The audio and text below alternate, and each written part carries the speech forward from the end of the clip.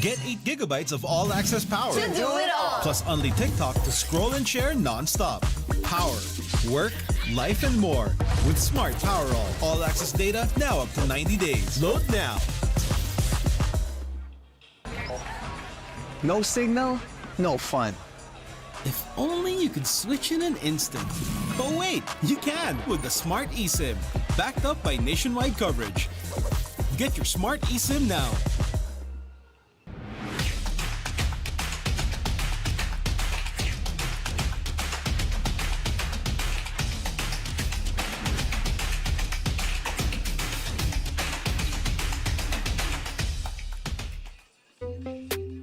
Tuloy-tuloy live selling, tuloy-tuloy content, tuloy-tuloy gaming. With new Smart All Access 99. May 9 gig ka, now for 15 days. Load now, live more today, and tomorrow, and after, and the day after.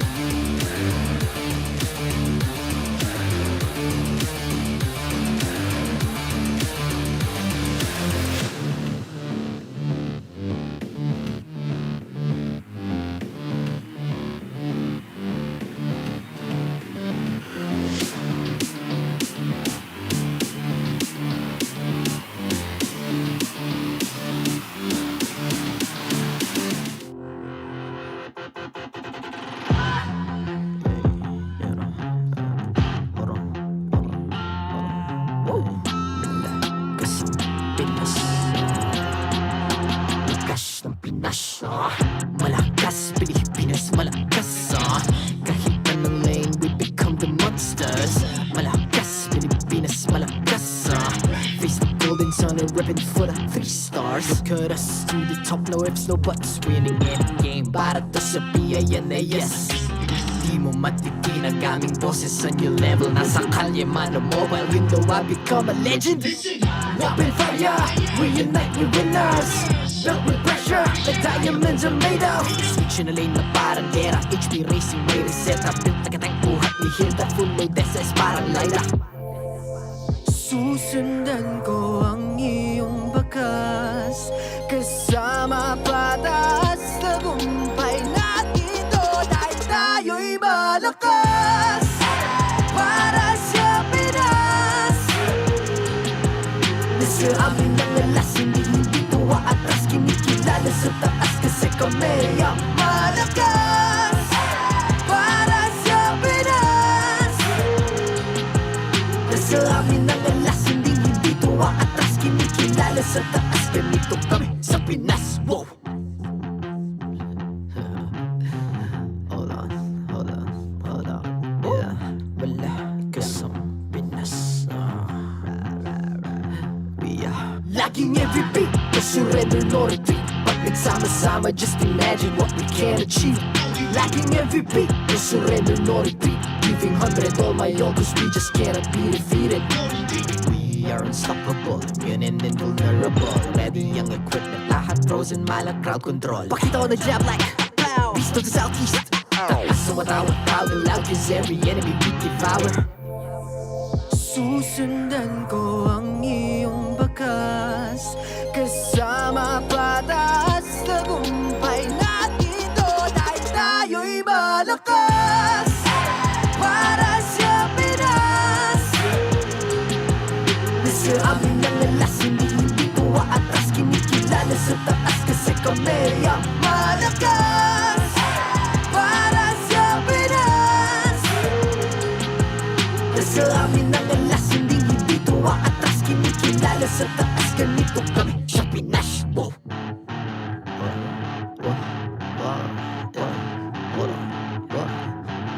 Malakas, Pilipinas, malakas. Kahit anong lane, we become the monsters. Malakas, Pilipinas, malakas. Face the golden sun and repping for the 3 stars.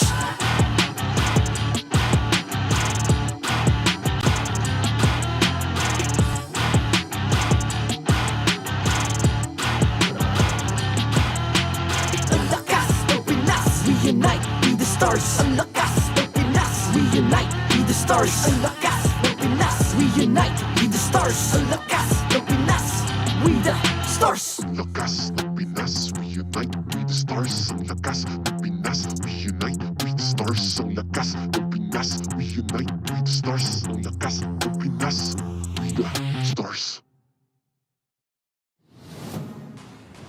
The 14th season of MPL Philippines is brought to you by the following sponsors. Smart, the official telco partner of MPL Philippines Season 14. The official tournament phone of MPL Philippines, Infinix GT20 Pro. Official suppliers, EMC Asia and Index Salon.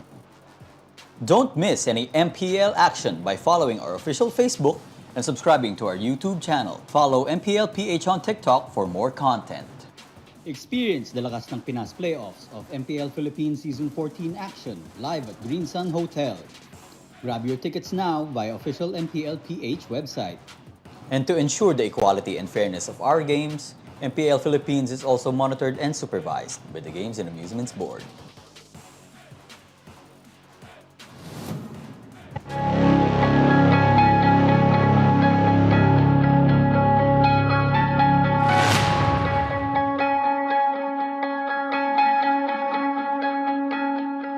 Malala yung season na to. Kasi, ewan ko, para sa akin parang hindi ko ine-expect yung mga ganap. Especially during the preseason na yung Falcons APBren tsaka yung Liquid Echo na nagdo-dominate for like the entirety of the off-season. So parang ine-expect na sobrang daming tao na sila yung papalo. And then all of a sudden, Fnatic Onic. Parang kung tutuusin nga sila yung mga underrated teams na parang kailangan mong i-watch out eh. So I feel like they really outdid themselves na parang OMG, ganito pala yung palag-palag nila. Season 14 regular season, don't y'all watch the forecast? I predicted about 4.5 out of 7 matches on average every week on week for the whole season. That means I saw almost every match result from a mile away, save for week 6. We don't talk about week 6. That's the upset week. But predictable, all right? I told you so. I told you so. Unexpected, napakaraming twist and turns. Sobrang saya kasi sobrang changing ng meta. Every week parating may bagong flavor na hero. Nagdaan yung mga edit, nagdaan yung mga Khalid. So hindi mo na talaga alam kung ano may expect this season. Although Fnatic Onic is undefeated, pagdating sa playoff, sigurado ako wala makakapredict kung sino magcha-champion. So far, summary ko sa season is a little surprising. Titans are falling left and right. And may kumikidlat-kidlat na dumire-diretso hanggang playoffs yata and most likely to M6 for what we're seeing here. And I think na I'm still ready to be surprised and I hope may konting surprise factor pa na naiiwan dito sa MPL Philippines Season 14. Very, very looking forward to that. Beyond lahat ng mga teams na parang bigla ang nag-rise yung performance and kumbaga nalalagpasan pa yung mga Titans quote-unquote na initially we thought would dominate the regular season. I also think it has something to do with the heroes na lumabas. Nagbabalik sila 1-1, sila bigla may mga Bella Ricolet, yung Nana even. So, even yung Kagura pala, no? Actually, kung inisa-isa ko na sila, hindi na ako matatapos dito. So, parang ang saya-saya ko lang talaga na makita na ganun. Kaya, mas nagkakaroon ng unpredictability in a sense din and surprise lalo yung MPL because of it. So for me, I think same lang. For the past few seasons, ito pa rin yung MPL Philippines. Siguro nakakagulat lang na iba-iba na yung mga teams na nagbabakbakan dito sa upper spot for the playoffs contention. Pero I think ang pinakamalaking summarization na pwede ko ibigay is if international viewer ka, mas nakakaaliw at mas nakakatakot panoorin yung MPL Philippines kasi again, leading into M6, mas marami silang kalaban. For Omega, it's a really big surprise considering that last season they didn't do so well, but this season napakalaking improvement yung pinakita nila. Mas decisive, mas malakas, mas disiplinado. And I feel like with that, Smart Omega already is a championship contender, though they do still have to do a lot considering that they're up against Fnatic Onic Philippines. But I do feel like this is finally the time for Kelra to shine the most because for the last few years, we've always touted Kelra as the best gold laner out there, the gold standard. But for some reason, he was always like losing in the first round or the last big championship that he got was from MSC 2021 pa. But this time around, Kelra is looking to be sharpest. We always thought that he was already the gold standard, the best gold laner out there. But for some reason, he was able to beat himself and lead Onic to a golden age, honestly. And with a supporting cast such as Super Prince, King Kong, and the rest of Fnatic Onic, I do feel like they're the team to watch right now after the regular season ends. It feels like I'm reading really good fan fiction that you can make into a movie. Struggling teams, strong teams, unexpected results, unique meta. It's one of the most competitive and exciting seasons we've ever had. If I could sum up the season, honestly, great.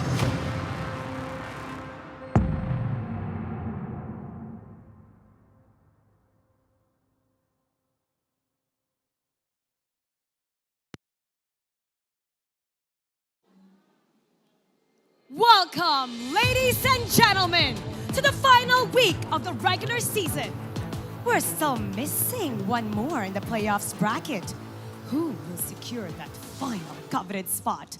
Are there possibilities of tiebreakers? Do you have your guesses? It's going to be a phenomenal week here at the MPL Arena, and you wouldn't want to miss any of it. I'm Mara Aquino, and this is Retribution Rumble Week. Casters, pasok! I hope you guys are ready because it's Retribution Rumble. Welcome to MPL Philippines Season 14, Week 8. Dan Leo Banga at your service here with Jose Ingan, and we're bringing you the action on this opening day. Honestly, it's great. All right, all right. That's why you were feeling nervous. You were going to you were gonna play with the boundaries here. All right, ridiculous. Ladies and gentlemen, level up your game anytime, anywhere with Smart's Powerroll 99. For just 99 pesos, you get 8 gigs for all your favorite apps, plus Unli TikTok and Unli texts to all networks. Of course, you can stay connected, improve your MLBB skills, and keep the fun going with your friends no matter where you are. Load up now and enjoy the non-stop gaming with Smart. If that video package wasn't enough to get you hyped, let us lay down what's at stake here. One last slot in the playoffs. 2 teams that are championship franchises, and only one of them makes it through. Not to mention the win streak of Fnatic Onic Philippines on the line, and the Titans waiting in the wings. This is what it looks like. Wow, Fnatic still undefeated, 12-0, and I know they're still gonna put the pedal on the gas because they wanna remain undefeated going to the regular season. And you're right, one more slot is left between these 2 teams. Whew. This is how you know this season's one of the more competitive seasons, because down to the week 8, we're not yet secured when it comes to the playoff spot, even the bracketing. One more slot. The last time I remember it being this tight, I would say was season 8 in the last quarter of 2021, and then season 10 in early 2022. Like, these are the moments wherein every match is a must-watch. And those were the seasons with the streak, except season 10, because it was season 11, Echo, formerly Echo, and season 8 was Blacklist. See? Wow. And they are in the place of history who Fnatic Onic Philippines is now. We're opening up with Smart Omega versus RSG 2022's MSC. Filipino representatives coming up. Again, both former MSC champions, if you look at it. And we're closing off with the rematch between Fnatic Onic Philippines and Falcons APBren. The last time we saw those 2 in action, it went all the way, and it was so close, so close. FCAP almost broke that streak in half. Yeah, I know Falcons APBren really wanting to redeem themselves up against one of the Titans, the gods of season 14. But of course, the first match is a do-or-die match for RSG Philippines, because at this point, you really want to have a series win.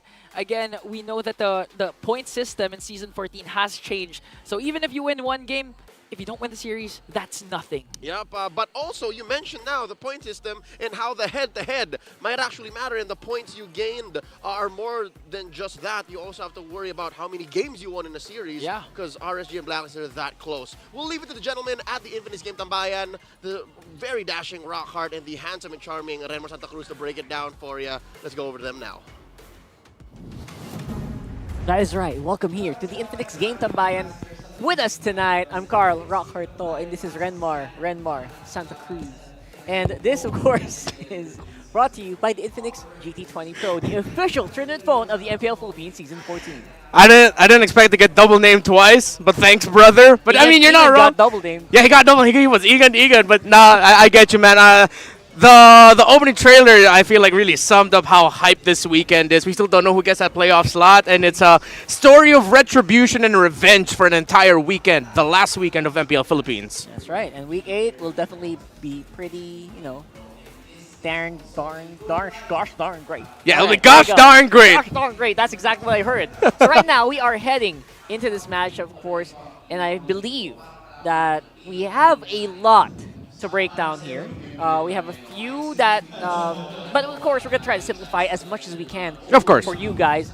Right now, number 1, we have so many scenarios that we are gonna try to slow it down, but mostly revolves around RSG, right? Because yeah. RSG, they're the ones that are coming up to the plate right now, or coming up to bat, and I believe that they're definitely, we're talking about computations, it feels like they're on the short end of the stick. Yeah, there are 2 teams, again, vying for that last playoff slot. Blacklist International and RSG Philippines. Blacklist International has a higher probability, almost 50% chance of making it to the playoffs and sealing the deal. To put it simply, and y'all can read through that, RSG Playoffs has 2 routes. The simplest route, I would like to call it, is they just have to sweep both Omega and Aurora. But based off of their performances so far this season, easier said than done. What I would like to call their most reachable or attainable route is to win 2-1 and 2-0 for their last 2 matches and hope that Blacklist International doesn't sweep Aurora later in the weekend. Yeah, essentially scenario C is super convoluted, right? Because they're going to have to wait for Blacklist to lose 0-2, and it has to be a specific 0-2 because of the game match win rate. Yes. So Man, that's going to be super tough. That's why their win probably is a little bit lower. And for Blacklist, obviously a bit higher. Basically, kind of depending as well on RSG. Yeah. The thing for Blacklist International, though, is they already are on the simplest and most reachable route. For RSG Philippines, that was 2 separate roads. For Blacklist International, it's 1. Hope that RSG loses all of the remaining matches. Seriously, right. Blacklist are leading in the playoffs race now. As long as RSG loses, Blacklist gets that slot. Yes, that even counts. If RSG loses 1-2 to both Omega and Aurora this weekend, Blacklist is fine. They don't need to do anything else. But they just really have to hope that RSG Philippines doesn't win at least one of their matches. There you go. And these are the remaining matches. So we can even break it down even simpler. I don't know if we can even do that, right? Yeah. This is as simple as it can get. RSG, just win. 2-0, 2-1. For Blacklist, you also got to win. Even a 2-0, 2-1. And basically, for Blacklist, just don't lose, right? Yeah. Either way, you can see the point differentials here. And I would still say it's still neck and neck.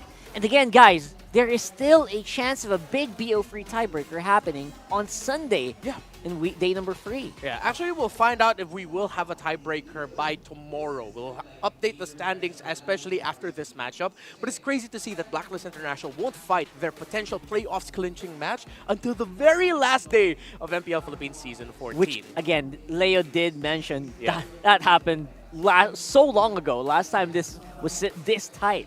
And for their last matchup, going back into this one, is RSG versus Omega. It was an Omega-sided game. And I believe because this is the time when Omega's finally got their groove, you know, getting back into it after falling a little bit in week 3. Yeah, after a nice start to the season, you mentioned it, at around week 3, second half of week 2, somewhat around that time, they started to falter just a little bit, and then they were getting back wins.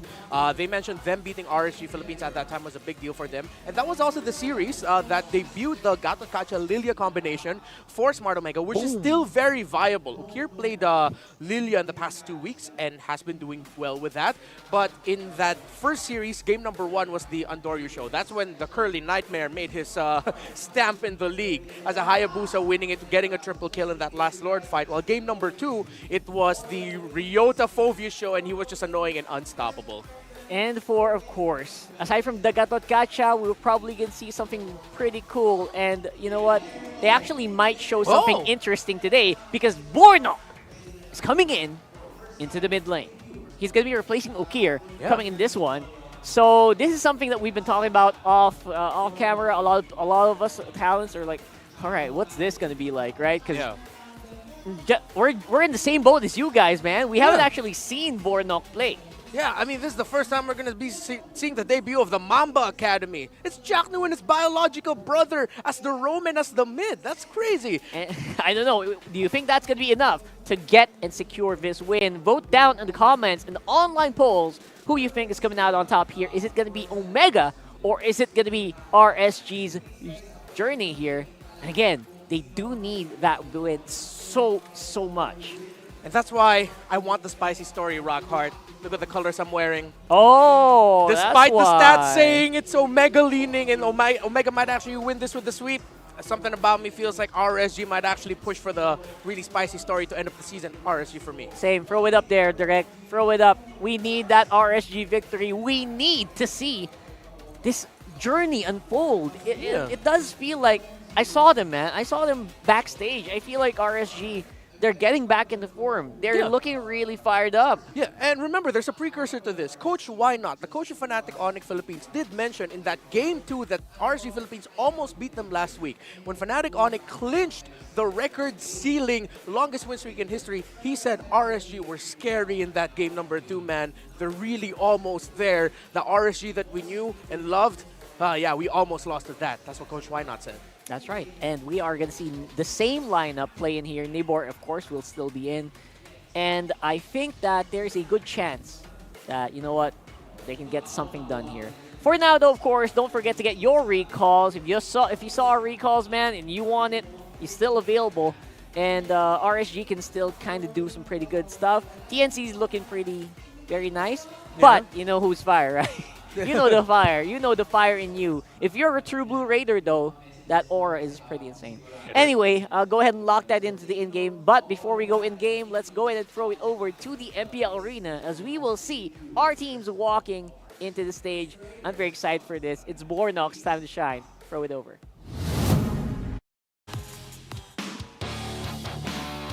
This is the first match of the last week of the regular season. Pat, Chico, JJ, and Jeff are our marshals.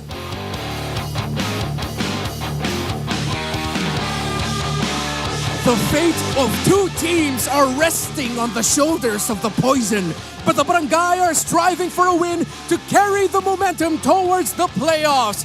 With Bornok making his MPL debut, here is Smart Omega!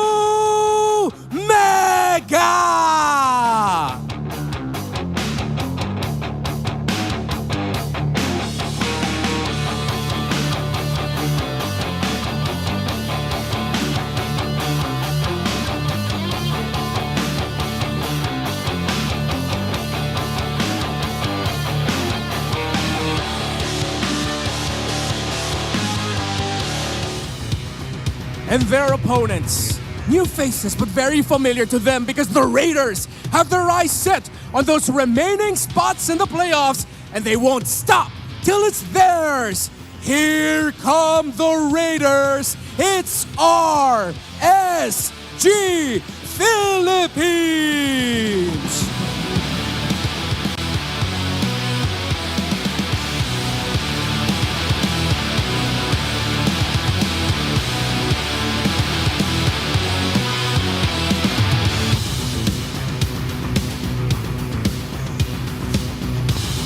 And their coaches. For Smart Omega, Coach Lembot. For RSG Philippines, Coach Panda.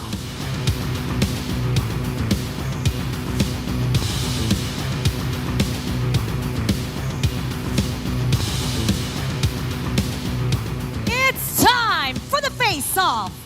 Aqua, step forward. And making his MPL debut, Bornok, step forward. Step closer together. Aqua, paano mo babawian ang Barangay Smart Omega? Ano ang palag mo? Siguraduhin ko kami manalo. Bornok, paano mo masisiguro na hindi makakabawi ang Raiders? Ano ang palag mo? Wala eh, sumbo ko na lang siya sa kuya ko. Palag kung palag, fist bump. It's the first match, the final week, and it's a crucial one. Get ready for a day full of action. Panel, pass up. All right, Bornok seems to be in the game, man. Yeah. He's in the game. We got Smart Omega making their appearance here for the first time with their mid laner MPL S14 debut on week number 8. What's he gonna play? What does he play like? How does he fare with his brother in the room? We already saw a glimpse of it. He even held up his brother's pose. He was even getting directed by Chakno. It's like, yo, this is your first time, bro. Let me help you out. Walk here, I'll walk here, then we go into the back. I feel like it's gonna be like that. To keep it simple, Smart Omega, Chaknu, and his brother Bornok really need to be sharp against one of the most fearsome row mid combos we got in the league, even though they're struggling, Light and Aqua. That's right, and this is an RSG Philippines that is on fire. And especially for sure, you know, on fire probably on stage, but right now they don't seem to be bothered. They're gonna have to show it in the game though. This is a really tough match despite a newcomer in Smart Omega. Yeah, I think one player can really pressure Bornok. You're probably thinking like, nah, I feel like it's gonna be Irad. You know, when we play our RG games, if we're the mid laner, we're up against a really good assassin, we're just wary of going wherever the hell we want to go. I think that's what Irad needs to do here. His rotations need to be in sync with Light and Aqua, but show himself enough that it stops Bornok from making moves. And basically don't let yourself get intimidated, right? Oh, yeah. Which is what Irad's actually super good at. Yeah. This guy goes toe-to-toe with the best in the world, Carl TZ. You name it, right? Yeah. I'm sure he can probably go against Kyrie pretty well, so you don't want to be an MPL rookie against this guy. And again, We're talking about mechanics. We're talking about the stats. RSG still looking pretty fire. But Omega, definitely those wins did help boost these stats up. Yeah, that's why it will make an Omega victor here all the more impressive. Come on, the Chak and what is that? The Chak Knock connection. Chak Knock. The Chak Knock connection. Chaknu and Bornok. Yeah, if equally, Irad needs to pressure Bornok with his presence. Chaknu and his brother Bornok really need to pressure Irad in the jungle. That's the first Infinix key to victory, but for RGPA, you got a good one. It does feel like it's better right now with Light and Aqua. This is a time, this is a duo tested by time, right? Yes. They've been through so much. And you can kind of wonder how that's going to fare between a possibly newer connection they have here in the mid. Of course, for everyone, get your head in the game. You know, got to get your head in the game, and that does feel like, you know, it does feel like both teams do have that in spades here. Yeah, if you have a choice between pursuing your theater dreams and playing basketball, play MLBB instead and win games. Bornok, you're making your debut. You're up against one of the most early game suffocating teams. Yes, they're still struggling, but that is still RSG Philippines that even warranted the respect of Fnatic Onic Philippines, which is why now, I know we predicted for RSG Philippines, I feel like it might be one of those situations where at the end of the day, people will be making clips about Bornok and how good he is. I'm ready to be surprised, honestly, with this one. Because knowing Smart Omega, they're not a team that takes these lightly. You know, they, no pun intended with light. It does feel like they have a plan that they've been serving or reserving for a long time now. Since Bornok came in week 6, week 5, he was slotted in there pretty early on. So I'm sure he's been present in all scrims. He's been playing a lot. So that's probably the biggest surprise factor here for Omega is how is he playing? Does he play the usual heroes? Does he play off-meta stuff? Like, does he play in the Kai mid? You never know. Yeah, you'll never know. I mean, that's what I love about new players making their debuts. We don't know what to expect from them. Is this guy an assassin in the mid? Is he the type to opt to play Hellkurt mid? Julian in the mid? No. Hellkurt, maybe not. Hellkurt mid. But who knows, right? Who knows? That's why this is so exciting for all of us here in MPL Philippines right now. And of course, Omega picking up the blue side means they can have a bit more of a free reign on starting off that way. Sorry, brother. I just saw an interesting statistic flashed. What happened? About it. Everyone in Omega now has officially curly hair.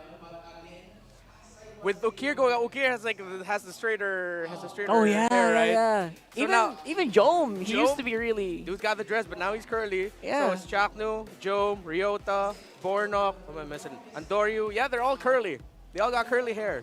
That's like adding to the adage here in the Philippines. If you're curly, you're a menace. If you're curly. Don't quote me, guys. That's a saying in the Philippines. Are we referring to Mobile Legends Bang Bang specifically? Probably. If you're curly, you're a menace. Okay. If you're curly, you're a menace. And that's saying it in the best way because these guys are a menace in the Land of Dawn. Throw it over to Game 1 draft. Again, first pick for Omega. So excited to see if they're going to prioritize their newbie or are they going for what's tried and tested here. Yeah, when I'm thinking of Omega right now, I'm thinking of potentially heroes that will slot well in the Roman mid. Tried and tested combinations. Pick off with the low Yi, pick off with a Vexana, slows like a high loss roam with a low Yi or a Vexana again. Maybe this guy is more Valentina minded. So let's look. Remember we said RSG Philippines need to play high pressure. Something to throw Bornok off his game. Cho is the perfect hero to ban in that scenario along with the Matilda. While RSG Philippines this time are respecting Chaknu's high loss, which is very high win rate for him, and one of the highest banned heroes when going up against Omega. Yeah, so no bans against the mid lane here. A bit surprising. Kind of gives you a bit of a leeway. And if you're talking about mid lane mages, you can probably go for something like an Aurora, definitely a safe pick. Yeah. Because of your passive, you got Pride Device, but you know what? Andoryu is the guy that they want to front here. Yeah, you pick up the Ling, take it away from the hands of Irad, so it's going to be the Ling Hayabusa trade. With the Cho gone, you still have a Grok that Chaknu can slot in to play the high invade style of roamer. It's been a while since we've seen a Jawhead roam to play that pressure single target. Who knows? So RSG Philippines will take away more comfort picks from Omega by taking away the Gato Kacha of Chaknu, and then you take away the Arlot of Ryota as well, so you take away 2 strong setters. So we might end up with seeing an Edith or a Terizla in the EXP lane. But I think they can go for their gold laner and mid laner right now. They can leverage that. It's funny because I heard comfort pick Gadot Kacha. Who never thought I'd hear that. Yeah, you're right. Yeah. I never thought I'd hear that here in our league, man. And here's the Lunox. Kind of half expecting it for Omega already. That is definitely, probably, or not saying definitely, probably on the gold lane. And again, I'm not gonna be surprised if Bornok comes out with it. Yeah, but you did mention something like safe mid laners. I feel like if Omega want to keep Bornok as comfortable as possible, I think safe mid laners are a really good bet. You mentioned the Aurora. I like the Lilia for him too. Hell, maybe even the Nana, if possible. Yeah, for him. yeah. So that might be the pick later for Omega, but I mean, we still have the Order of Brilliance from Lunox, which is sort of like safety. But I feel like I agree with you here. This is more of a gold lane Lunox because usually in the matchup, the Lunox should either be 50-50 or slightly actually 65-35 against the Harith. So that's what they're thinking about. So RSG Philippines just get an aggressive mid laner that can pressure Bornok in the mid, whatever he picks. Valentina for Aqua. It does feel like the route to go. And I was actually thinking about Valentina for Bornok here. More of mobility, just to make sure you can dodge out of harm's way. Good dashes, yeah. But then again, it got picked up by RSG already, so it feels like RSG is also forcing that scenario here. Harith is still open, by the way. Most likely gonna get banned out, to be honest. If I was RSG, maybe trying to ban out that Harith. Or sorry, if I was Omega. Yeah. But yeah, Matilda in the mid lane would have been great as well. You know, if you're trying to start out, trying not to do anything too active. Oh, yeah. There's Aurora ban. I guess RSG was thinking as well. Yeah, they're also thinking the same thing, like safe type of mid laners here for Bornok. It'd be so funny if, like, in his MPL debut, dude just straight up shows up with a cushion. Gushan mid, That oh would be my so funny. god, that was so mean, funny. That's just me like wishful thinking right now. So Omega take away the Moskov, so some of the best gold lane marks on. Hey, that's the OHEB super fan. Oh yeah. He's a really cool dude. He's back. Yeah. Wow, he's back for another one. Probably Yeah. watching out for Omega, you know. Exactly. And RSG, whether or not they're gonna take it. I think he got engrossed in the story, you know? Yeah, I think he wants to see RSG's journey as well here. So Moskov's out, which is surprising for me, because I guess unsurprising rather for me, because Kusei loves that hero.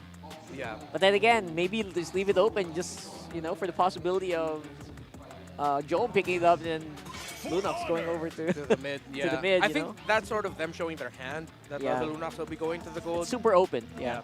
Good ban here on the Tigreal, taking away one of the last best options for Jacknu. You pick up the Valentina third pick as RSG Philippines, and you take away the Tigreal. Now you're thinking, okay, if ever Jacknu picks up something along the lines of a Grok, we can steal the wild charge from him. Yeah. Although most of the time, the Valentina will probably be stealing the ultimate of the Edith. So fourth pick, I think they lean towards the jungle now. But maybe one of the reasons why RSG is not picking up the jungle yet is because they really want to see what the roam is first. So they might go safe, play gold, get either the Harith or the Alice. Maybe if they really want physical or true damage, then they go carry. And then pick their jungler for last so that they can adjust it to whatever Jacknu picks. Honestly, last pick jungle sounds like the play. Irad has so many good heroes. And who knows, maybe Lancelot can make an appearance here today and wow all of us. No. Then again, you are facing up against some pretty nasty heroes, especially that Lunox.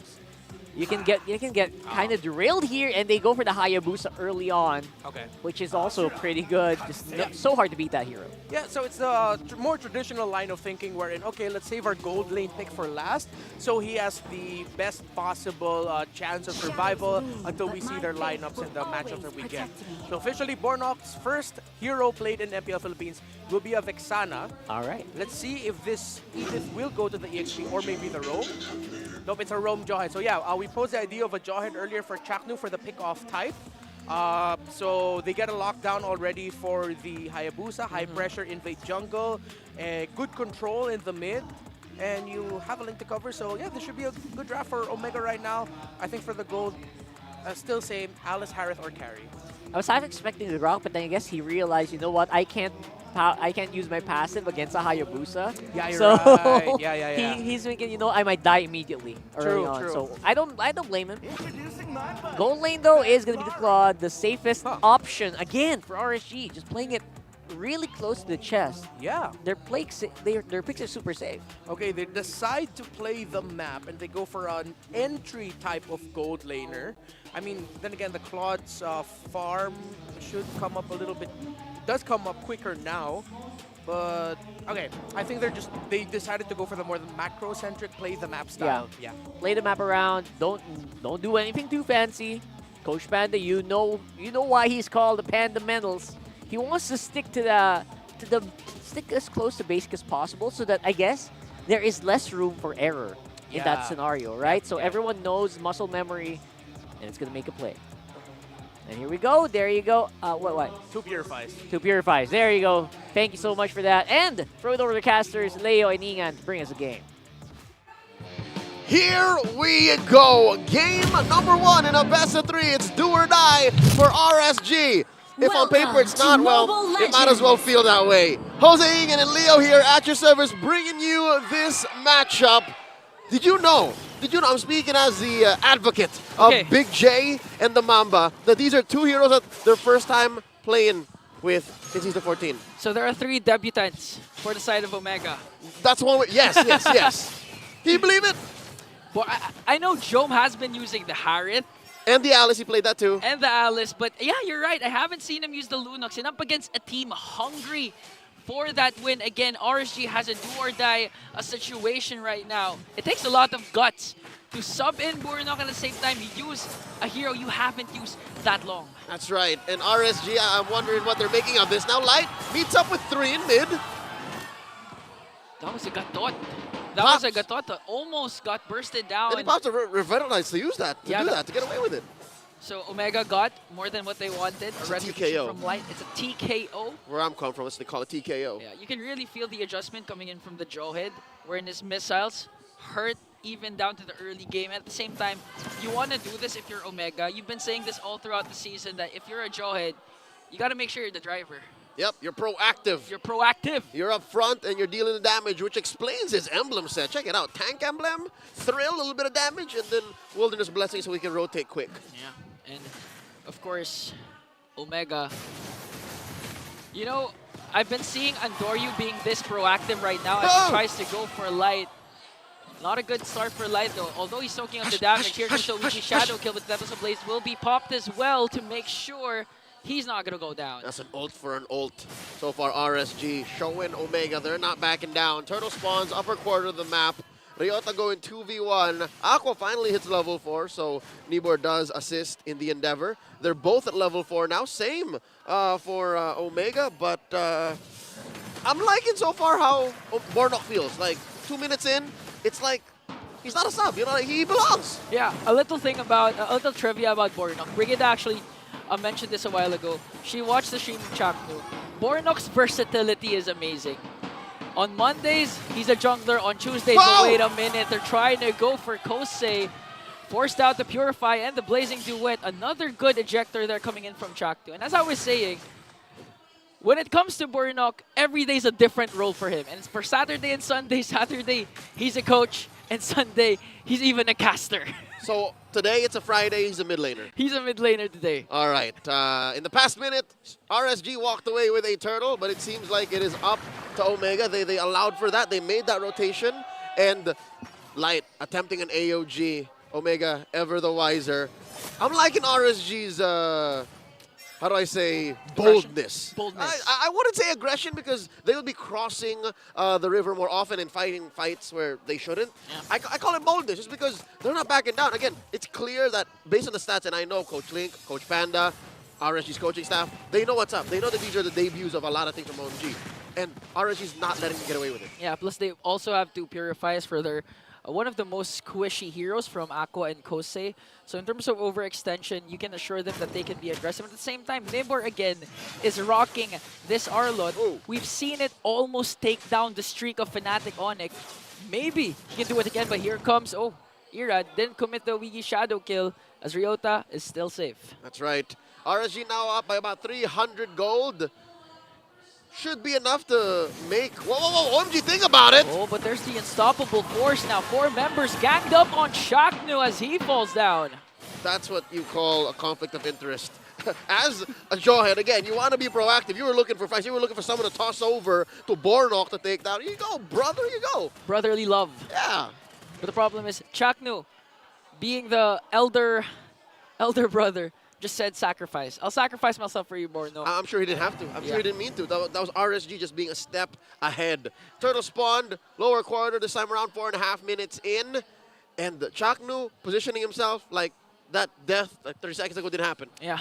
Again, a while ago, it was RSG who got the first turtle. They just traded as Andoryu got the orange buff. And at this time, they are starting things off. Here comes the zone coming in from Chaknu. Nibor really want to cast things. Oh, look at that. Ryota goes in first with the Earth Shatter Flicker combination as they bring down Chaknu. Here comes Nibor with the final slash. Light with the AOG. Ryota as well, soaking up the damage coming in from RSG. But here comes Kosei with a Blazing Duet on Ryota and to Jome. A double kill coming in from Aqua. And a good start for the Raiders. It's all blue.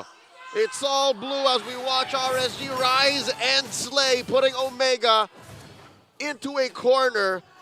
It hurts.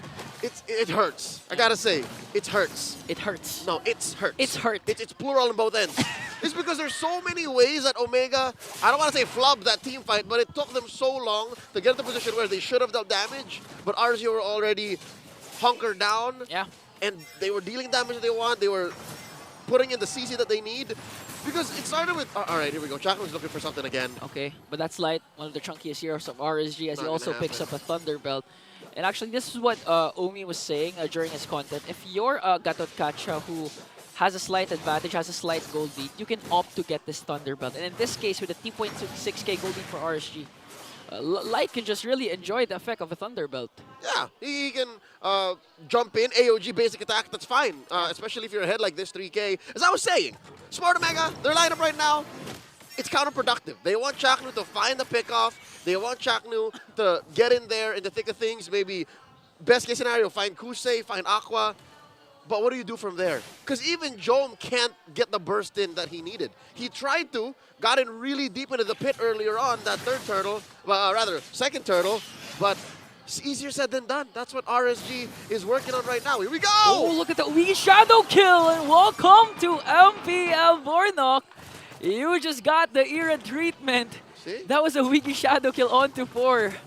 And there was what? A shuriken, maybe a nuke from Aqua, and then the shadow kill. Oh, whoa, whoa! Here comes the response from Omega. Not my brother, says Chaknu, as they also take down an XP laner. All right, so that's one on the board for Smart Omega. All this while, Kusei was just farming up. Kusei hasn't been touched all game, and let's not even talk about Irad. It's going to be so hard for Omega to take down Irad, because think about it, what's going to stop a Claude with Purify? Like, who? Who will catch him? Maybe the Unstoppable Force and Injector from Chaknu, but that's just to force out the Purify. And then where do you go from there? I think Ryota's Earth Shatter, but the problem is it's easily avoided. Ryota has to rely as much as possible with his Flicker's availability just to make sure to catch RSG off guard. We've seen it once during the second turtle, but the problem was they only catch Nibor. So Ryota, Chaknu has to set up when it comes to the crowd control because of this guy specifically. Irad once again goes in for the Uwiki Shadow kill and finishes the job, brings down Bornok. Now Chaknu going to his brother next, forces out the flicker, but never catches him with a final slash. A killing spree from Aqua. Off camera, you see Andoryu taking down Kusei, but at what cost? His team needed him in mid. And now Omega defending that mid lane tier 1 with their dear life. All this while, Irad just going 1v1 against a turtle. I'd say, you know what, they lost Kusei along the way, but RSG are still comfortable here in this match. Yeah, and that's a problem if you're a Kosei who hasn't been, if you're a gold laner who hasn't been touched for a very long time. Eventually, an aggressive assassin jungler will hunt for you. And in that case, that was Andoryu having the time of his life, bringing down Kosei finally. And that was a good trade still for Omega. Yeah, I guess I asked that question. Omega obliged me. Chaknu looking for a target here. Not going to be either of these three gentlemen as Kusei gets back on the horse here, looking to push that tier 2 up top. The map is not agreeing with Smart Omega, man. I'm feeling like this might be one of those games where you rely heavily on Omega timers, especially looking at the items now. That's 1,000 between Andoryu and Irad. Yeah. 1,000, almost 1,000 between Jome and Kusei. These are your cores. They need to get there. Yeah, especially the Lunox, especially Jome. as much as possible. You want to prevent the late game power spike of a Claude this early on, but looking at his own lane, he only has one inhibitor turret left up top. So clearly Kosei did a good job of just bringing down turrets. And okay, this is the fight that we're all been waiting for, but they saw, I believe, where Aqua was hiding, so they had to walk away there. And again, it's a matter of catch for both of these XP laners. Ryota versus Nibor. Who's gonna get the better setup? Is it gonna be the Arlott? Is it gonna be the Edith? I'll tell you now, Nibor is gonna have a much easier time because, well, number one, the Purifies from RSG, and number two, Ryota has to put himself in harm's way. There's no going back after you go Flicker, onward, Earthshatter. That's it. Your only other way out is the Primal. I'll see what I tell you! Oh, here comes the Nibor final slash once again onto one of his favorite heroes as Irad goes in with a Wiki Shadow Kill, bringing the third death of Bornok. Andoryu tries to survey the scene. They're chasing after Joe as he shuts down Irad. Here comes the Brilliance as well. Andoryu templates on Blades! And he's going to bring down Kosei as well. All of a sudden, things are turning around for Omega. But look at Nibor with a final slash catch once again to even out the score. Actually, RSG had one more kill. That's 3-2, and the Raiders won that clash. The Nightmare almost single-handedly turned the game around.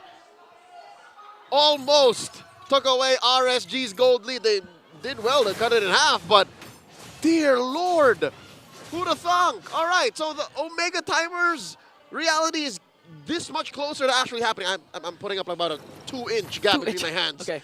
You guys can't see on camera, but Ingan, it's not impossible, especially if you're able to flank like Jome did, and then say, how did he not use Darkness? I have no idea. We were off camera, so we didn't know. So apparently he still had Brilliance in. Yeah, Brilliance as well.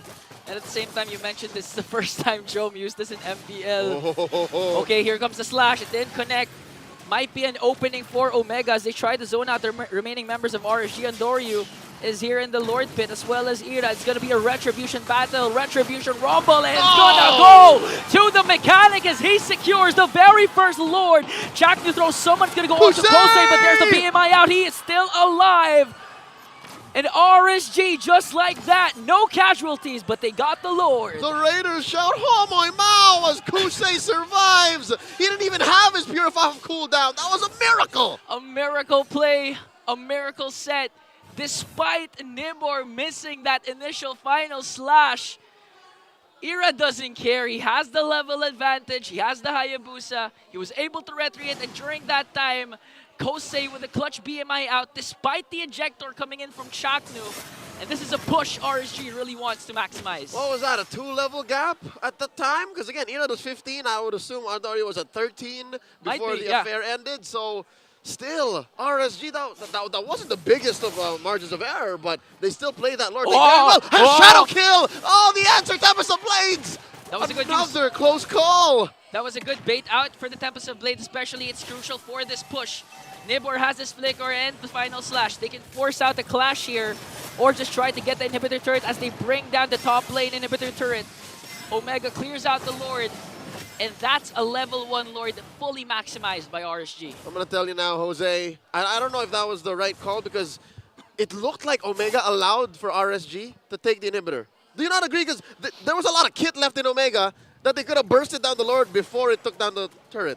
I mean, some interesting decisions here. They're really trying to, as much as possible, play safe because the Nibor final slash flicker is there. It's not going to connect once again. You're right. Might be an opening for Omega as Chaknu tries to go on light, but look at Endoryu though. Okay, I don't think you should do this. Okay, no. You're right. Now in hindsight, yeah, maybe they're respecting Nibor's final slash. Yeah. That could definitely put them in much deeper trouble than a lost inhibitor. So far, so good here. RSG maintaining the chokehold onto the Barangay. About 5,000 gold ahead here. 13.5 minutes in. Smart Mega should counter blessings. At least they're able to get their hands on their buffs. I've seen teams in much worse conditions. Yeah, at least Endoryu still has a good KDA 210 and at the same time still gets his purple. But okay, when it comes to the 18-minute mark, that's when we say it's Omega time. Which is about 4 minutes from now. 4 minutes from now. But then again, RSG was able to go head-to-head against Fnatic Onic for more than 20 minutes. Even though they lost that series, I'm pretty sure they learned a lot from that game. So we'll see, but here comes Irad. That's true. You only really lose if you don't learn. And agree. I don't know if RSG learned against Fnatic Onic in the way that you have to beat Smart Omega. Looking at the items here, good news for the Barangay. Jome has picked up on his farm. He's just like 200, 300 gold behind the Kusei. And I guess a majority of this 5,000 gold lead you see in mid and in the jungle, and hardly enough in the roam. Like Chaknu and Light, one is living like a king, the other is struggling. Yeah. It's a matter of really the setups, not necessarily the damage, because we've seen Andorio and Jome go up against 4 members of RSG, but wait a minute. Here's a conceal coming in from Chaknu. Oh, just the mere sound of a conceal pushes back RSG. Still haven't reset the Lord here as Chaknu holds it on. Okay, it's going to be a matter of setups once again. In terms of damage, both teams are capable of bursting every single member down, but here comes the blitz from RSG as they get the Lord, and it looks like Omega didn't contest for it anymore. That was a tough shuffle. I gotta say, RSG kept Omega in about an arm and a half's reach. Yeah. So Omega can see that they clearly cannot enter RSG's effective zone of engagement. But just to say, wait, what is this? Oh, 2v2. Andorio with the Tempest of Blades. Here comes Light. Will be able to taunt him though. Finch Poise out, and Chaknu and Andorio remain safe. Wow. That was this close. Again, I'm putting up about a half an inch between my gap. Okay. That was this close, folks. And now Omega have to defend against RSG's full-on wrath as they defend all 3 lanes, push it in. Just look at Nibor being the front line of RSG, and when they see Nibor, everyone's just scattering out. They don't want to get caught by the final slash as Ryota pops his Primal Wrath to make sure to burst down the Lord. 1 inhibitor turret left, and Irad is working on it, and now the base of Omega fully exposed as Nibor manages to find Ryota on his Primal Wrath form. But here comes the counter attack coming in from Omega. Bornok with a good cast of that skill. Jome goes after Aqua and shuts him down. That's 3 Raiders all of a sudden gone, and Andorio also brings down Irad. Off camera, Andorio wins the anime battle. Dear Lord, RSG down to just about 1,000 ahead at 16.5 minutes. Omega found the clap back inside their base, the punish. They're taking their, and that's their second turret all game. Their second turret all game. Omega timers is what you need to know. Just making sure Omega capitalizing on the potential mistakes that their opponents can do. They have minions here as Nibor goes for the catch, paired up with a blazing duet coming in from Kosei. Light though with AOG. This must be the answer coming in from RSG. They're going to bring down Ryota. Chaknu's the next target. He has the immortality. Nibor making sure to cut his exit route there as 2 members will fall down for Omega. Andorio has to walk away here. Oh. OMG, a little too bold. A little too. Oh, wait. He's caught up. He's caught up. Here comes the delay coming in from Andorio. Might be able to take down Kosei, but Kosei with the Winter Crown as Irad finishes him off. It's just Jome and Bornok left. A defense of a lifetime is needed for the Barangay.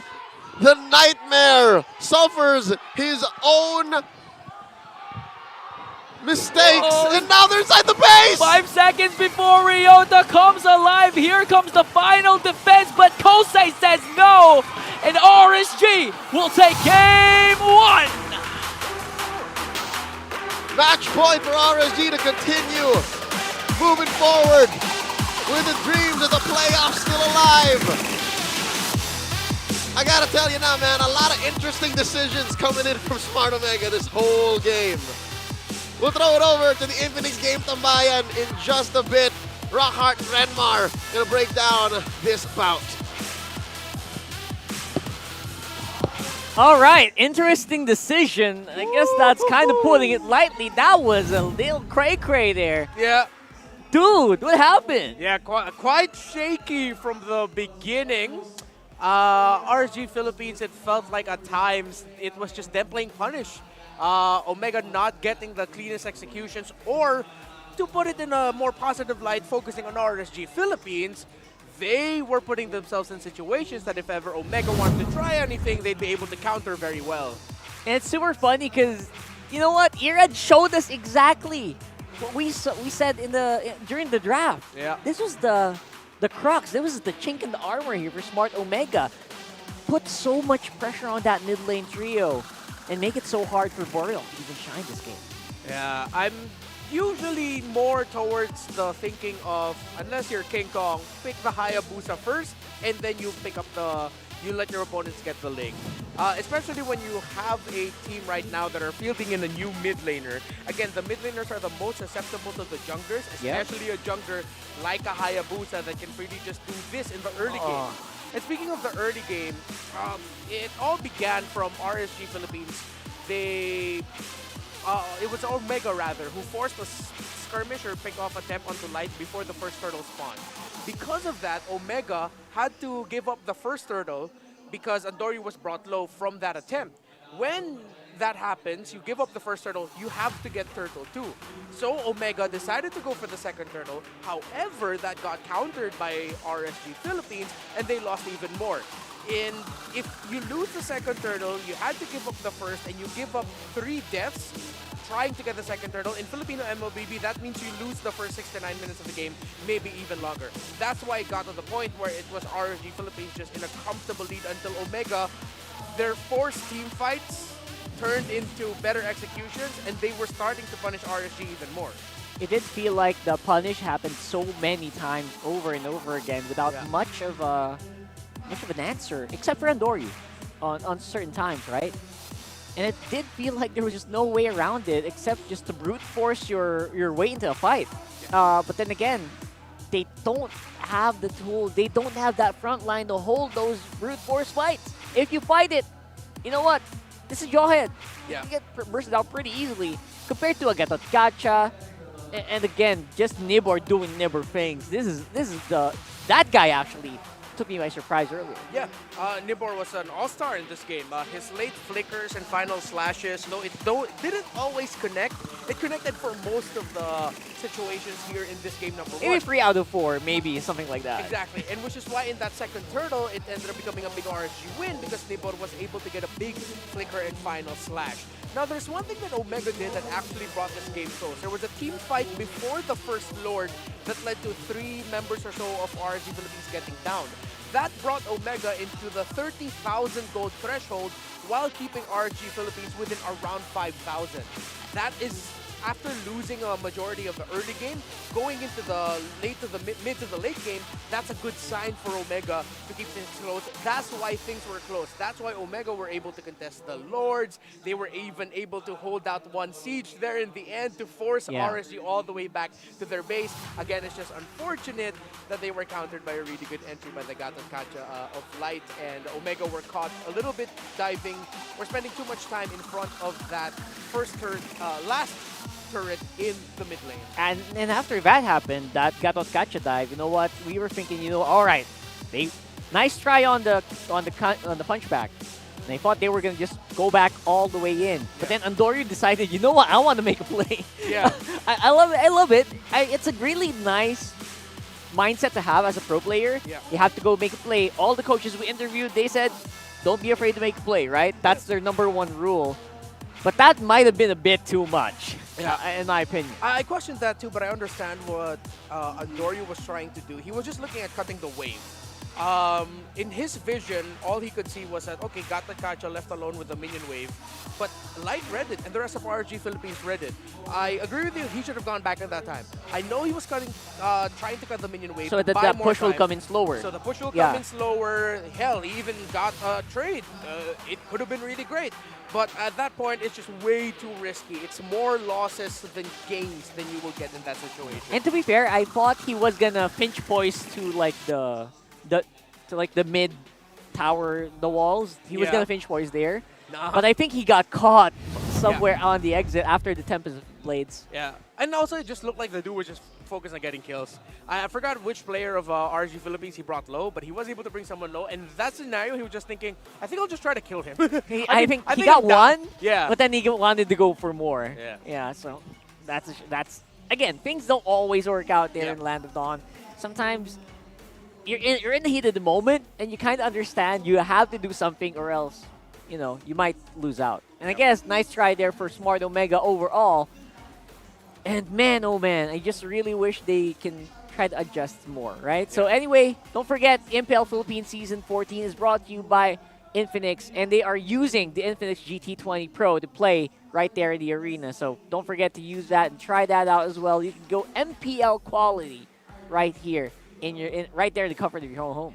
Yeah, official tournament phone. So who would want to play with the official tournament phone of MPL Philippines Season 14? I would. I would want to. Why don't That's you? right. Do it. Thank you so much for the coming phone that we're gonna use, right? Yeah, hopefully. Hopefully. I need a new device. We want to get that. We want to get that MPL caliber phone. Now, for the meantime, we are going into game number 2. And I'm thinking, you know what? Exactly what we said was right. So much pressure is going to be put on the new guy in the mid. Yeah. Just put in like someone that cannot die. Yeah. I agree with you there. I understood what and again, I favored the draft that Omega was going for. They had the Joyhead, sheer lockdown. Although it did mean that Chakna had to play a little bit more of a sacrificial role, as long as they get the pick. Most of the time, it should lead to instant -1 already for Omega. But RSG Philippines, it looks like they're not giving that. RSG Philippines look hell-bent today. So if you want to fight fire with fire, give Chaknu a tanky roamer, someone who can hold out a little bit longer after setting in their ultimate, Maybe and the then just play with the best. Maybe the Gadot, Kufra, something like that. Yeah, I mean, we were looking for the Grok there in the end. For the Grok, that would have been actually really good, but... Yeah, a little bit more control, the wall. Yeah. I know what you mean. And again, make it easier for Chaknu to actually do the job. I feel like that's the goal here. So we'll find out if that's going to be happening later on. But let's go ahead, go back over to the MPL Arena. We're looking for Zephyresh's Loop and looking for the Index Salon Beauties. And if you're one of those, they're going to win an Index Salon merch. So that's really fun. I wonder who we have on the arena right now.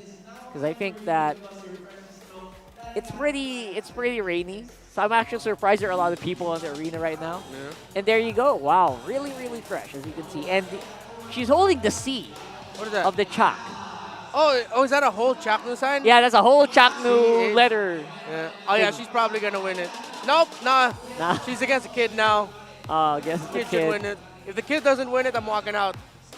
He's asking, what do we do? What do we do? Come on. I wasn't trained for this. Are you really going to take a good prize away from a child and his mother? I'm out. I'm out. Didn't give a prize to the child. No, it's okay. I'm kidding. It's part Congratulations. It's part of it. Yeah, you know? I mean, she deserves it, clearly. She got the memo. She got the memo. She got the memo. She was risen up the camera and all that. Good for her. Congratulations. The kid looks like he's waiting for a very specific game. Yeah. Clearly. He's waiting for a specific... Yeah, they're playing later. He came very early. And yeah. I love but it looks like his mom is a fan of Omega, so that makes sense. That's interesting, right? Yeah. Because there was like a moment where APBren and Omega were really besties. Yeah, So- I feel like because of the results that they've had this season, I think that narrative still continues. Pretty much, right? Yeah, I mean, remember, like, it started off Omega beating Falcons APBren, and then they were trading banter, so it's fun. Yeah. And again, for all the super fans out there like that kid right there, it's time to go all in with your sport. So represent your favorite teams here in the Philippines by joining the MPL Super Fans Community Cup right there. Scan a QR code, and you can get a chance to represent. Like, you know, representing, just like the kid right there, representing your favorite teams. So scan the QR code, and maybe we'll get to see you play here. Yeah. And maybe we can look for the lobby, and maybe we can spectate. Yeah. That would be fun. It's like another Fansik Laban, but this time it's brought to you by MPL Philippines. That's right. It's a Super Fans Community Cup. That's cool. That's pretty fire. Oh! Substitution! That's big, bro. How do they do that in basketball? I don't know. I Something forgot. like that, right? Yeah, I think this is the sub sign. Yeah, so Bordock's out. And I assume Okiri is going to be in. There you go. Okiri is in. So, you know what? Maybe not the best fit yet for this one. I Yeah. guess they were expecting an RSG that might have been on the downtrend. Yeah. But this is a completely different RSG, so maybe I actually kind of agree with it. Yeah. It's funny. You know, that's pretty ruthless by Omega. If I'm not mistaken, they're also still vying for a top 2 spot. Yeah. Like between them, Aurora, Liquid, Falcons. We're not done with seedings yet, because I believe Yeah. only Onic is secured in the seeding. Yeah, they're for sure secured top 1. We're still waiting to see who goes top 2. So yeah, that's a pretty ruthless move by Omega. Like, it's like RSG Philippines are doing everything they can to make it into the playoffs. Omega's like, we're already here, but we want more. We don't care if you guys want to make it to the playoffs. We're gonna play it like it's a playoffs. I mean, that's exactly this is exactly the kind of RSG I want to see. And for Omega, yeah, you're pretty right. I guess that was a lot of pressure to put on the new guy. And they tried to make it work. I'm sure it worked in the scrims. Yeah. Somehow it didn't reflect. And we're going to have to wait and see if this Omega, this usual flavor of Omega will work out here on the draft for game number 2, where RSG is picking red side. All right. I am not the only one bound by these Still going to be the same sequencing as earlier. See if it'll be the same bands. So the Fnatic Chode taken out by OMG. On the way. And they'll still take out the Matilda. I think this time around, if that's the case, are they still going to rush the Link for Andorio, or maybe switch things up and this time go for the Hayabusa? If they're going to switch something up, I feel like it's going to be, okay, if you're going to pick up the Link now, pick it up now, but make sure you already get Chaknu's pick in the first phase. That's right. Chaknu pick seems to be a great priority here. Unless they're thinking about Andoryu, who might want to pick up the Hayabusa after that performance. Yeah. No. Or they can still stick with the Link. Oh yeah, of course. It's, as I said, Link or Hayabusa is the first, but make sure in the first phase that the pick of Chaknu gets locked in already. So in the second and 3. So still the same priorities. Yeah, that's how you switch it up. You pick up the Chaknu pick now. It's funny because I thought they could have gone for Gatot, honestly. A Gatot Maybe they could have rushed the Gatot just to make sure that, just to make sure it don't get stolen, because it feels like Light wants to keep taking it. Yeah. I mean, they'll still have the Tigreal available for Chaknu if they want to go for it, but no! Same draft. They're still leaning into it. I think they're leaning into the idea now that maybe they'll just shift up the Jawhead pick later, or rematch! Yeah, really, maybe it's just them saying that, okay, the chemistry wasn't fully quite there yet with Bornok. So this is round 2. Yeah. Literally round 2 with the same heroes, it looks like, right? Same bands. Oh my goodness, it's the exact same bands, bro. Yeah. I just noticed. Matilda band as well on third and Hylos. So yeah. I don't know if they're gonna do anything different here. That might be on the second phase. Yeah, okay. In terms of the bans, earlier it was Aurora and Tigreal for RSG Philippines, and a Moskov and a Julian for Omega. So let's see if this is still going to stick around. Or maybe this time Omega will ban out maybe even both the Julian and Haya. Okay, it's still Tigreal. And I wonder if... I would consider banning out the Hayabusa, honestly. I don't want to stick to the same one. Because honestly, the Hayabusa does fare relatively weaker against a Lunox if you're trying to assassinate the Lunox. But we saw earlier... Ira does some crazy stuff with that hero. Yeah. So, I don't know, man. So they ban out the Julian first. They'll think about banning out the Moskov for Kusei. Because now that they know if it's not the Moskov, there's a Claude, there's an option. And they already know that they're going to be Lunox Golding here. So I think the safest bet really is to just ban out an Irad pick. Because you already know Kusei has a wide pool. That whatever you decide to pick, he'll always have something that's like equally just okay. If it's not the Moskov, it's a Claude. If it's not the Claude, it's the Moskov. If the RSG aren't feeling like going physical for their marksman, then they can go also Magic. It also depends on when they want to spike. Moskov spikes a little earlier for some reason compared to the Claude now? Or is that the other way around? It's a little bit the same, except that Moskov is just less involved compared to Claude. Because majority of Moskovs just go off in different areas, in the far lane, and just split push and then join with the Spear of Destruction. I guess more focused on the map. They're easier. Yes. They have easier access to the map, right? Yes, sir. Banning on the Claude means they're forcing or they're pushing back Kusei into his Moskov, which I'm sure he's going to be happy to do anyway. Okay, so yeah, Moskov's still open. Moskov's the pick, I think, honestly. Yeah, that's there it is. Yeah, there it is. Of course it's going to be. 100%. Oh, wait, Lolita's open though. They kind of expected it. Oh, it's a Belleric. Okay. You know what's funny, Rep? I feel like the Belleric would have worked better earlier. Yeah, in game number 1. Actually, you're right, yeah. Oh, no, the AoEs would have worked so well together. Yeah. Oh, man. Yeah, you're right, you're right. Anyway, what's done is done. We're going to see the Belleric anyways. I'm sure you're happy. And for this last pick, Haya is still the best. Belleric's more tanky comparatively. Yeah, I mean, there's no other way to put it. You just go Hayabusa. But I think Omega drafted in this scenario thinking about the Hayabusa, and now RSG Philippines is thinking twice about it. Are we getting baited? They might go Lance, but that's also like If it's not a good Assassin, they option. can lean Alpha Bane. But It's yeah, still it's still Haya. the Haya. It has Yeah. to be. But I think they were thinking about it. It's like, is this still going to be okay for us? Might be a little bit harder. Yeah, because earlier it was a little hard, especially if Ling goes Tempest of Blades, especially if the Lunox goes Brilliant. Yeah. It's so hard to catch anybody, honestly. Ooh. All right. I don't know. There's something about the cheesiness of seeing Belleric and Loyi together that makes me lean a little bit more towards that. And even our draft in the index thinks the same. Yeah, I think Omega has a pretty good. Yeah. Look at all those stats, dude. Early to late potential, damage potential, survival potential, all higher than RSG Philippines. They do seem like they have it covered, right? For RSG, it's, again, you kind of have to make the picks happen for this lineup to work. Yeah, make the picks happen. 100%. Let's see if that's going to happen as we throw it over to the Land of Dawn. Let's see if RSG can take it. Caster's going there. Ooh, yeah! Ukir is back for the Barangay in a shocking turn of events. Welcome with to RSG Mobile at Legends. match point. I'm pretty sure the coaches said, you know what? We can't risk it. Can't. Again, the standings for Omega are at stake here as much as possible. You want to be closer to the upper bracket. And for RSG, this is a do or die match. Because right now, currently, Blacklist is ahead of them with 1 point. Because of how week 6 went, and then week 7, RSG, they're not pulling out any of the stops. You see how very similar to game 1 this draft is? So they're going very clearly off of momentum. And as a momentum stopper, Chaknu brings out the Belleric. Yeah. It's just Kosei with the Moskov instead of a Claude.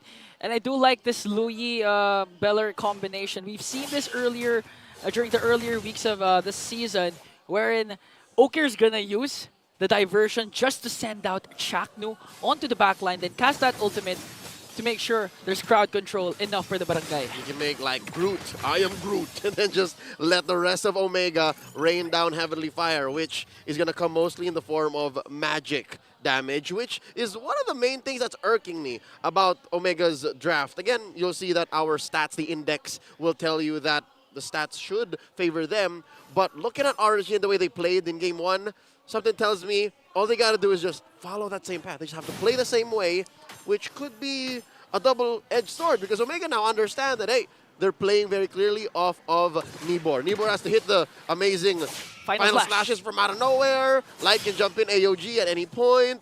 Irad is clearly a different beast today. Yeah, super. So, that said, you know, his MVP performance cannot be forgotten. Let's see how the tides have changed. Game 2, second turtle, I'm pretty sure Omega won't want to be a reactive team anymore. Yeah, Irad really woke up good on the good side of his bed right now. And also, during game number 1, he had 3 kills early on, specifically onto Bornok. So Irad, if you want RSG to have a slight advantage, especially coming into the early game, he needs to be activated early. And a while ago, they got all objectives, I believe, game 1. Yep, everything. Everything. Not a single turtle or lord to the Barangay. Turtles already spawns. Upper quarter of the map, you'll see here. Okay, Chaknu's level 4. Diversion, sending him over. Okay, they're going to send out Chaknu. Here comes the movement speed, but look at Neighbor with the final slash catch, plus the Owiki Shadow Kill. Just the damage is enough for RSG, but Andorio will still get the turtle as he uses Tempest of Blades. AOG coming in from Light, but look at this. Aqua's gonna fall down. Ryota, Okir, and Andorio. A trade for the turtle, but RSG gets 3 kills. Light's taunt just ruins everything for Smart Omega. I was staring at the fight in about 5 seconds and I'm like, wait, why aren't they dealing the right kind of damage? Why is it just Aqua who's at the verge of death and does eventually fall? Why is that the case? Because mainly Light did his job. Light got a majority of kills. No, Aqua! Oh, Joe bursts down Aqua once again. He just literally respawned. Big J! Big J! That's a big meme, by the way, on social media. It's like me walking back to mid as if nothing happened. That's what Aqua did. And they sent Joe back down as well. Kusei's in trouble. Okay. You just mentioned Omega was really reactive. Game 1. During game number 1 right now, they're dictating the pace, everything. Although RSG had a good start with the first turtle, Andorio still was able to steal the Turtle plus get a kill onto Aqua, but the problem was the response from the Raiders. For And sure. this time, Omega, in terms of pickoff, this is where you see Omega shine. They have a huge advantage in terms of early map presence because of Okir's Louis, because of the diversion. So this begs me the question, what happens when it comes to the second Turtle? Will it be on the favor of RSG once again? Oh, no. Best believe the second turtle is going to be about the same situation. Ukir should try and throw Chaknu into an odd angle, but here's the thing. Omega has a better way of adjusting. Omega has all of the incentive to actually switch up their approach so that what happened in the first turtle doesn't happen again. So maybe this time find Irad sooner. Don't touch light, like don't bother with him because he's just going to taunt y'all and then make that initiation null. There's an AOG. That should definitely help OMG though, right? Because it's an early AOG, shouldn't be up in time for this turtle. Yeah. Plus, the beauty of this is Nibber just picked up his Thunderbelt. Although he's not going to be part of this Turtle clash potentially, but look at this Mega just suddenly bursting out the Turtle as Chaknu zones out Light and Irad. Here is the threat. This is the threat of the Belleric compared to the Jawhead. Jawhead, single target. Chaknu AoE crowd control with the Wrath of Dryad. If both of these players from RSG just suddenly walked up there, Chaknu's gonna cast it right away. Right? And he has all of the tools to even get out of there too. With their Vitalize the punch and diversion into this little corner here. I wonder if Kusei knows. Oh! Chaknu. Okay, the taunt's not gonna connect though. Okay. What I tell you, right? Second turtle looked exactly the way I told you it was gonna look. It went to the favor of Omega. But a lot especially helped with Jome's burst onto Aqua. That literally gave them a slight gold lead advantage. I believe it went up to 200. It switched to Omega's side. So Big J really doing big things as Ryota with the combinations once again. That's a huge kill onto Kosei's Moskov as they get a turret down bottom. How about he does it again, right? I asked that same question. Does Kusei know? And apparently it's not a matter of if you know, but when you know they're going to strike. And Kusei didn't even get a chance to flicker out of there. So with that said, clearly Omega now in the driver's seat, 2,000 gold ahead at 6 minutes, and they could only have hoped and dreamed. Wait. All right, they could have only hoped for this to have been the situation in game one. But there's the diversion waiting for Irad as Andoryu casts the Temples of Blades. He didn't even need Okir and Chaknu. Fellas, I appreciate the gesture, but the Curly Nightmares got this on lock. Wow, we've been seeing a lot of anime fights between these two junglers, specifically Andoryu and Irad. Finally, someone died during that clash. It was always an almost kill. Both of these junglers always manages to escape, but this time, Andoryu made sure the Wiki Shadow kill wasn't there before he cast the Temples of Blades, and all the Defiant Swords connect, bringing down Irad. Which is odd. I think that was Irad just feeling himself a little too much because he pulled the trigger on the Wiki Shadow kill sooner, and then I guess Andoryu had minions to share the damage with him. So now, final turtle already spawned up. Look at this, Andoryu's bothering Kusei this time, all the way down bottom. Yeah. Doing best of the both worlds, gonna create a push down bottom, get the turret as much as possible, at the same time be right there on time for his purple buff and the turtle, as Omega controlling much of the... What do you call that? Wait a minute. Here comes... Of the battlefield! Chaknu. Checks in. Okay. He hasn't cast yet the Wrath of Dryad, but 5 members of Omega are here to make sure to zone out RSG. Quad Shadow for Irad out. And again, no trade for the Raiders. Amazing work here by the Barangay RSG, doing their best. And this time, the tables flipped. Kusei! Chaknu! What an amazing backdoor play! Cuts off the exit route of Kosei with a taunt. And he didn't even get the flicker again! Yeah, Chaknu didn't even use any of his battle spells. That's how fast Omega's planning and communications were.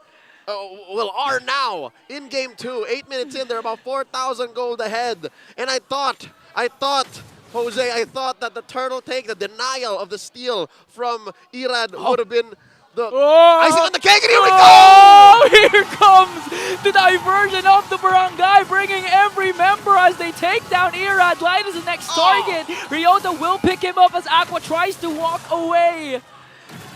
We've seen Omega send out Chaknu, but this time, the whole Barangay was present for that clash. Call it an Omega bomb.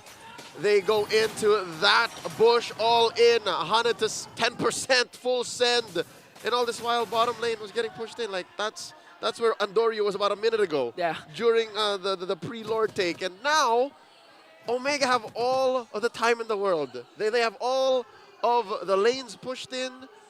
Lord has, what, about 30 seconds to come onto the map. It's amazing how they've pivoted. I don't know if I can say right now if it's all Ukir.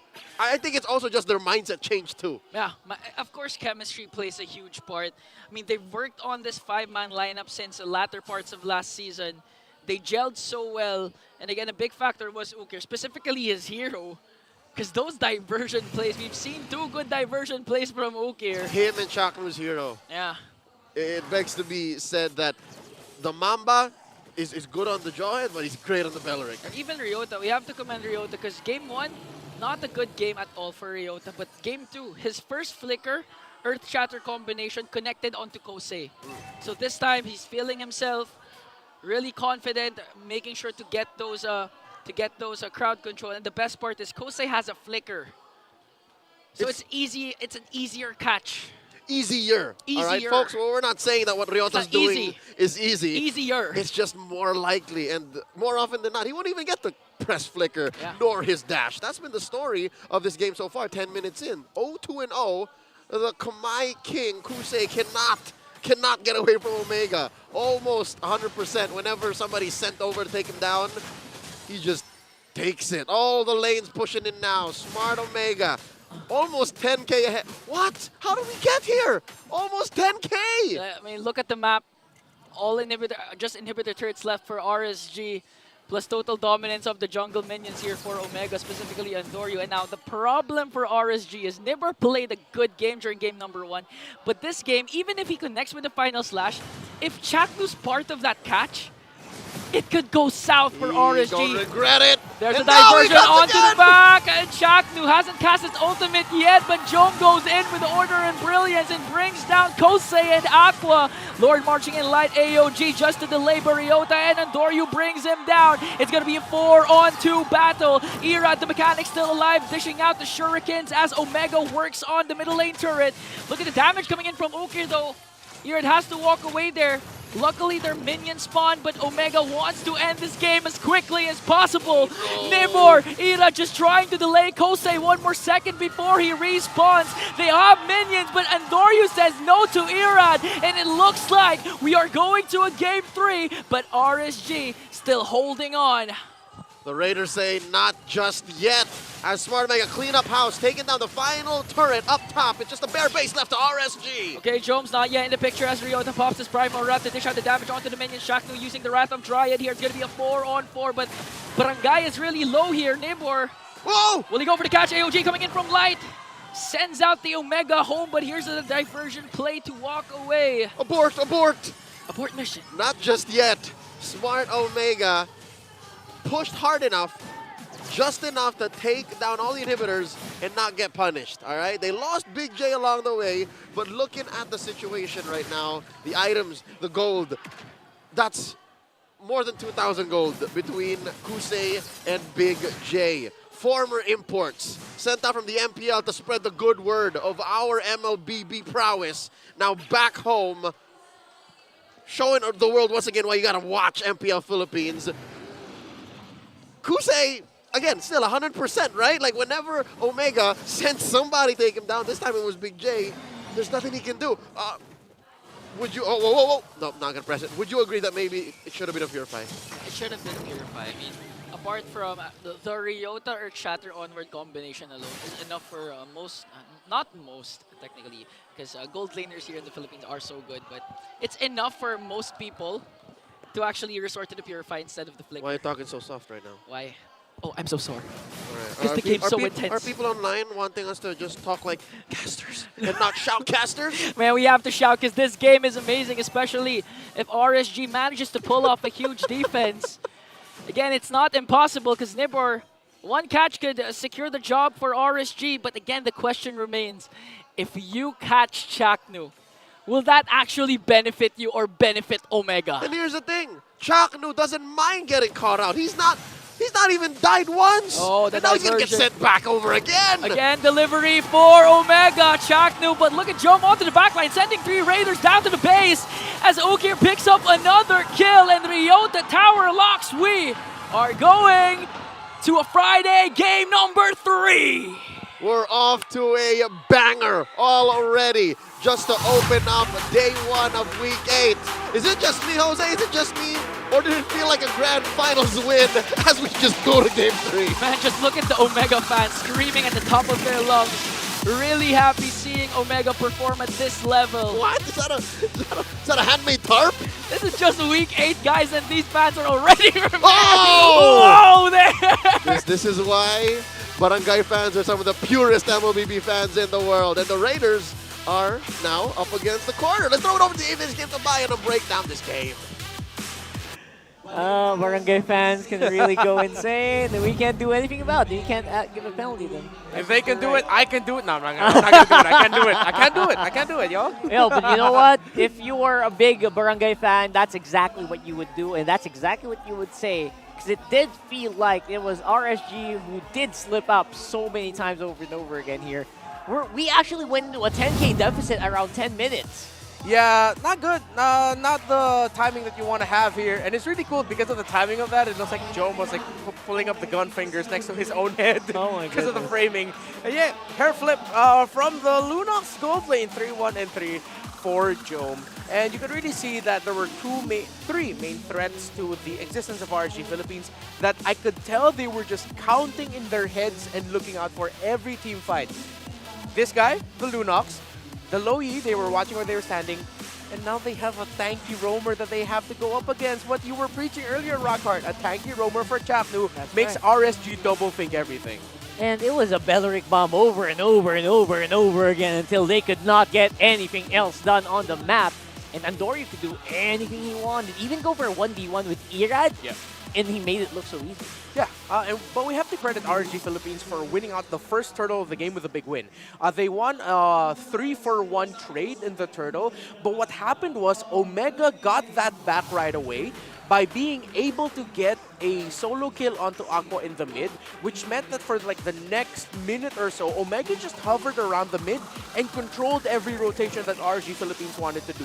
They kept showing up in the mid lane, they kept blocking off the river access of Light, which blocked off the river access as well of Irad, which led to then Omega being more comfortable making movements around the map and in the lanes. And again, one of the main reasons they can do that is because they have a tanky roamer that is just a threat to everything RSG wanted to do, and they have the Low E to roam around the map quickly alongside the Ling. They had very little uptime combined with just the bare speed of a Belleric to get into a fight, plus, of course, the diversion.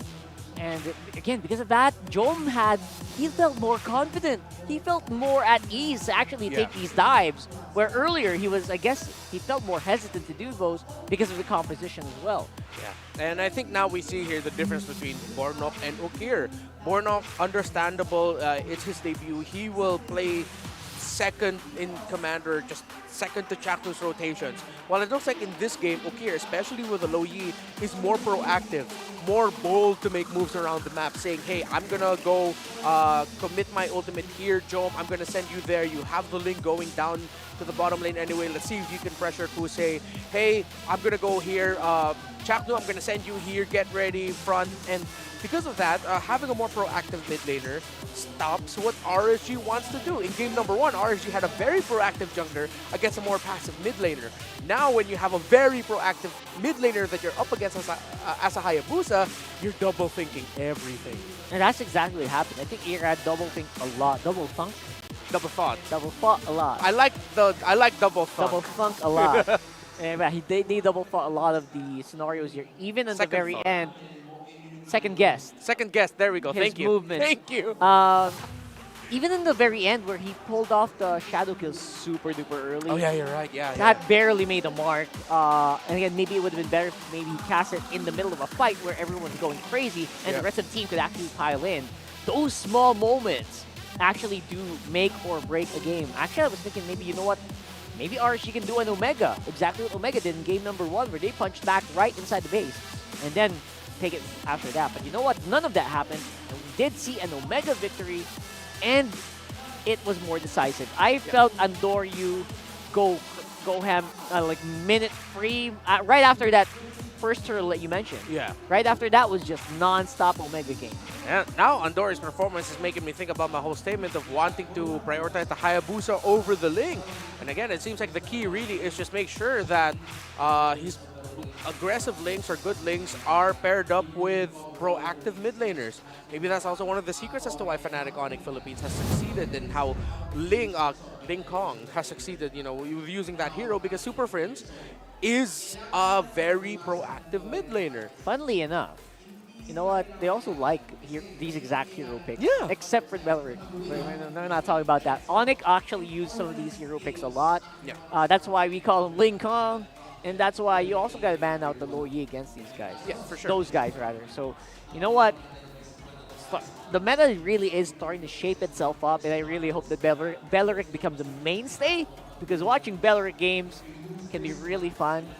And on the other side of the roam, I'm seeing why the Gatot kind of fell off before, because once you commit to the AOG, that's it. If you mess up, if they dodge that and they go and gank on you, you're going down.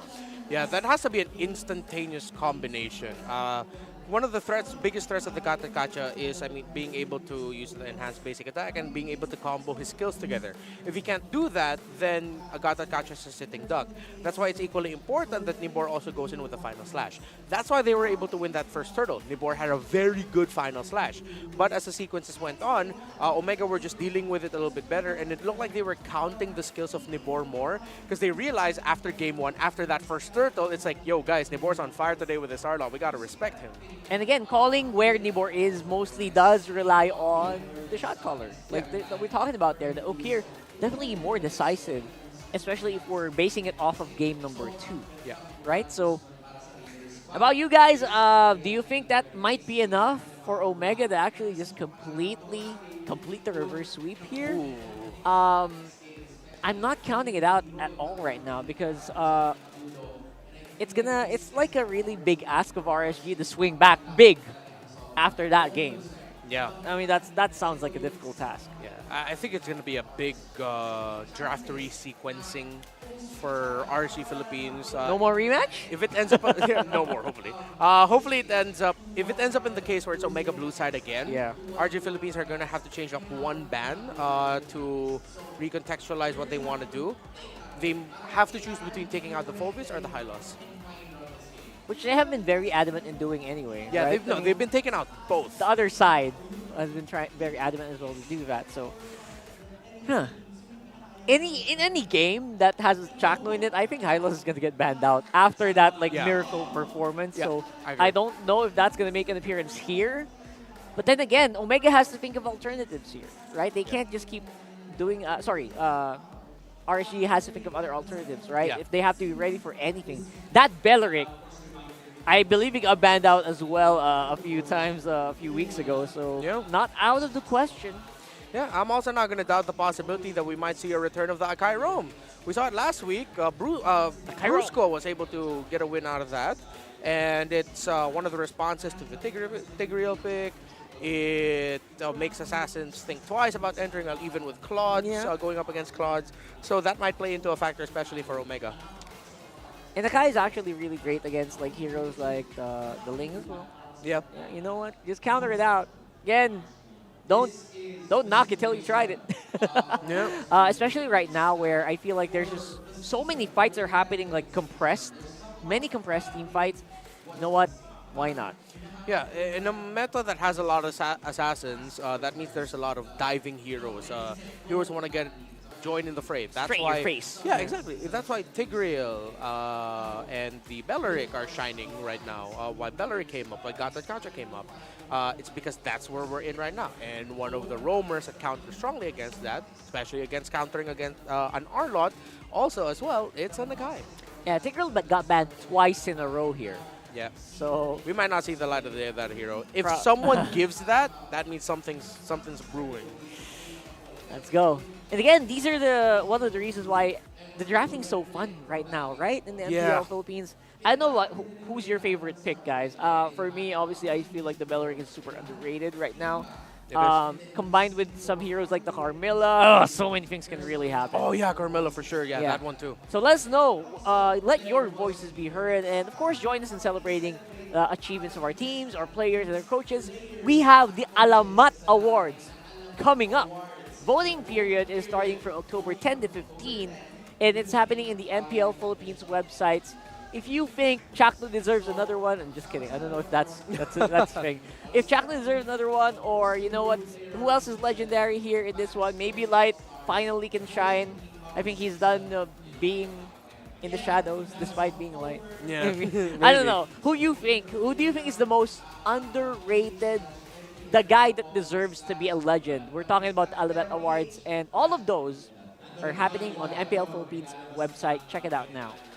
ph-mpl.com/ I would say awards or Alamat. I don't know. Check it out. Just to be safe, just go to the just MPL go to the Philippines website. Yeah. ph-mpl.com. ph-mpl.com. Go ahead, check it out right now. Maybe there's the most underrated hero of the week. Of the season? I don't know. I don't know the full categories. No, we're kidding. We're glimpses of kidding. that. A lot of all-stars, Check it fan out. votes. Yeah. Yeah. So right now, we are going into game number 3 very, very soon. And Omega going on the blue side this time around.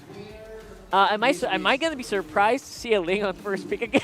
There needs to be shakeups, man. There needs to be shakeups in the banning pattern here of RSG Philippines, more Right. importantly, yeah. We need to see some shakeups, because if this keeps happening, if we see another rematch, Omega just might actually take it out. Yeah, because like right now, Omega, I'm all for the bans that they committed. Fanny, Cho, Matilda. For RSG Philippines, I agree with you. If they should not give the high loss to Chaknu. But then again, with the high loss open, Omega first picking, it might be a little bit risky for them, but it seems like that's their comfort, and sometimes they do go for that they're willing to first pick the high loss right away. You know what's funny? Tigreal actually gets banned on second phase. So maybe if you want to go Tigreal, you do it on first. Yeah, you go a little bit earlier, right? Right? Because aside from that, there's just no other way that Tigreal is going to make an appearance here on second phase. So do For it sure. maybe on as a third pick, if you really want to do it. But then again, maybe Omega's ready for that as well. So scary. Lots of permutations to go through. And let's see if RSG Philippines will be the one determining the tempo of the draft by changing their last draft ban here. It's still high loss. It's all still the same. Same. They're leaning in. So now Omega are going like, do we really want it, guys? Is this a trap? Just go Ling again? It sounds like a trap, but it's also relatively harmless to maybe pick up a Ling here, because Andorio has proven he can play it in so many different scenarios and do it with style. That's like a thought first. Oh, now that's a swerve. It's funny because that's exactly what I said. You know Yeah. what? Just go for Gatot first pick. If you really want to get the Gatot, Yeah. this is how you do it. And they do it. Oh my goodness, Omega. Oh, great call by Omega. You're making me laugh, man. Yeah, now it forces RSG Philippines into a more uncomfortable scenario where they're like, wait, this isn't part of the script. We were going to get the Gatot, man. What are you talking about? Yeah. That's what they were thinking, maybe. I think this is also one of the calls by Omega saying like, give it at whatever, we're okay. It's funny because you see Light, he's clutching his head like, really? Yeah. He feels like he's pressured by this. Go ahead and take it. I mean, he still has a lot of options later on. They can Yes, still go for the exactly. Arlot and then maybe the Tigreal as one of their picks later. So they do go Arlot Moskov. I wouldn't be surprised if that's a Tigreal third pick for Light, considering that they already got their gold. For Omega now, let's see if they go ahead and pick up the Lunox again, or they can go Lunox Ling. Yeah, they can. Yeah, I agree. Lunox Ling or Lunox Haya. Since it seems like Job is comfortable going up against it. Yeah, That's Lunox exactly Ling. what they pick up. Go Tig. These are the picks that you get if you're super confident. Yeah. Right, with your laning and your I guess your muscle memory from the previous game. There's a Julian which has been consistently getting banned out. I know why you sigh there. What do you think about that? I mean, is that less than optimal? I'd rather that they prioritize their roam hero, but I do understand why they wanted to go for the Julian. Again, Julian's ganks at level 3. He has a level 3 power spike. That's how fast he gets his spike. If he gets an early kill, gets his item quickly, he's a one-item spike kind of guy with a combination that he can dish out. So that's them already locking in their main bridge into the mid to the late game. Because Julian's an early game hero type of guy. That's It'll just now fall to Omega to not give a really good roamer for light. And I like how RSG Philippines is respecting Ukir here. Now let's see if they'll go for the double respect. If they can go for a low Yi Faramis or a low Yi Lilia man, that might be a possibility here.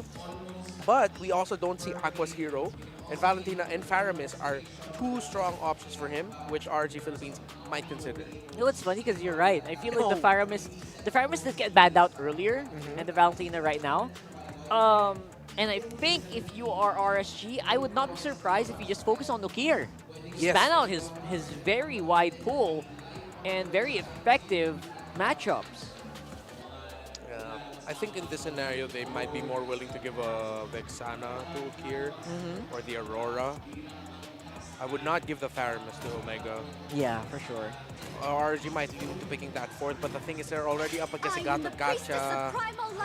There's a lot of strong heroes that can mess up what Faramis and his team want to do, so that might not even be an option, and they might lean more towards the more traditional mid laners.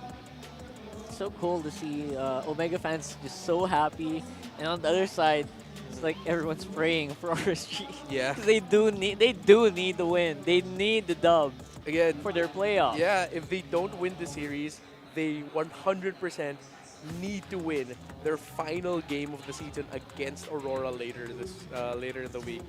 Well, tomorrow. That's why tomorrow we're gonna find out so much. Tomorrow is gonna be the lock-in period. Yeah. And then afterwards, we're gonna see tiebreakers need to happen. Again, that is a discussion for another moment. And we do see a Jawhead get banned out. Ooh. Not the one I was thinking about. Okay, they're more willing to ban out the pick-off aggro style, and I think they're really just respecting how Light can be so annoying with that hero. That is the most picked roamer for RSG Philippines this season. Yeah, and the Cho also gets banned out pretty early on. Yeah. So huge focus on Light, and you can see why he's getting pressured a lot. Yeah. So when he does get pressured, RSG seems to falter quite a bit. Yeah. So is it Faramis? Yep, it is. As you mentioned earlier, so I think it's going to be a Faramis Tigreal later for RSG Philippines. Big deny pick as well. Love that. This mid has to be an Aurora or a Vexana. Oh wait, no, they have the Gacha Lilia combo already locked in. They can't go for that. But the EXP lane for Ryota is what's missing. That's right. They might just opt to go to Rizla, or maybe even EXP Ruby. Export? EXP Ruby, yeah, that sounds more likely, honestly. And right now, obviously, Lilia's great because you can just blow people up in the Netherrealm and they'll just go out of it. Then they don't have anything else for the fight. Yeah, Lilia to Rizla or Lilia Ruby. There's a Lilia and Rizla. Export. Grok? Oh. Wait, Grok. is this Grok? I think it's a Grok XP. All the Groks we've seen so far in double tank lineups that are like this are EXP. Interesting. All right. I wouldn't put it past Chakla to pick up the Grok though for this one. Oh, of course, yeah, that's a possibility still. And now RSG, you got thrown a pretty big curveball there. Don't know if you expected that. Just don't pick the Ruby. The Ruby is gonna struggle hard here. Just pick the Tigreal. But the problem is, before you're gonna catch, it's like you're just gonna be waiting for the link to go down. Everyone's slippy. Yeah, everyone's slippery. Kaja? It's too soft. Too soft. No, I'd rather go for something really tanky. Huh? It's a Rome. It's a Rome Arlot. It's a Rome Arlot. Oh no! It's what? Rome. Rome Khalid. Are you Okay. sure? I was thinking about this, but in my own personal playtest, maybe just because I suck at the game, like it's not As a working. Rome, as a Rome. As a Rome, it's quite hard. It's so squishy. I tried it as well before, like way before, like not right now. It's annoying, 100%. Yeah, and Yeah. early on you can get some pretty early ganks. Yeah, that's gonna be a Thunderbelt rush for sure. That's Concussive Blast. Could be an easy pick. Lineup rating is heavily favoring RSG Philippines here because of the big curveball that they threw. And I get it because the mid laner doesn't really have an interrupt that messes up the quicksand heal. guard. The quicksand guard, yeah. Oh my goodness. Conceptually, I don't know. There's so many things. Throw it over the casters. Maybe they can continue the frame. We're also just as flummoxed as y'all gentlemen, seeing a Khalid roam Welcome to in the Mobile hands Legends. of RSG as they fight for tournament life to make it into the playoffs. Game 3, the final game in this best of 3 between the Raiders and the Barangay. Leo and Ingan bringing you the action. You know I've been spamming Khalid, right? Yeah. You? A lot of people have been telling me, hey, Leo, try it in Rome, try it in Rome. Little did I know we would see it Friday night. Man, if anyone can pull this off, it's going to be Dylan. It's going to be Light. Light has been a huge, huge veteran here in our league. And we all know the capabilities of a Khalid in terms of the early game, especially the first 5 minutes. We can expect a more aggressive kind of playstyle coming in from RSG. And that's what they actually did when they won Game 1. I wish our esteemed analysts in the FNOP Game Tambayan could have broken it down, but as the match continues, maybe we can try and, figure out exactly why Light picked up the Khalid, or why RSG, of course, through the guidance of their coaches as well, said yes to this. Look at the builds, look at the emblems, right? Yeah. Instead of Thrill, he picks up the extra Wilderness, health. yeah. Extra health, Wilderness Blessing, and then Concussive Blast. So, sure, maybe you do rush a Thunderbelt, but something tells me maybe they build them a little chunkier. Maybe they focus more on just defense. Maybe that's where Aqua comes in. I mean, you have a very mobile, very versatile roamer with this Khalid, but paired up with the Netherrealm, he's going to get chunkier and chunkier. That's right. So it might be a good strategy for RSG, but again, here comes Andoryu. Kosei! Kosei is the target. Might fall down because 3 Barangay members are there to bring down Kosei. All right, just a little bit of continuity, right? In Game 2, we said, hey, maybe Kosei should have rocked the Purify. Here he did, he still died. He still died. I mean, that was 3. Sure. That was 3. And against the Ling, your Purify is gonna do very little. Yeah, it's not gonna do as much as possible. Oh, look at this. Look, wow! Okay. Already, the turtle down to a 5th. Oh, but there are 4 members of Omega here, and then Andoryu, right after killing Kosei up top, secures the first turtle, making Omega get a 1K gold lead. Wow. Curly Nightmare on point. Again, what happened in Game 1, forget about it. This is Game 3. I'm a different beast. And the best part is Light just went to level 4 just now. So you know RSG is really behind. And the question is, are we sticking to the Curly Nightmare mode? I like it. It works. you translate it, it works even better. Okay.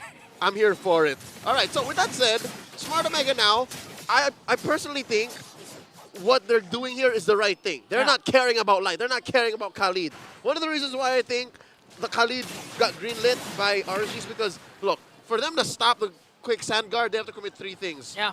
Chaknu, the ult on Andoryu, and Ryota. Yeah. Save for that, he can just quick sand guard free. Yeah, easily. Willy-nilly. Yeah, and the beautiful part for Omega is they're really trying to avoid where Light is. That's why they keep rotating onto Kosei once again. Seems like it's a replay of what happened during the first minute. But here comes Light though. Okay, we've been seeing most of the rotations coming into the XP lane the past few days, but this time we need to avoid the Light. We can't go towards the Light. And it's not even just towards the Light, it's bear down on Kosei. Take away that late game insurance, take away the mojo of your opponent's goal. Oh, and they're doing exactly that. They're just walking away from the Khalid. Again, avoiding wherever initiations might come from RSG. Here comes the pull coming in from Aqua. Is not going to commit it though. And the best part is, if ever this reaches the late game, if RSG manages to extend the game, they're going to have a hard time trying to burst down the crystal because Okir has the Lilia.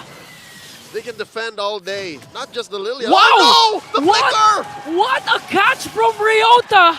Commits the Wild Charge Flicker combination paired up with the AOG coming in from Shaknu. Here comes the defense. Here comes Aqua. Neighbor as well. Spear of Destruction will connect. 4 members of RSG trying to go for Chaknu here as he tries to walk away. Neighbor with the stun. Raging Sandstorm going to be committed. Here comes Ryota as well, trying to soak up the damage. Adoryu with the Tempest of Blades going after the backline. Neighbor is still alive. But is his offense going to be enough though as Ryota brings him down?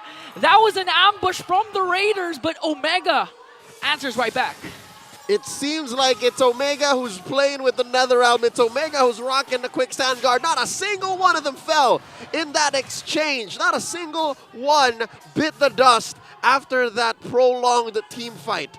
And now 5 minutes in, they get all the kills. They get the first turret. They get the first turtle.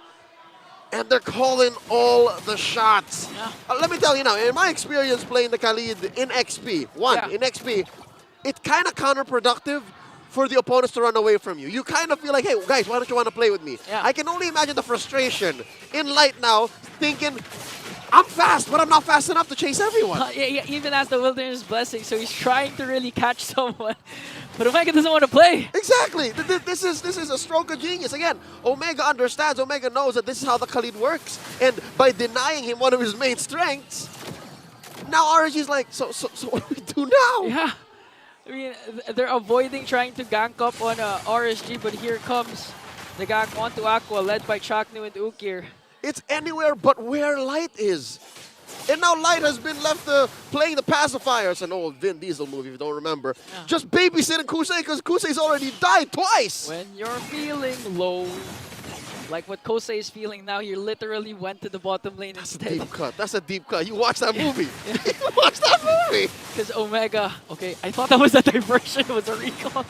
You're remembering game 2. Yo, what? But Ryota remembers how to use the Wild Charge Flicker combination. The Shaktu goes in with the AOG. Again, Kosei's gonna fall down. Here comes Devordo. Oh! Final Slash will connect as Aqua uses the Nether Realm up against 4 members of Omega. They're in between 2 turrets, but Omega doesn't care as Endoryu steals away the purple buff. Grand Theft Purple, highway robbery, straight in the face of Erad, and now he sandwiched me 3! Okay, here comes the Tempest of Blades for the catch onto Erad. Erad's gonna fall down. Here comes Spear of Destruction though. Endoryu still standing tall as Light tries to go right after him.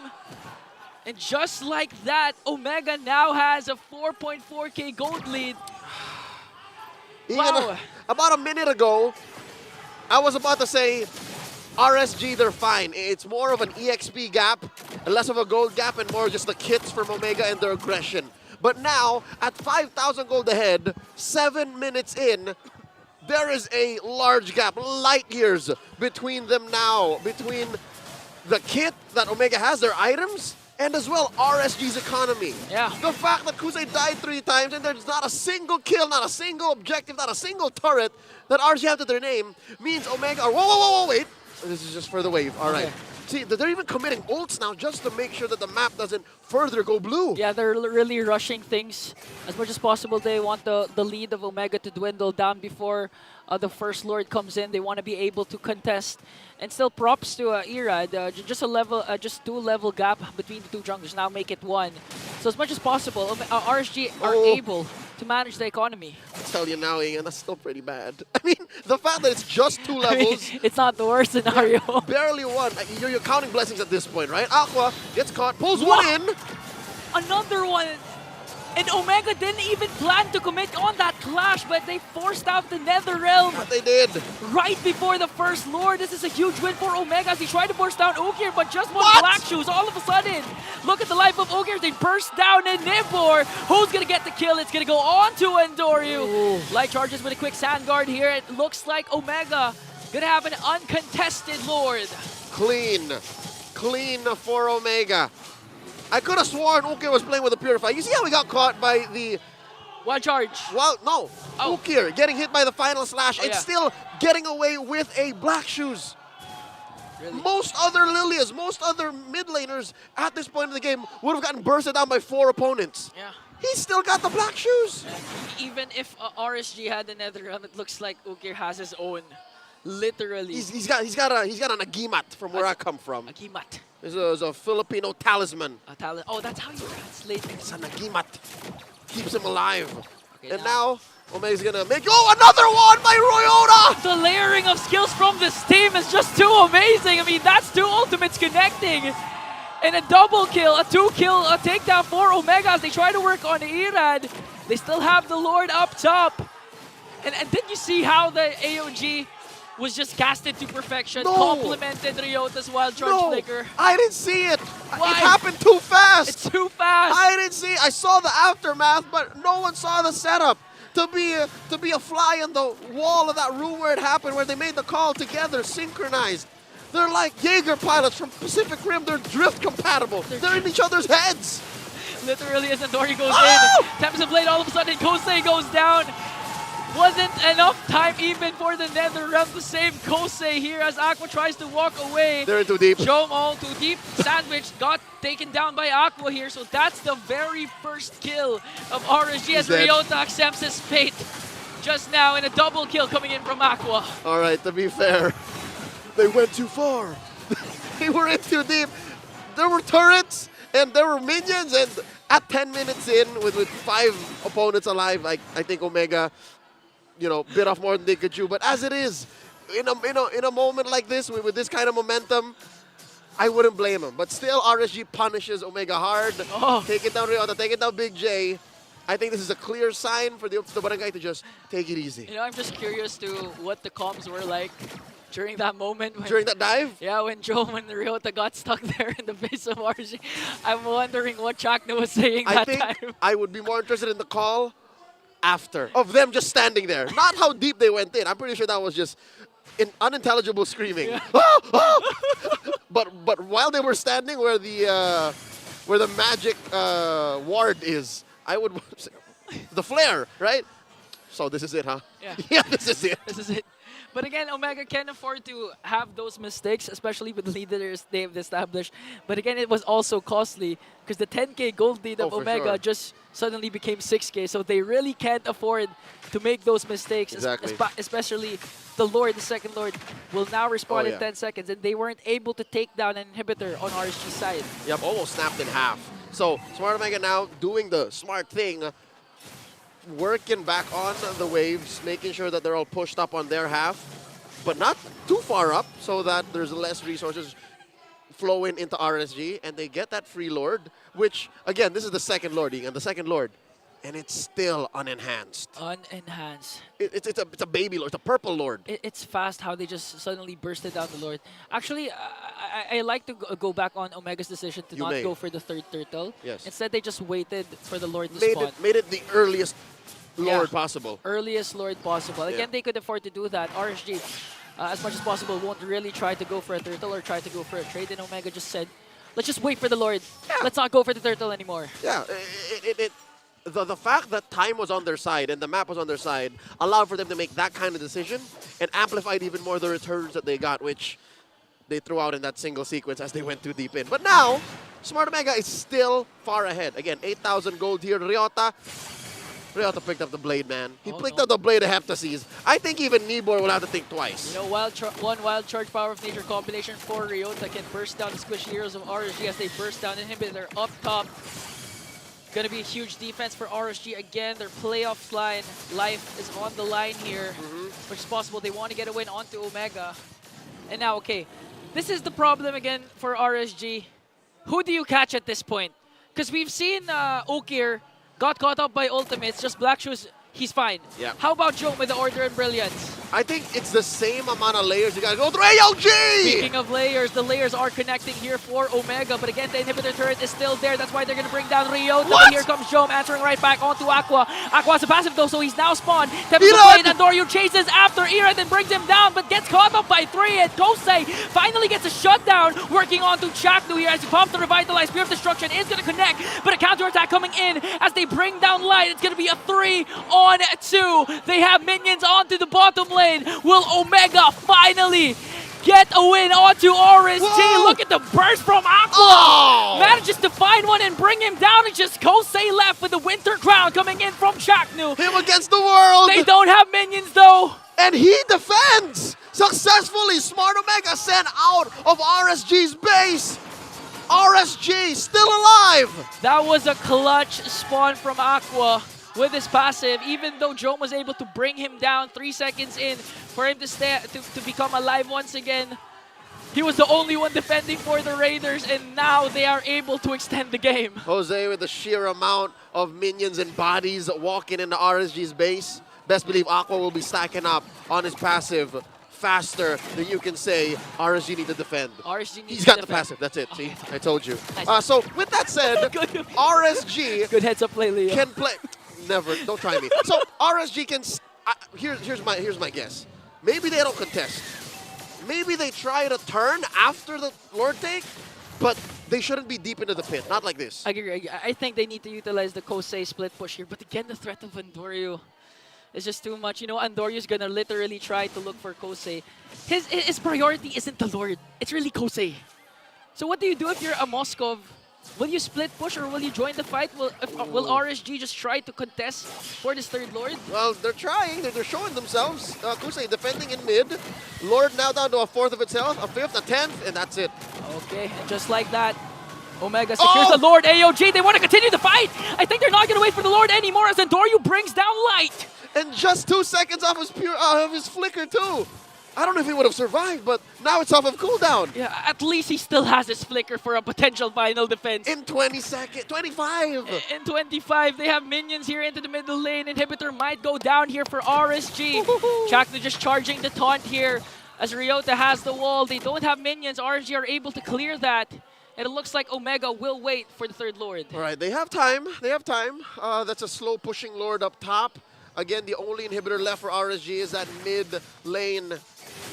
And RSG, they have a hard decision. Again, the aforementioned split push dilemma. Do we send Kosei off to where maybe... Whoa, Flicker! Oh no! Nibor! That was the catch RSG really wanted. Now it's a goal signal coming in from Omega. They burst down Era, Tempest of Blades, Netherrealm even unbothered for Omega as they try to work on the remaining members of the Raiders. And it looks like a triple kill coming in from Jome.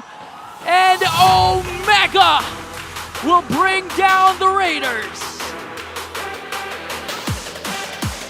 A turn of events none of us expected. Bornok's debut, a reverse sweep, and RSG holding on for dear life.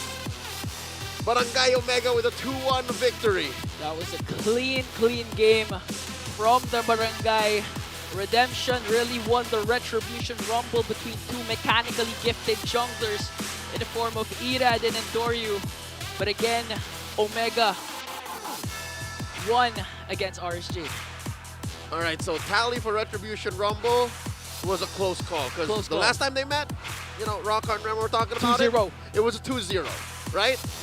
This time, Omega just continues. Omega just showing us what they worked on in the off season, and now it's RSG who will take their bow here. GG, well played. Woo.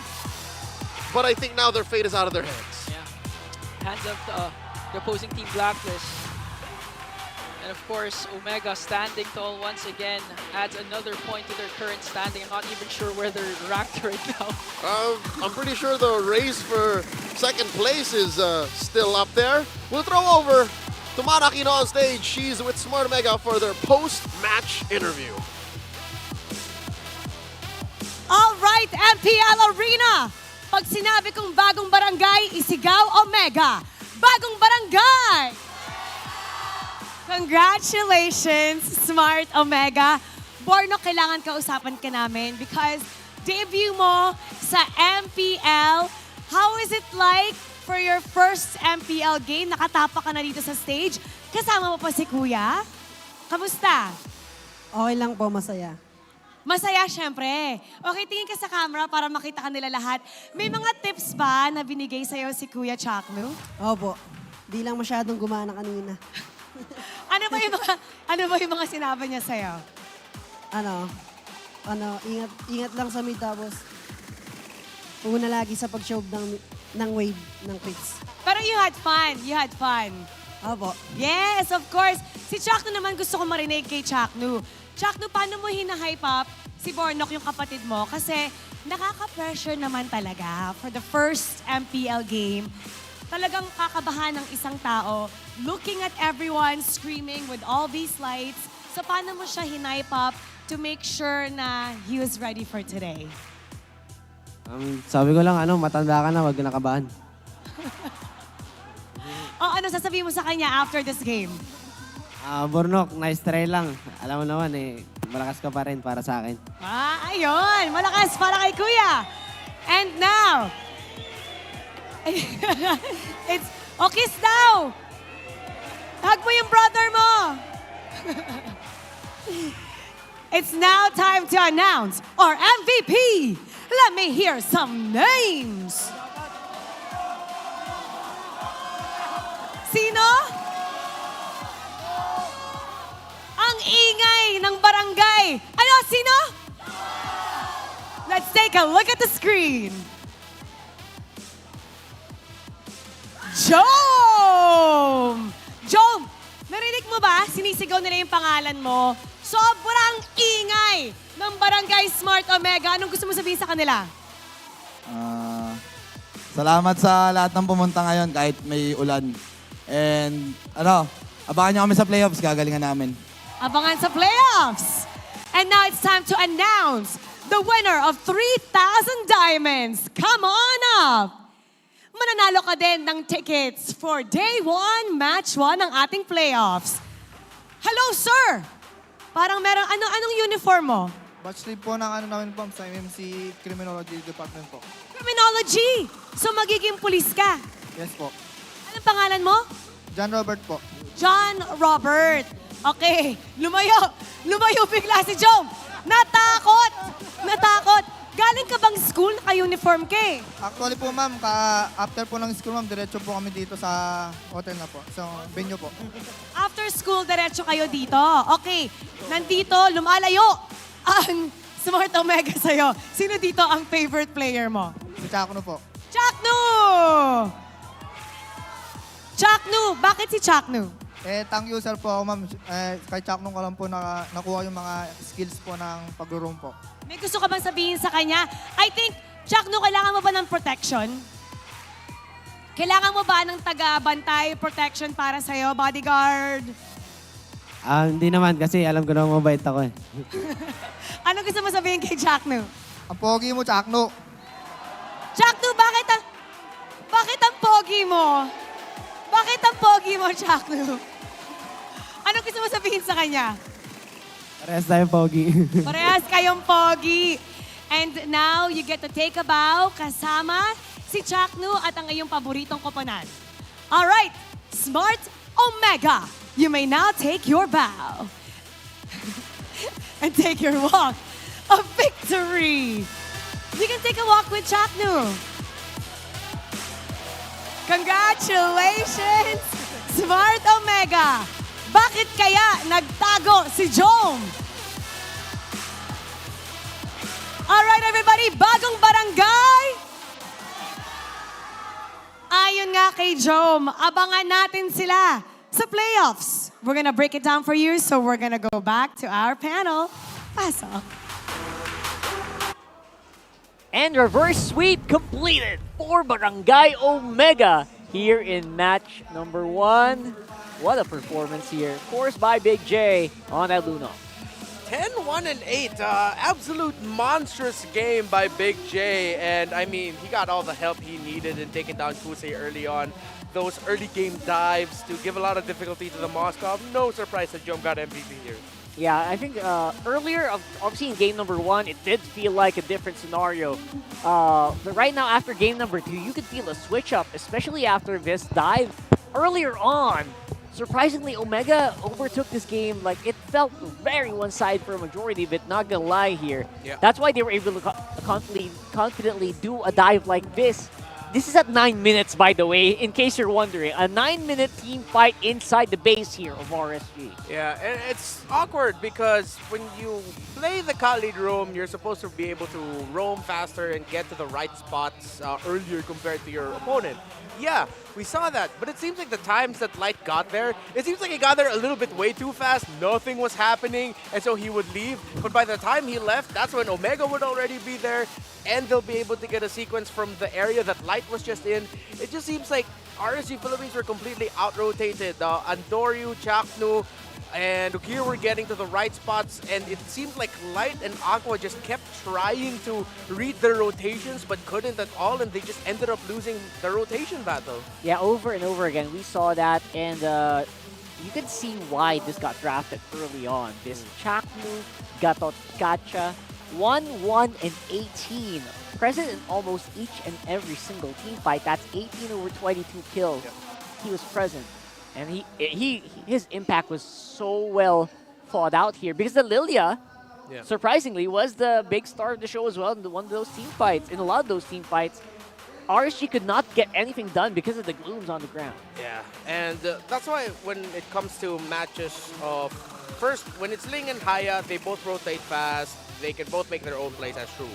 When it's the Ling versus Julian or any other assassin versus the Julian's a little bit more dependent on making sure that he'll be able to get a pick off. Yes, he does have that level 3 power spike, which means that he's not too dependent on it. But if the opposing Ling is rotating the map a little bit better, taking your jungle, being able to get kills, pressuring the gold lane, while the Julian stuck farming, yeah, that's not good news for the team that has the Julian. Yeah, the Ling definitely had more consistent damage output compared to the Julian, who essentially you had to make sure all your skills hit. Then after that, you'll have to wait for the cycle. And while you're waiting for the cycle of the cooldowns, the Ling's already just scrambling all over your body. And that's not something you want to see. And that's something that happened here a lot in RSG.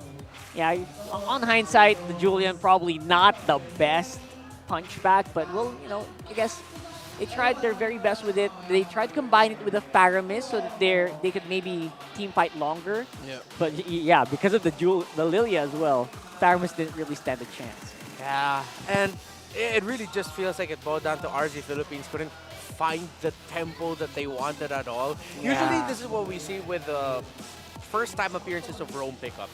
Yes, very good chances. This was practice and scrims and all that, but then things change up once you're up there on the stage. It looked like it was one of those scenarios where since they haven't played this on stage before, it looked like they just didn't have the familiarity with the right rotation in the roam, mid, and jungle around the map.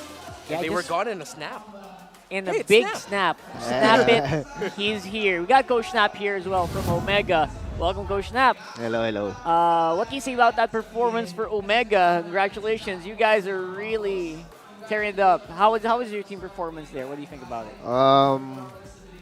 Not the best, but Not the best. We executed in a different type of way this time.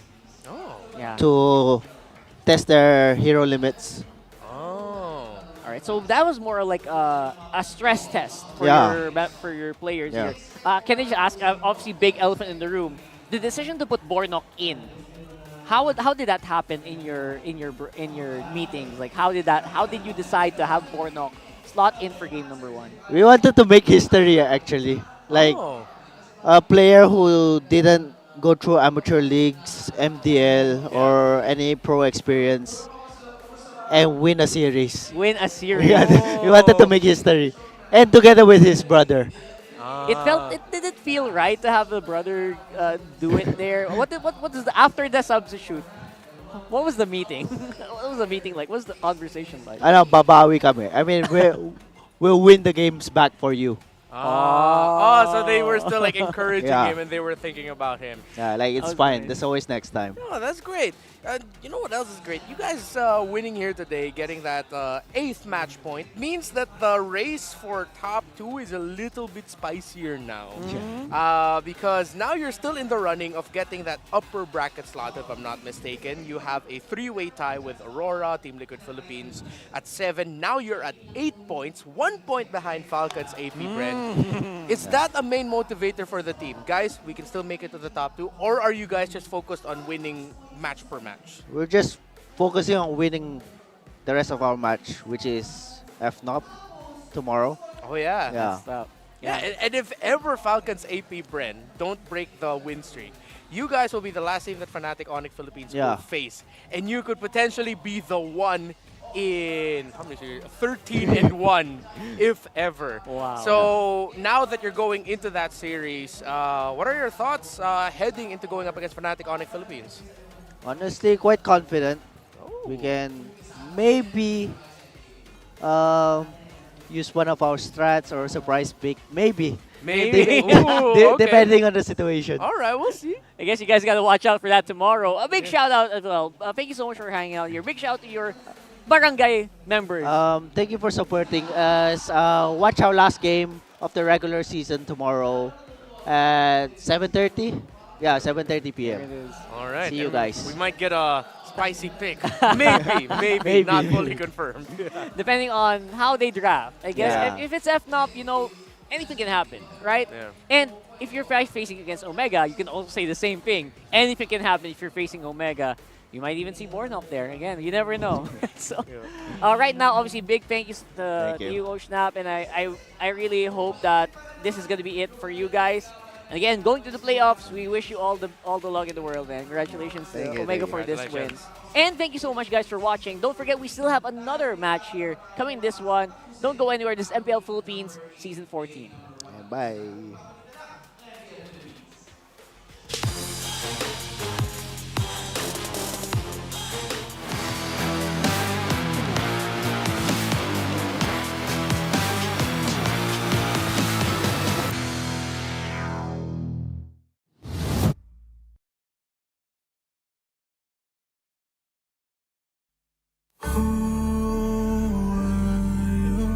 Fighting for, no one would ever know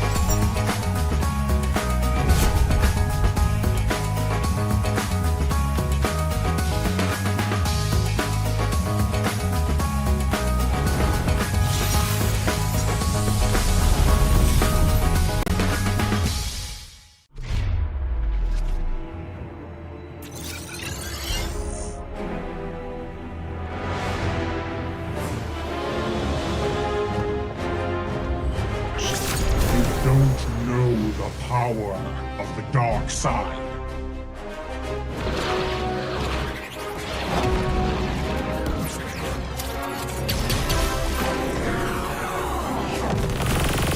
Target on the move. Prepare to engage.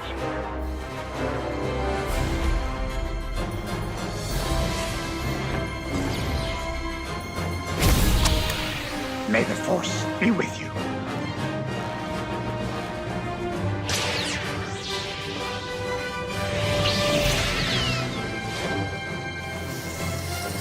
I will do what I must.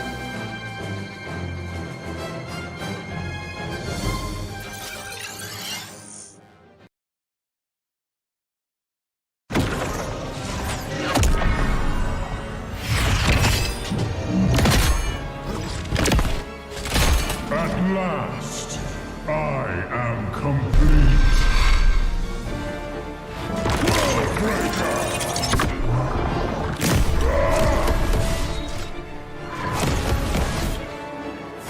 Come in fairness.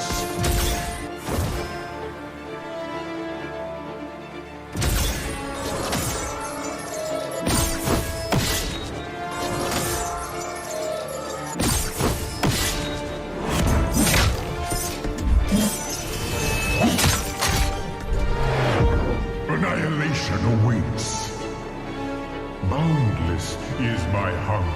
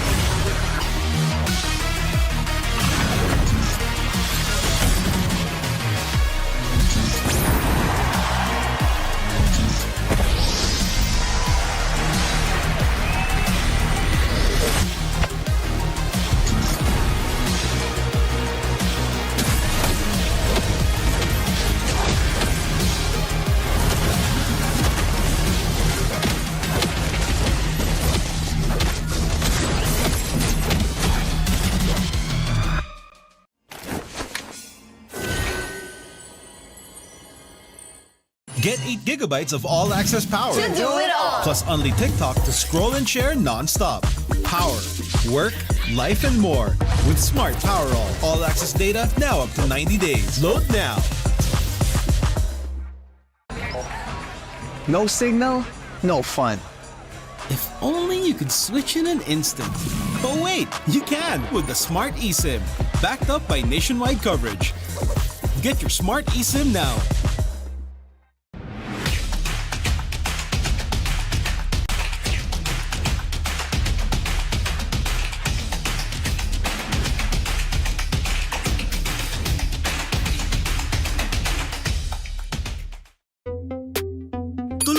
live selling, tuloy-tuloy content, tuloy-tuloy gaming. With new Smart All Access 99. May 9 gig ka. Now for 15 days. Load now. Live more today and tomorrow and after and the day after.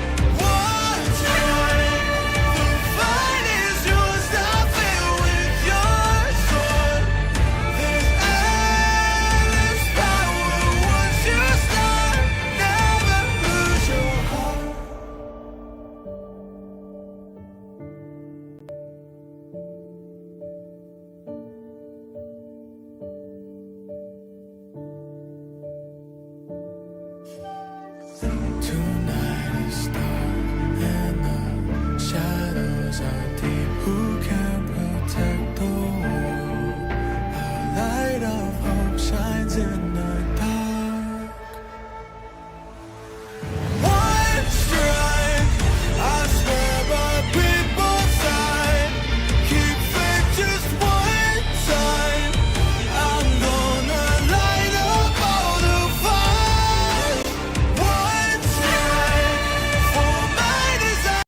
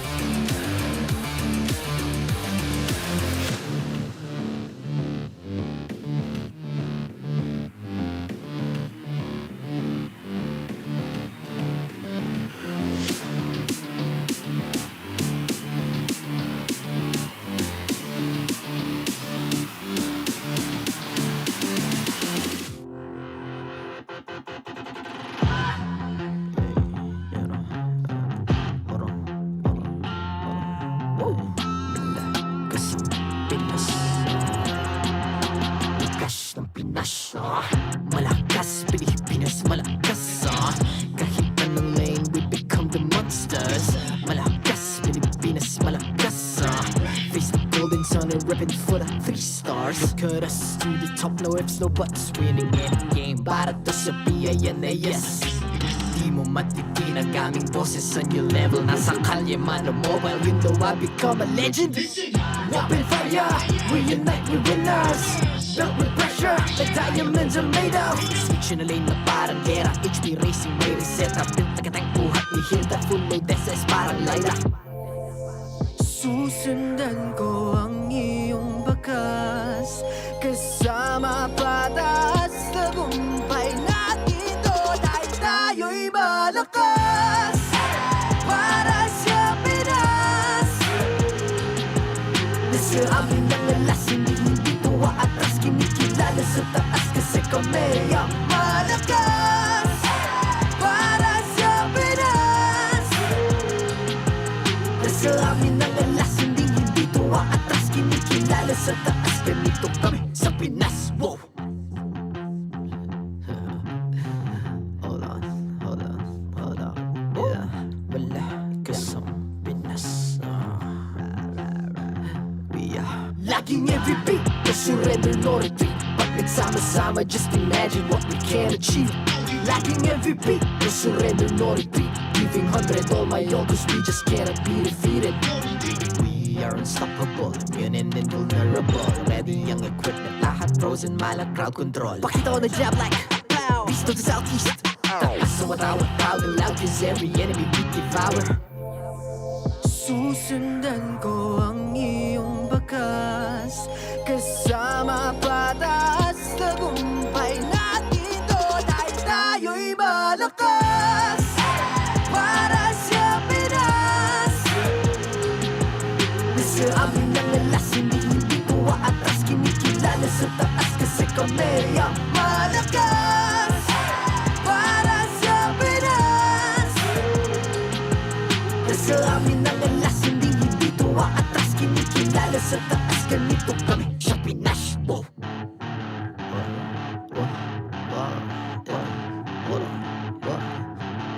Malakas, Pilipinas, malakas, kahit anong lane, we become the monsters. Malakas, Pilipinas, malakas, face the golden sun and repping for the 3 stars.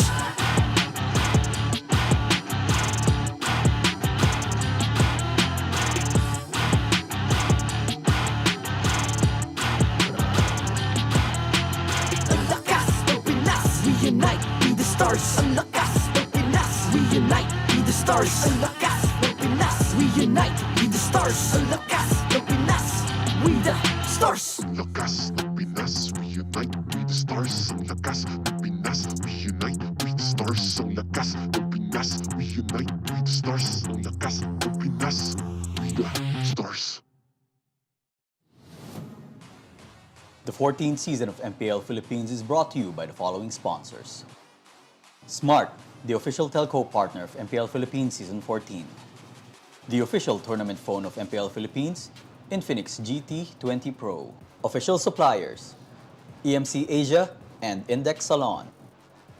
Don't miss any MPL action by following our official Facebook and subscribing to our YouTube channel. Follow MPL PH on TikTok for more content. Experience the Lakas ng Pinas playoffs of MPL Philippines Season 14 action live at Green Sun Hotel.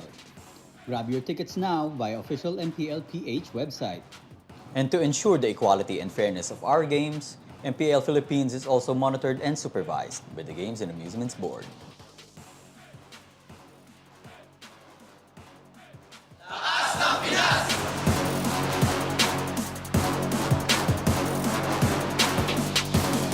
Lakas ng Pinas!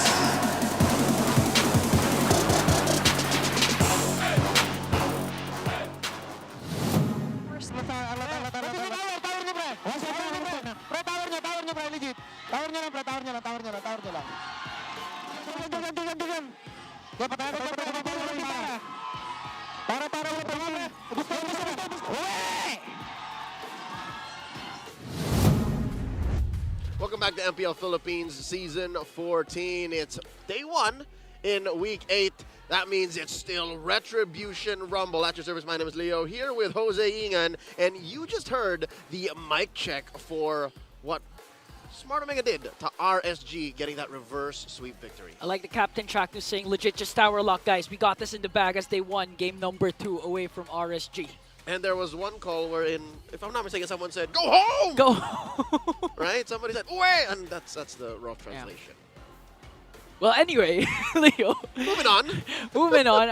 Again, hard-fought battle still for RSG as they extend the game, the series to game number 3. Much-needed win, although they lost the series. And looking at the standings, net game win got closer between RSG Philippines and Blacklist International because of their game 1 win. That's right. Although the odds still favor Blacklist International, there were the numbers shared by our Infinix Game Tambayan panel earlier, wherein now I think, if I'm not mistaken, Blacklist's probability should be at about 55 or 60%. It went up. Looking at the upper half, right, this is where the next matchup comes through. It's a bout between Fnatic Onic Philippines and Falcons APBren. And at this point, my friend, I can confirm Fnatic Onic PH ain't going nowhere. They are confirmed to be the top seed.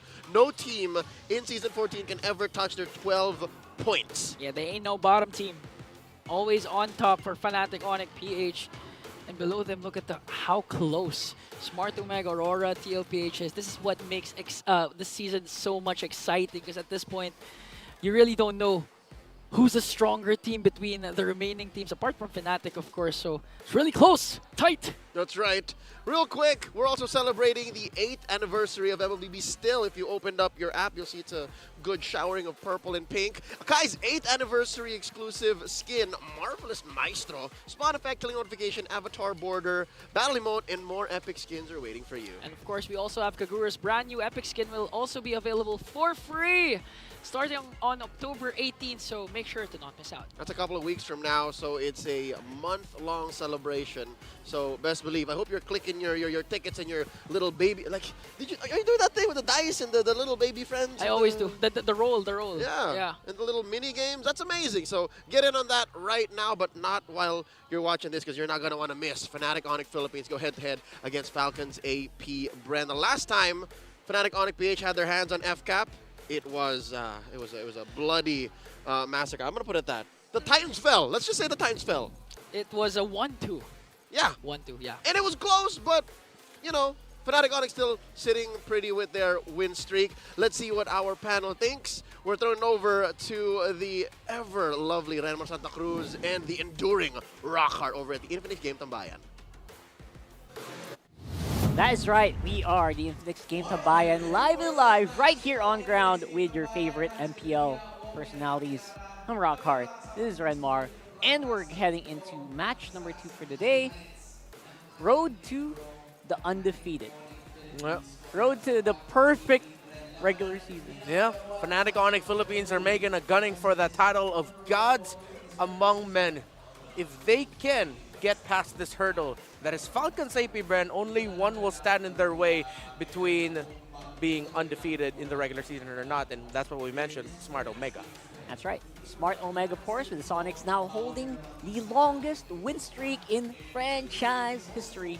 They're now on steps from becoming men into gods. And to finish the regular season undefeated and, who knows, maybe the champions of the season. Yeah, I mean, history only shows that teams that end the regular season in MPL Philippines as top 2 has a high chance of making it into the grand finals, thus making it into, well, for us now where we are in the calendar, M6. But at the same time, the only other team to go completely undefeated in MPL Philippines history, Aether Main, in regular season, they ended up becoming the champions in Season 1. That's right. That was Season 1. And again, a lot of things did change, but if you guys will also notice, a lot of things are making a big comeback as well, like heroes and all. And again, so many things happening as well, all throughout the whole of the world. Actually, RQ Akira from MPL Brazil, Selangor Red Giants from MPL Malaysia. Man, in the end, this is just undeniable, like, evidence, right? Yeah. That it can happen. Yeah, these are the list of champions with undefeated regular season runs. Those with 3 numbers indicates that they go for a 1-for-1, no best of 3s, best of 2s in the regular season. So that's 3 wins, 4 draws, 0 losses for those 2 records there of Burn X Flash. And of course, the 5-2-0 there of Impunity in Cambodia. So, yeah, again, if you become undefeated at the end of the regular season, there's a high chance you become the champion of your league. But in their way is a team looking to fly high into the upper bracket. That's right. And again, upper bracket, historically, good chance to actually make it into the upcoming international tournament, whether it be MSC or in this series, in this case, M6. Yes. The Bees flight towards the upper bracket. If Falcons APBren wins this match, they secure the 2nd seed of the regular season. Aurora, Team Liquid, Omega no longer have a shot of making it into the upper bracket, heading into the playoffs. But you know, there's one thing that went back to my mind in terms of the graphic that we last showed.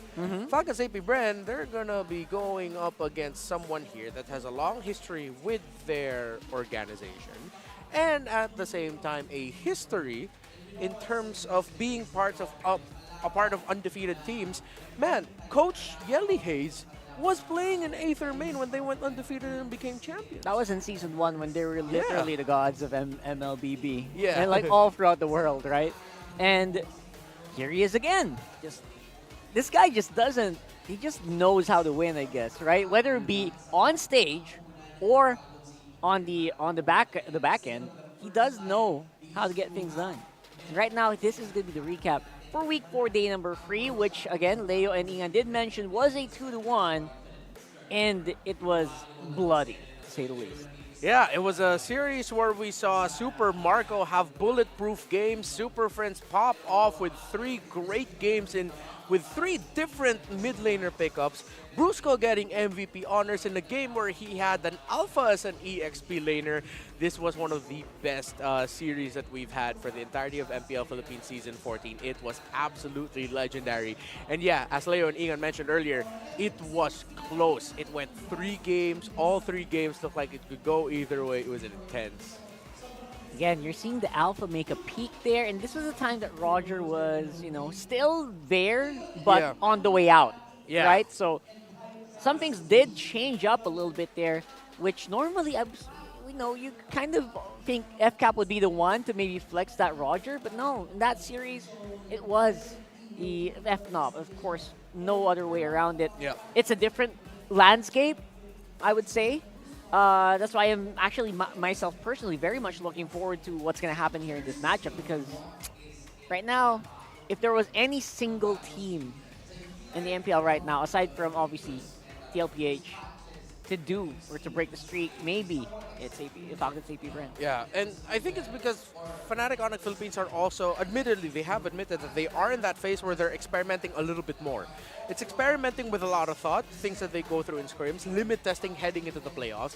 But of course, they're still looking to win every match. They're not just going to say, oh, we lost this one, it's okay. I mean, we still have the playoffs. They're definitely not in that mentality. Yes. They are in the mentality of putting themselves in the best possible situation heading into the playoffs. They already locked in top one. They already locked in the upper bracket, which is why I feel like maybe that's where it might slip up.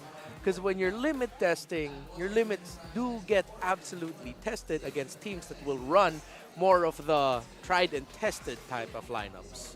And this is FCAP we're talking about here. Yep. They're literal world champions right now. So you can't really... I would say if you want to limit test, maybe for FNOP, this is the best time to do it because there's not much at stake except for the record. Yeah. And maybe just prepare your team better for the playoffs with all the information that you gather here. Yeah. But then again, we're talking about FNOP. They said they don't really care that much about the regular season wins. They said that time and time again in interviews. We don't care about the win streak that much. We need that championship. And you know what? You also will have to think, maybe there's a better chance of them getting that championship if they do all of their testing here. Yeah. Aside from scrims, because in scrims, obviously, people play well, but not to the maximum level like here. Yeah, MPL. for sure. And again, Fnatic Onic Philippines are a team that know how to lose and know how to win from a losing situation. Yeah. They've had to make comebacks. Time and time again. And right now, who do you think is coming out on top? Do you think it is going to be a historic undefeated continuation, or do you think that the Bees have it in this bag? I think the Bees have a good chance here. Yeah. If there was any team to do it, I will predict the Bees to do it. Yeah, it's tough to predict against Fnatic Onic Philippines despite the second half of the season they've been having. They've only dropped the one game in the second half of the season, and that was against Aurora. They swept Team Liquid Philippines. They still have yet to face Omega.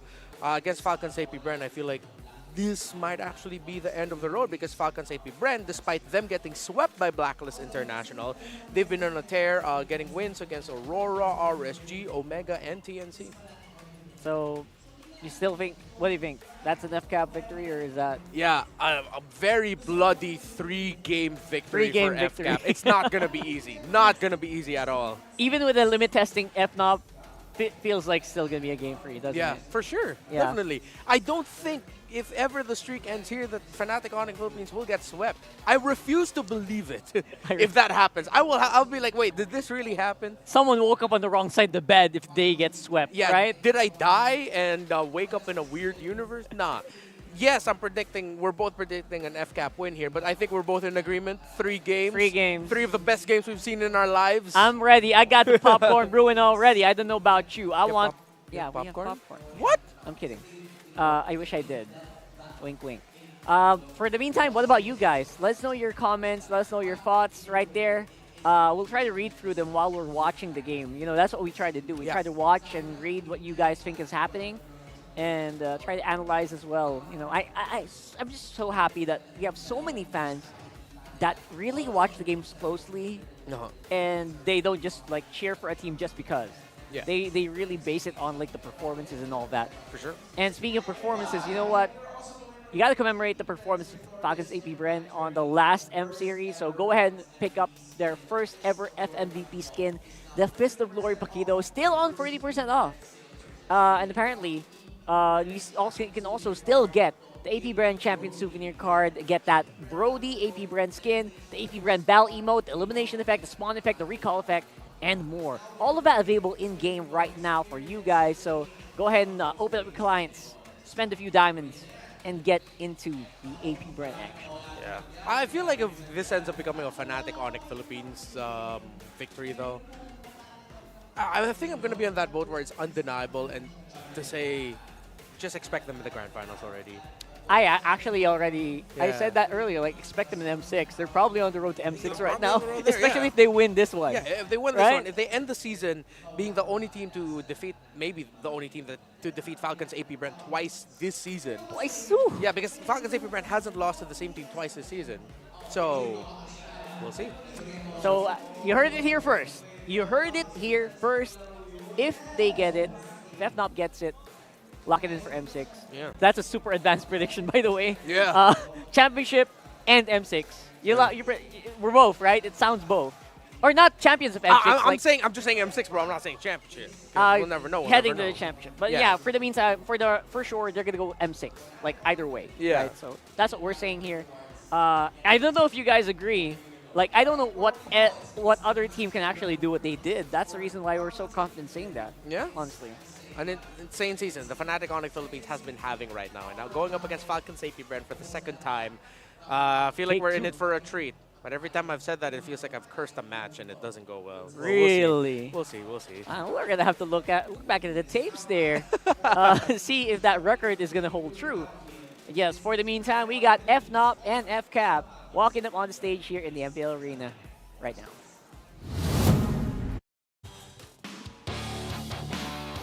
It's the fight between the top two teams of the regular season. But first, introducing our marshals, Pat, Joshua, JJ, and Jeff.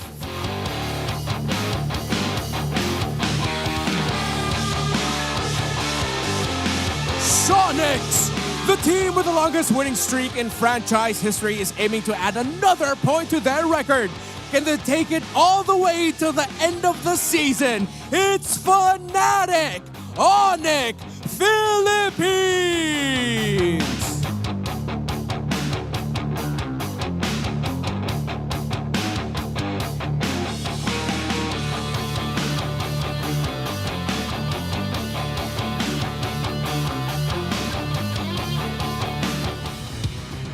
Don't forget, you guys can cheer to Titans of MLBB, Kings of the World, and the reigning M-Series World Champions. Name a title and they have it under their belt. Will streak breakers be added to that?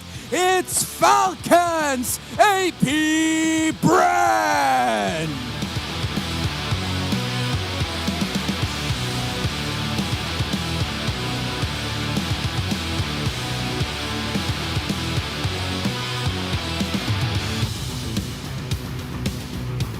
And their coaches for Fnatic Onic Philippines, Coach, why not? For Falcons APBren, Coach Dake.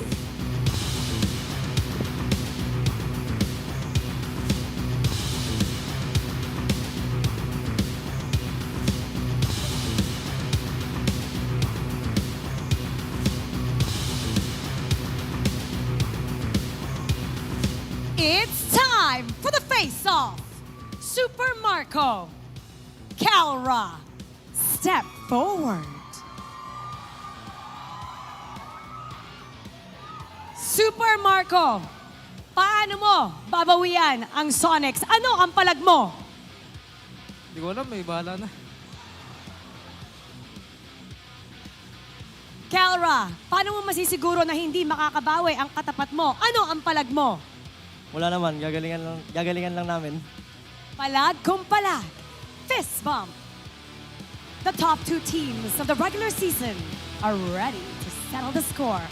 Who will come out on top? Panel, paso. Yes. Always a pleasure hearing Super Marco talk on stage. This is Fnatic Onic Philippines with an equally meek Kelra today. Yeah. I think it's respect, man. I think it's acknowledgement. Trying they not to say understand. anything. Yeah, they're both looking at it. I think Kelra's going into this with even the thought of like, guys, it's still Falcons APBren. Remember, Fnatic Onic Philippines called Falcons APBren the name that we were all thinking, but it wasn't said until they said it. They called this team the final boss. The final boss. Who would have thought? It would actually happen here. And it does feel like they're the exact vibe, right? You know that guy, you know that meme where there's like a big statue and everyone else is just bowing down to it? That's exactly the guy that you have to, you can correlate here right now. Yeah, but Fnatic Onic Philippines, man, they're humble usurpers. Even though they're still undefeated, they're still looking at Falcons APBren with so much reverence and so much respect that despite them leaving in team average KDA, very close on the average gold, unique heroes used, Falcons APBren actually has stretched it out more. Fnatic Onic Philippines still respect the hell out of Falcons APBren. That's right, because the stats are actually going to show you a pretty good story of, you know what, there are specific areas that Falcons APBren do excel a lot in that kind of mimic what FNOP does as well. Yeah. Again, they just win in overall games. Yeah. So, for the infinite keys to victory, Fnatic Onic Philippines, just flex your gold lane versatility. Let's list down three different heroes Keller has played this season in the gold lane. Carry, Ruby, Lunox. What the hell? Falcons APBren, instill controlled aggression. They've been a little bit sloppy 2 times with their That's aggression. right. And even Coach Ducky, he said sometimes that is the point of pressure on Falcons APBren. A few weeks ago, it felt like Ducky just was on a... Even after that was a victory, by the way. Yeah, they that was won, a victory. but Ducky was furious. Yeah. So I feel like they should be more controlled here. And again, continue making or breaking history. Both of these teams very happy to do so in multiple occasions. Yeah, Fnatic Onic Philippines, they're still making history. Up until they're defeated in this regular season, they're still in the running of continuing history. They've already set history. While Falcons APBren has broken expectations, has broken records, international tournament expectations, and that's why they're here. They just literally got off a world tour a few months ago. So yeah. They're still definitely the team to beat for a lot of people. Then again, we're talking about MPL Philippines. This is the most clear-cut, the most hyper-aggressive region, and the most, I would say, the most equally level, power-level teams in the whole world. That's also a reason why, if you are consistent here, you can be consistent anywhere. Yeah, again, it's one of the most surprising regular seasons we've ever had. And currently, I think one of the most difficult to predict, although, I mean, I would say differently. Sorry. No, but I think a lot of people have mentioned online especially that they're loving the vibe of MPL Philippines Season 14. It's just so unpredictable, so unique, and downright great. Downright very great. Yeah. That's right. So, If you know, you know. if you heard it earlier, you know what we mean. Now we are on the drafting phase here. This is where Ducky can definitely flex it out. But one thing's for sure, that obviously that chip not going to be seeing live day today, but the Ruby ban, that's something. Yeah, expecting a Ruby respect ban onto Ogren is quite surprising to me. Yeah, I understand the Khalid and the Moscow ban that they want to go for here. They'd rather face Super Marco and Falcons APBren around the objectives instead of having Super Marco split pushing on his own. King Kong immediately goes for the Fanny. Falcons APBren are playing into this. They willingly gave it. I think in terms of the rotational speed, this has to be a Ling or a Hayabusa. That cannot be a Julian. Yeah, you heard everyone have a collective either sigh or an awe or a whoa. That's usually the reaction that a Fanny will bring. And the reaction that you should do is try to avoid heroes like the Julian, who has relatively soft lockdowns and very limited dueling capabilities against a moving target. Yeah. See right now, Falcons APBren thinking about the draft deeply as Kyle TZ Few being the more vocal ones right now. Trying to find the perfect one. So they go for the high loss since it is open. And this time they go Harith for Super Marco. So Falcons APBren said, all right, if you want the gold laner to be there in the fight, we'll pick up a gold laner that's difficult to find against, and we're going to combine it with someone who empowers the Zaman Force. They immediately go for the team fighting combo of the Hylos and Harith. And a solid lockdown as well. Maybe lock down that flying Fanny in mid-air before he gets off. You know, that is super crucial. Again, historically, we've seen teams fall against a lineup that isn't ready for a Fanny. Yeah. Especially, you know, FNOP. Yeah. That's scary. That's why they're so confident in first picking it. They just tear up games with it. Could be a Lunox or Cho. Lunox and Cho, maybe. Oh, no, they don't go the Lunox. They go for the Aurora route. And it's the Cho for Brusco. But it could also be a switch up for Kirk, one of the strengths of Fnatic Onic Philippines, a deep hero pool of Kirk as well. While Falcons APBren immediately go for the Faramis. Okay, let's see how they handle the early game rotations of King Kong and ensure that Few doesn't suffer like 2 or 3 quick early deaths. But that's them playing a very compact team fighting lineup against an Aurora. That's right. that usually doesn't bode well. There's a Lunox ban. I think a lot of people were already expecting that, especially with the performance earlier of Jome. You know what's coming into my mind right now? It's so ironic that some of the most aggressive mid laners of the league, Super Prince and Few, opt for the safest. The safest mid laners right here, which is the Aurora with the Pride of Ice, and of course, NetherRealm with that Faramis.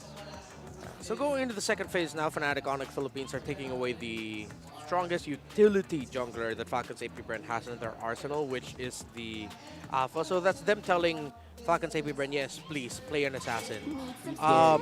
Again, I would rather not see Falcons APBren pick up a Julian. It's just going to be slower compared to the Fanny, compared to the Cho combination.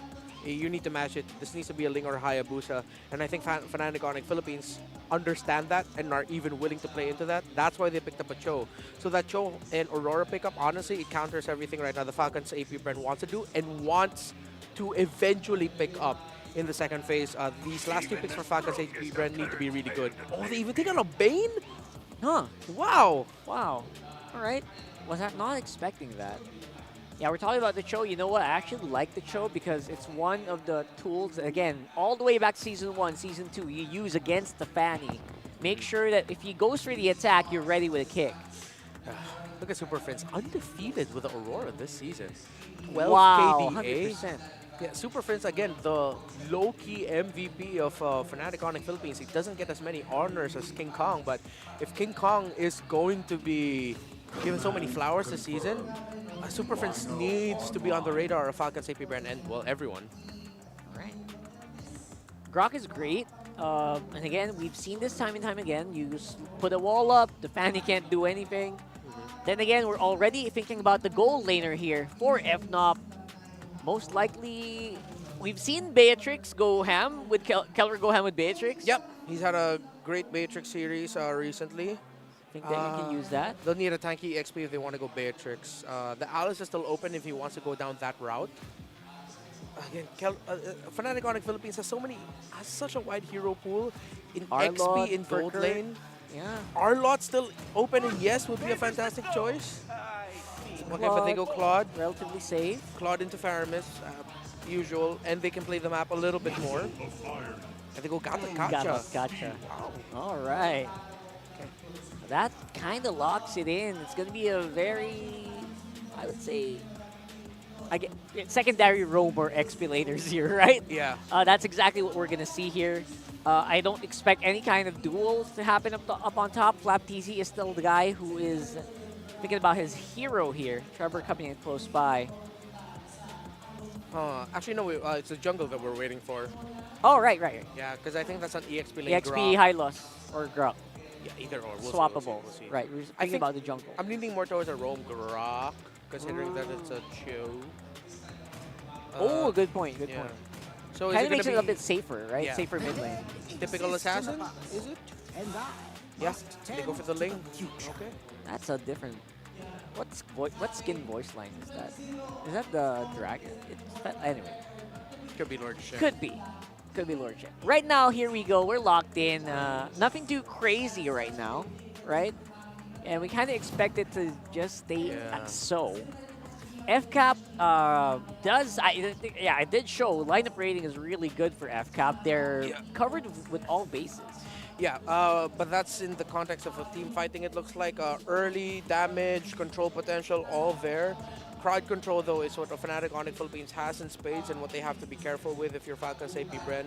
The Cho and the Aurora can just mess up their team fighting, but also, most importantly, how are they going to handle King Kong's Fanny? That's the big question, isn't it? Let's throw it over with a cable. Whoop! To our casters. Rev up those engines for the Retribution Rumble rematch. Falcons APBren, the Titans, looking to stick one up to the undefeated Fnatic Onic Philippines. Leo and Ian bringing you the action. That's an interesting job. You see that second ban phase? Yeah. I mean... They took away my boy. Your Bane. My Bane. Your Bane. But I like this matchup once again. The Fanny of King Kong going up against Kyle TZ's Link. The one above all versus, what do we call Kyle? King Kong? Link Kong. No, Sky King Kong. Hey. Are we allowed to say that? Sky King. It came from Renmar, though. I mean, his Instagram is intact, so... Check out the emblem set that's being deployed by both of these squads. Again, it's not like Fnatic Onic locked FCAP out of a good hero. It's just, from Blue, I can say for sure, Coach Why Not, Coach Hayes, they were in control.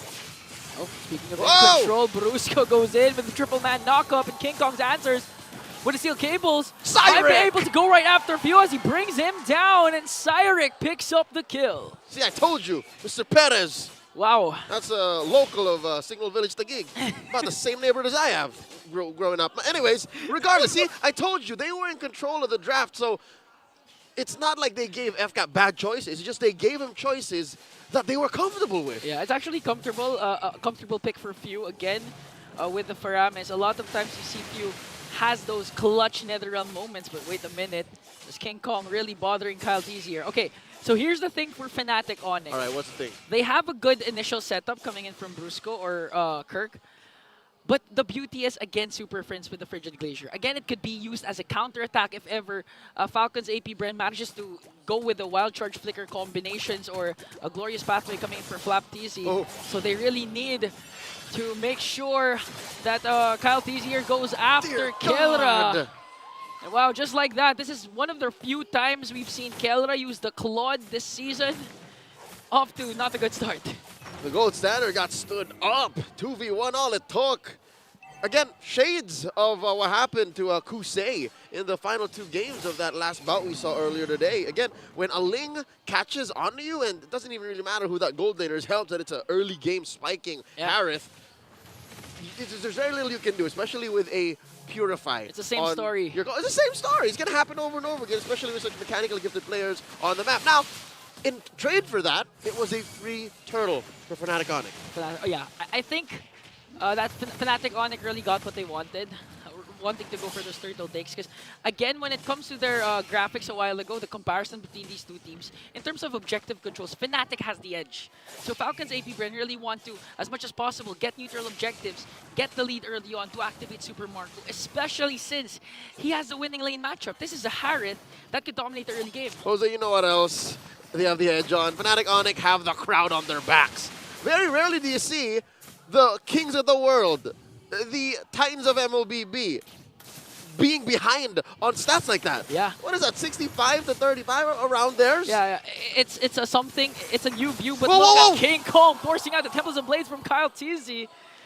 But to be fair though, inside the venue, here in Green Sun Hotel Makati, the crowd's leaning towards Fnatic, towards Falcons APBren. You know what? That was true earlier, but now looking at the crowd, I can't tell you who's... Oh, wait, there's a kick. Okay, here comes Force out the Purify.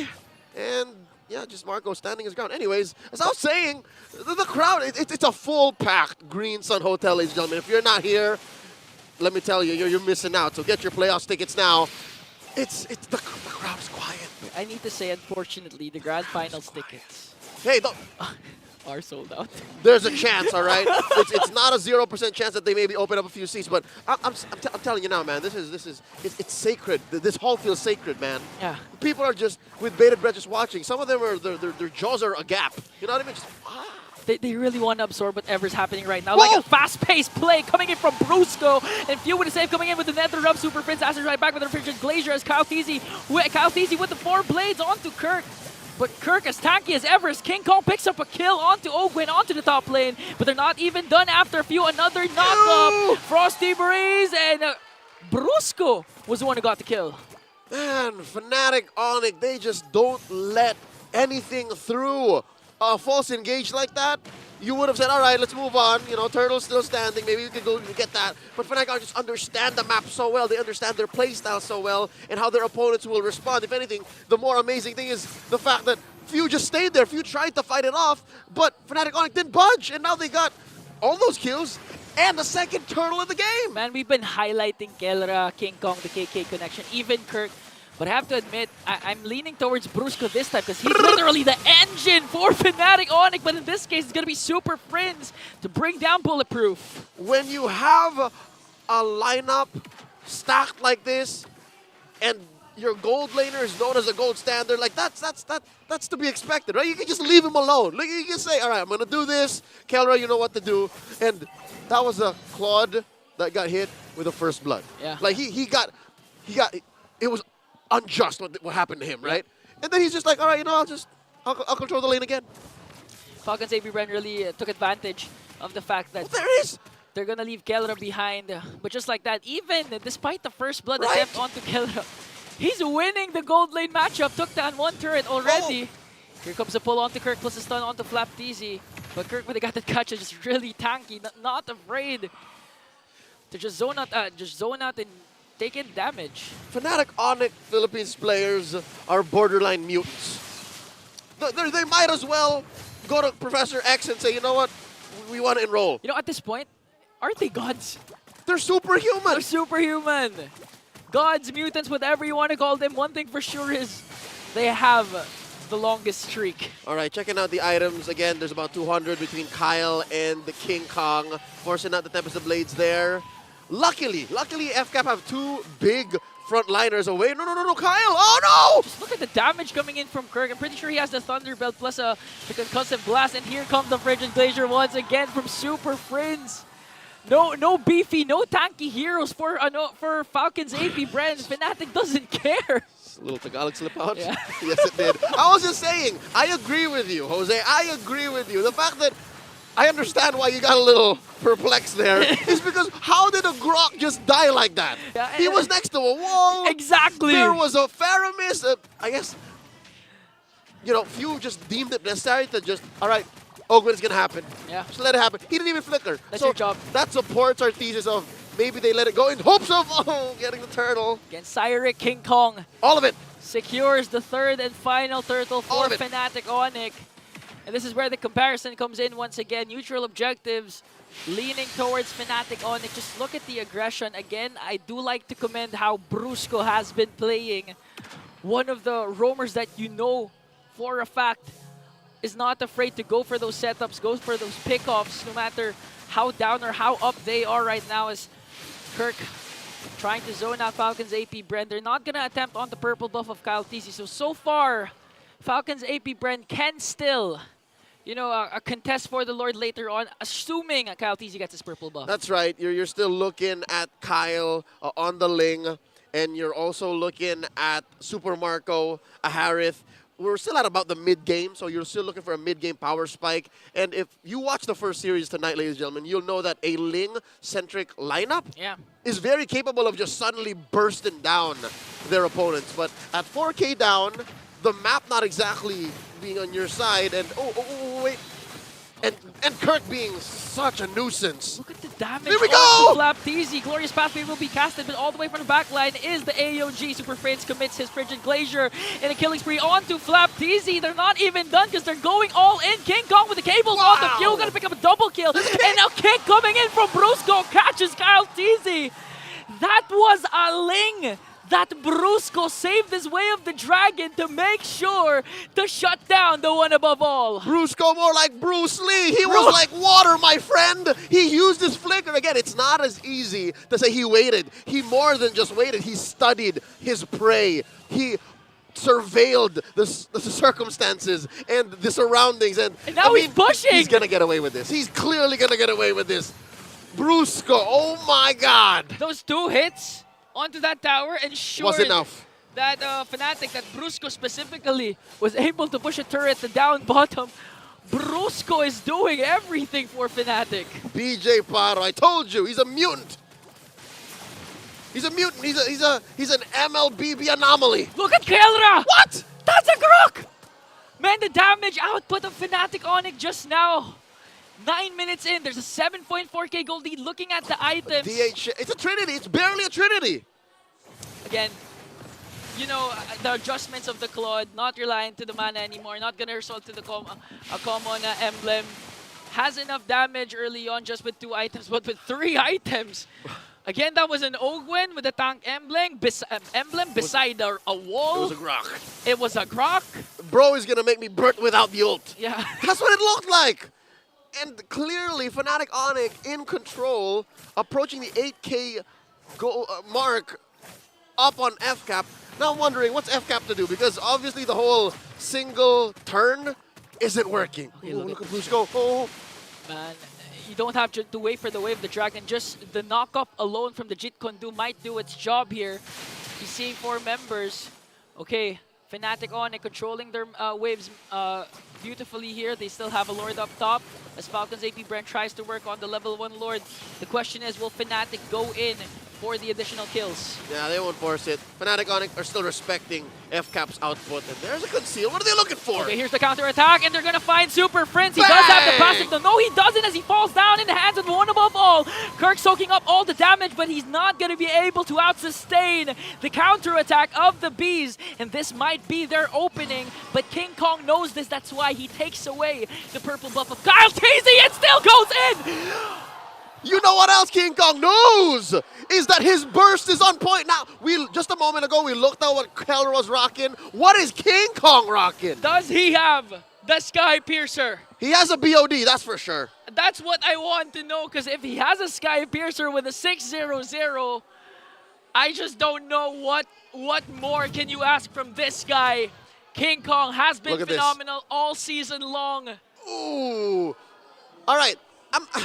I'm not a fanny expert, far from it, but did you see that ankle break and turn? Yeah. The velocity and the trajectory, that might have been what caused that much damage. Literally, the fanny of King Kong has its own diversion. He was like a swimmer, like an Olympic swimmer. He kicked off of the wall and right into Ogwin's face. Ogwin's back now, but still, you got to be really wild charge. Oh, wild charge out of nowhere for FlapTC as well with the glorious pathway. Here comes Super Marco with his Abbott Force, but answered right back with the AOG. Gonna catch 3. NetherRealm has to be popped in from Falcons APBren. The frigid glacier of Super Friends will catch 4 and bring down Marco. And they're inside the base as that mid lane inhibitor falls. Fnatic Onic walking away with everything that they want, plus something for the road, the orange buff taken away by Kelra. What I like about Fnatic Onic is I believe we've highlighted 4 players. The moment that it looks like we haven't said Super Fritz's name, he did an amazing job with the Frigid Glacier. 4! Catching 4 members with the Frigid Glacier. Fellas, don't forget about me. Prince Ramirez, by the way. Look at that. Jose Ingan, he does not have a Sky Piercer. It's all physical penetration with this King Kong and even Kelra. So it was the mechanics. It was the whole fact that he pivoted on the wall. This might be crucial though, because Kirk, he has the taunt. And Brusco as well, ready to charge that wave, the Dragon and Jeet Kondu. This is an unusual sight to see, Kelra being the one zoning the members of Falcons APBren. His basics are enough. As his frontliners are waiting in the bushes. He's a right-click assassin. All right, let me tell you this now. It makes sense as to why Ogwin folded that quickly. Yeah. Look at his kit. Ogwin. This is his poverty era, man. He was rocking an Athena shield, understandably, against Kirk and Prince, and then a Dominus Ice that he just barely built like a moment ago. That's why he can't do as much as zone or be the frontliner for Falcons APBren, because at this point, Fnatic Onic's not afraid to cast their ultimates, even to Ogwin alone, just to bring him down. And now Fnatic Onic really controlling the Lord Pit here. Here comes again King Kong, FlapTC trying to zone, but Kirk and Super Friends making quick work onto FlapTC as they still hold the Lord here. Let's see if they're able to contest as the Glorious Pathway will be casted as well. It's going to be a Retribution battle, but King Kong gets it! And again, the Frigid Glacier combination will connect along with the Blazing Duet, but Kyle TC manages to find a trade onto Kelra. Might be worth it for Falcons APBren. 1 for 1. Kyle for Kelra. But at the end of the day, Fnatic Onic still taking the Lord. It's an enhanced Lord, spawning at about now. Ian, I gotta tell you, Kelra's playstyle here, despite, playing like a right-click assassin, is this not a utility marksman? Is this not? It feels like it. Right, all he's doing is taking objectives, zoning out his opponents, and then look, he's no kills. The initial burst though comes from Kelra, so King Kong just really does the pickup crew. So it looks like he is a utility. He's even zoning. So right now, King Kong works on the top lane turret. FlapTC has to use the Glorious Pathway to save that inhibitor turret. And I do like to commend what Ogwin did a while ago during the Lord Pit Clash. The Flicker Wild Charge combination made Fnatic Onic's formation a bit scattered. That's why Kyle TC found an angle to go right after Kelra. And if they manage to pull things off like that and extend this game, they can create a comeback, but Fnatic Onic knows this. That's why they're really aggressive. Again, we haven't seen a beautiful kick, but again, King Kong onto Few. Luckily for Falcons APBren, that was Few with the passive. This means he's going to be alive once again. A 7-0-2 for King Kong with his Fanny. That's going to be a career high for King Kong. FCAP here losing one more inhibitor. Just one left, that bottom lane inhibitor. Their only hope in maintaining some level of control, in keeping themselves alive. Look at this gold difference, man. At 10K, I just stopped counting. At 10K, I just know I have to stay inside my base, hunker down, and get a free pickoff. Brusco holding this bush like a champ. Gets pushed out by Ogwin and Flap. Okay, a fight. Did he get a purple? No, he didn't. Fight for the purple buff here. Fnatic Onic doing a good job. Important to note though the position of King Kong.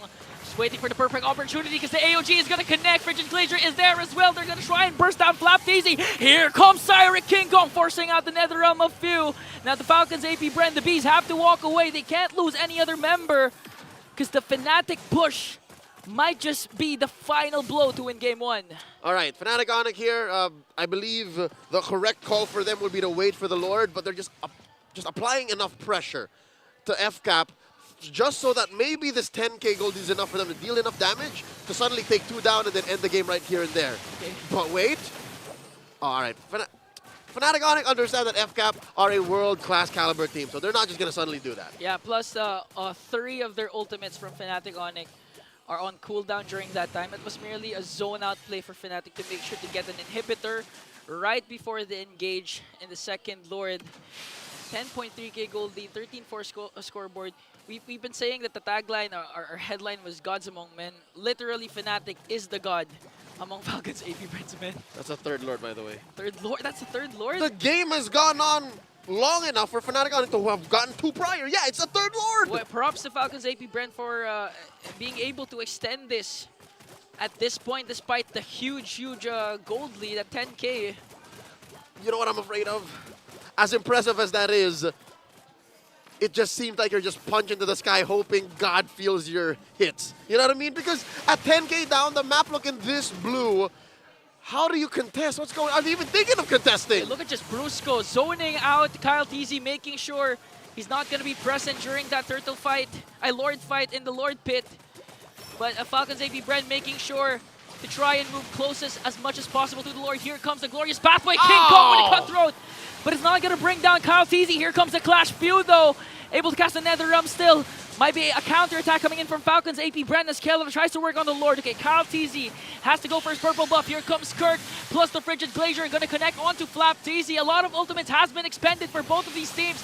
No one has yet to die, but here comes Kelra with the Blazing Duet, connecting onto 2. Marco, Flap TZ falls down. King Kong onto the backline, gonna bring down Few. There's the Tempest of Blades plus the push from Fnatic. They're not going to worry about the clash because they want the base. And in a flash, Fnatic Onic Philippines take game 1.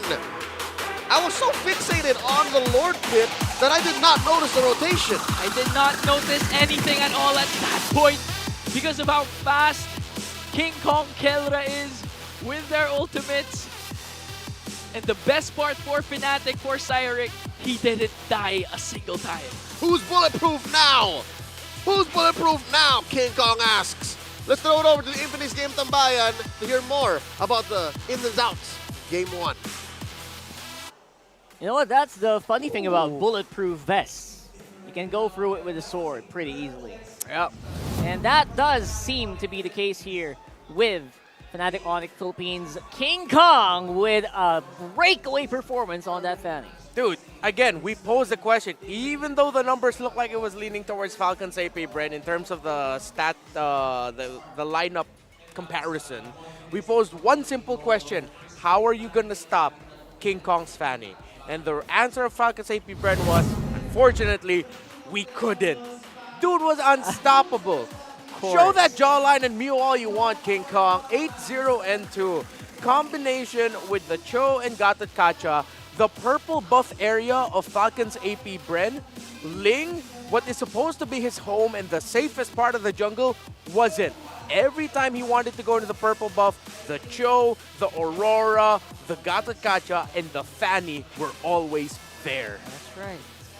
What happened, Grok? You were supposed to be the chosen one. You were supposed to stop him, not go down in a single swing.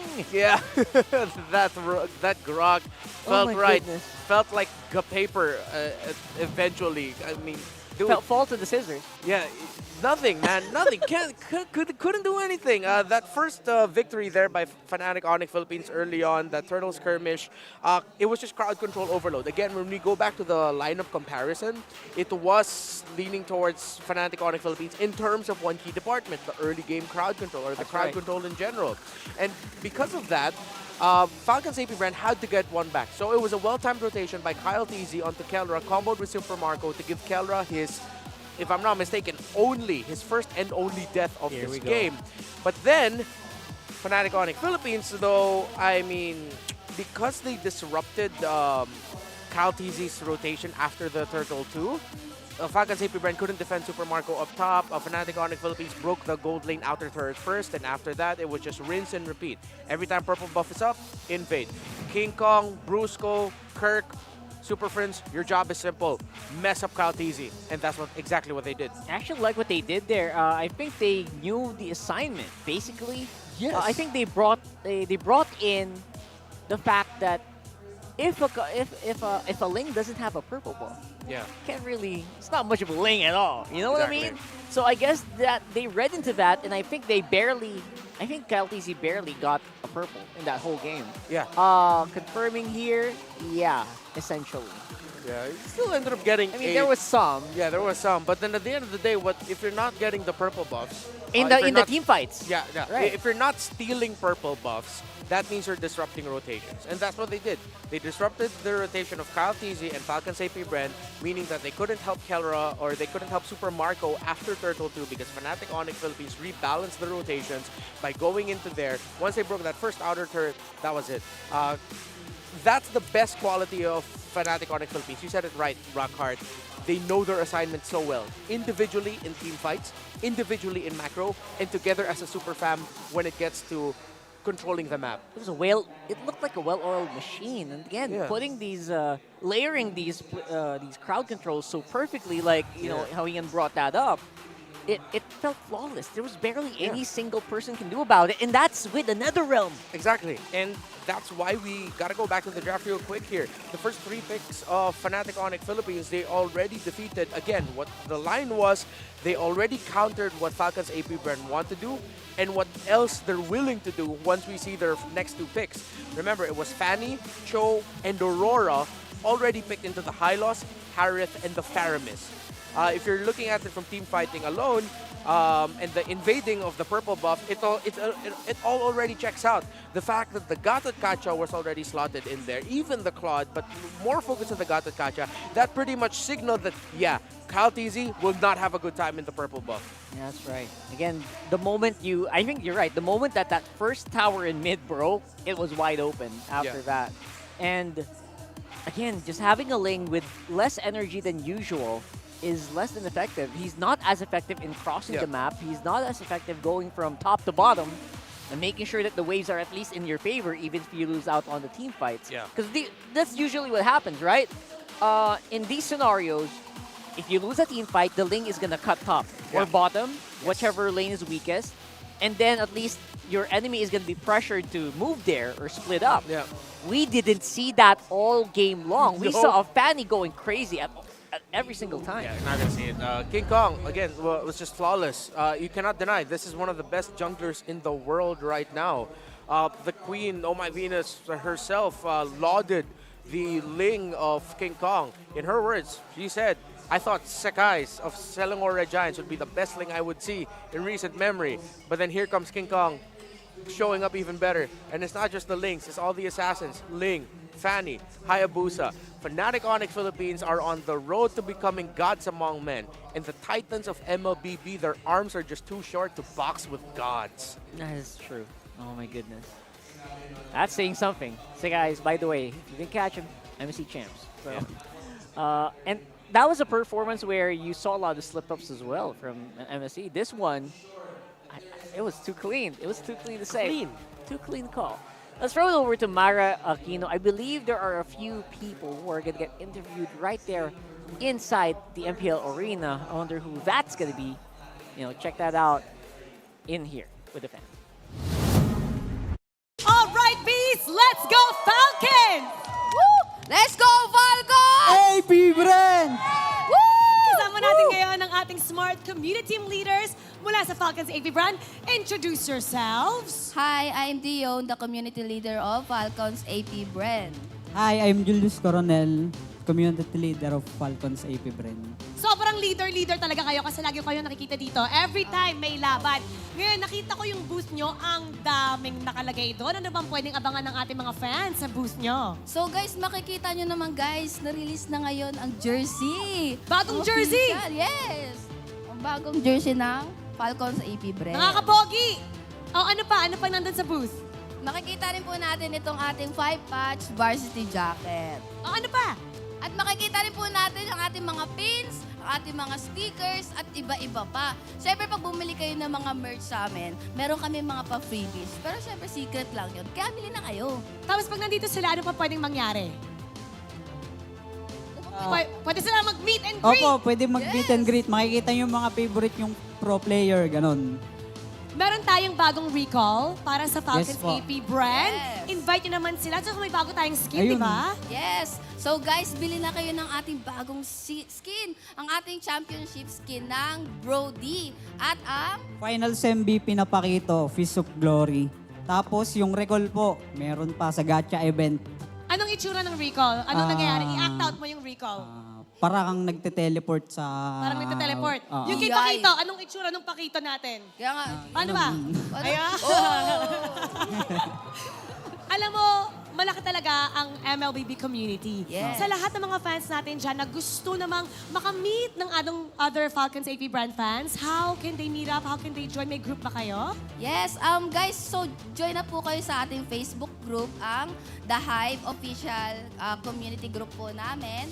Marami po kayong makikita doon na mga post po namin about po sa mga players, about po sa mga kanilang mga fan arts. Marami po pong iba.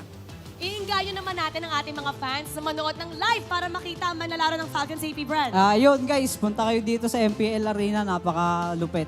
Sobrang solid manood dito. And now, babalik na tayo sa ating laban. So tulungan niyo ako. We're gonna go to the panel, alright? Panel? Pasok! There you go. The smart community. Just a big reminder that a lot of things are happening here, not just the games. A lot of stuff are happening on site as well. Yeah. We got merch, we got people hanging out, we got people playing, and so many things. Yep. So many things. And we have a lot of fun, by the way. Before the match starts, you see them lining up, right? And we get a chance to talk to them as well. So much fun stuff. Try to drop by. And the playoffs is also happening here, by the way. So, no better time to get your tickets than now. Yeah, this has become our home for MPL Philippines Season 14, maybe even beyond, who knows. But yeah, don't forget to get your tickets. Yeah, go ahead and get those tickets for the much-awaited playoffs of MPL Philippines Season 14. Again, happening here in Green Sun Hotel. And we got an early bird ticket. Early game. I was going to say early game again. Early bird tickets out now because they're on sale starting from today until October 9. So we got 300 pesos for your early bird price, and we got 400 pesos after October 9. So if the math serves me correct, you will save 25% if you buy in the early bird. You're right. It's 25% cheaper. So buy your discounted tickets now at ph-mpl.com/tickets/playoffs. See what I mean? See what I mean? And you know what? It's also just so fun to watch people be on site. Everyone just having a lot of fun.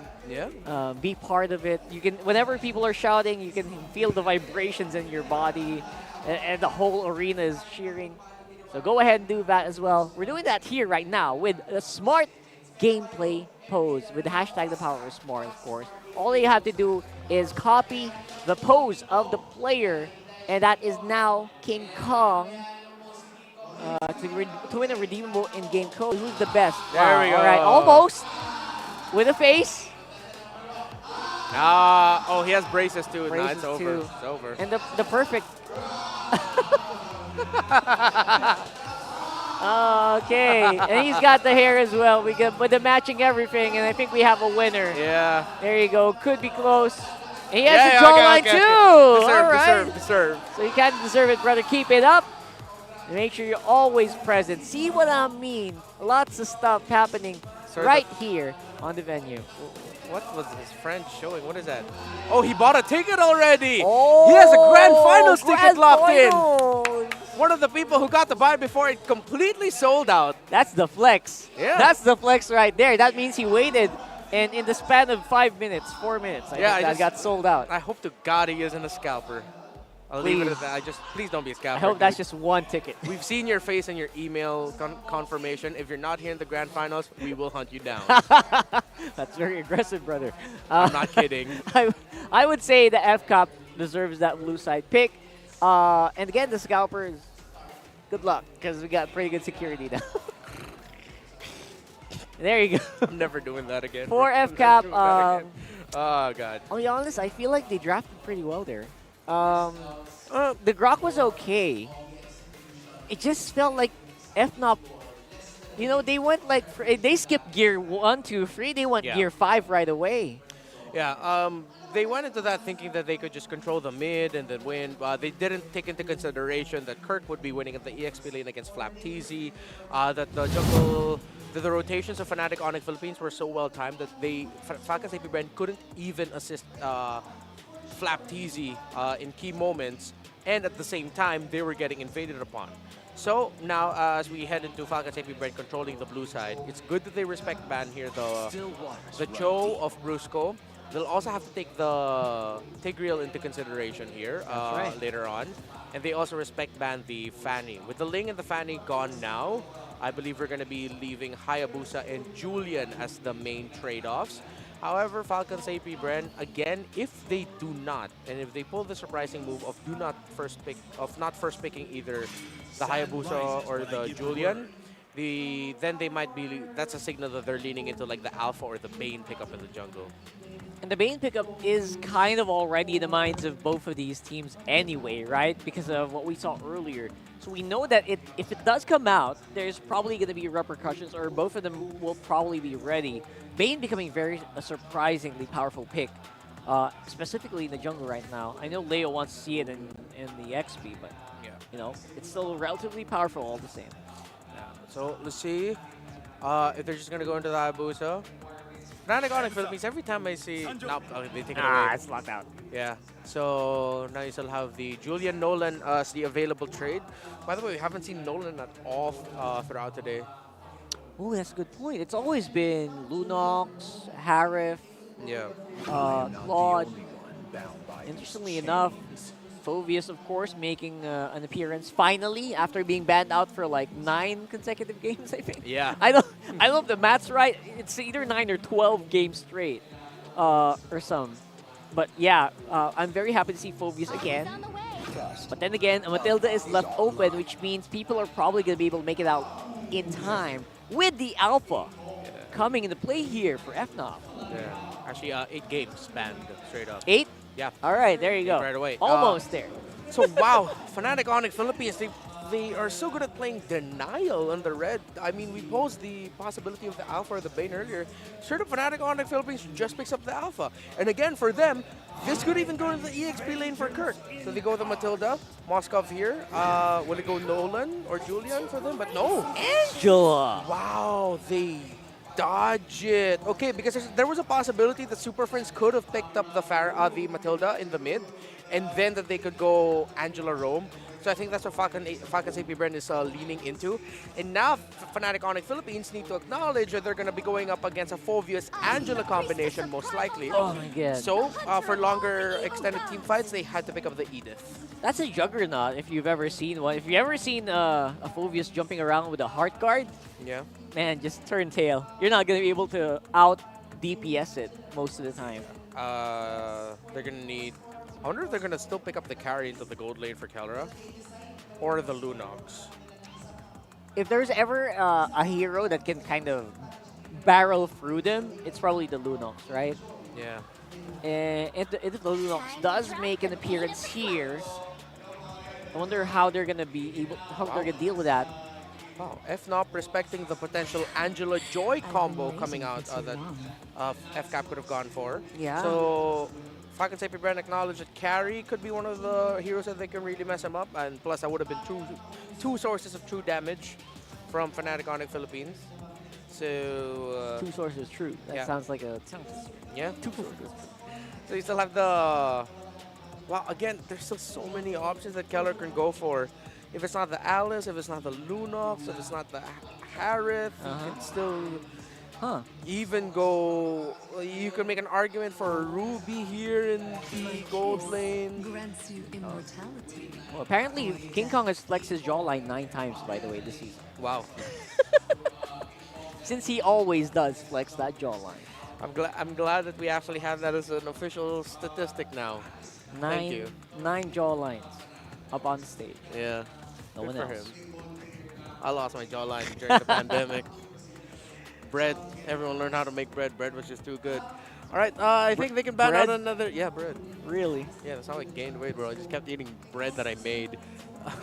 Take out another counter pickup if you want to. Oh, yeah. Or still consider banning out an assassin, because, I mean... Take out the Claude, maybe, or the... It is in despair that No, yes, the Nathan. Yeah. There you go. Again, wide hero pool, bro. That's true, that's true. So Again, Beatrix is actually a huge possibility here. Yes, even you could even still slot in the Beatrix. It's good. The flexibility of Fnatic Onic Philippines, how they have, I think it does boil down to, again, Keller can play so many heroes, Kirk can play so many heroes. Because of that wide EXP lane hero pool, you don't exactly know what's going into the roam. This Matilda for Super Friends in the mid lane is really good. All right, they go for the right option, I think. I mean, Beatrix is fun, but if Claude's available, pick it up. That's always been the general rule in second phase. Yeah, and right now it looks like Fnatic Onic Philippines might, in terms of thinking about it in the team fighting, they might be able to survive the initial onslaught enough that once Phoveus has run out of potential heroes to dunk on with Inferno Pursuit, then that's when it should be safe for Keller to go in. But I think this cannot be a roam Angela at all for Ogun. This has to go into the mid for few. Yeah. They need a different roamer. They could consider Gatot Kacha, honestly. But there's so many dashes that they might actually be able to escape the Avatar of Guardian. And Gatot Kacha actually can get punished relatively hard. And he won't be able to take out targets. So they are not. They're going to go for... Wow. Is that... It's still roam. Roam Angela, Jungle X-Borg. Okay. So it's the old Angela X-Borg combo, but this time it's the roam. Could be tough here for Falcons APBren. That's a very hit or miss lineup that we are seeing right here for Falcons APBren. Incredibly so. And that's how mid lane Sicilian. That's a mid lane Sicilian, 100%. Half expecting Super Friends to actually use the Matilda here. Yeah.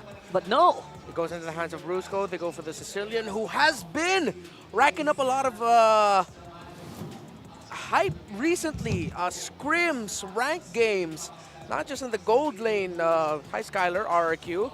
He is still a great mid lane pickup, and let's see if it'll be enough. Both farm-based heavily is the mid and the gold. It'll be up to the Edith, the Alpha, and the Matilda to bridge them into the mid game and set them up for success. And for some reason, you know what? Despite that pretty hefty lineup for gold and the mid, I think they can do it. Seems doable here.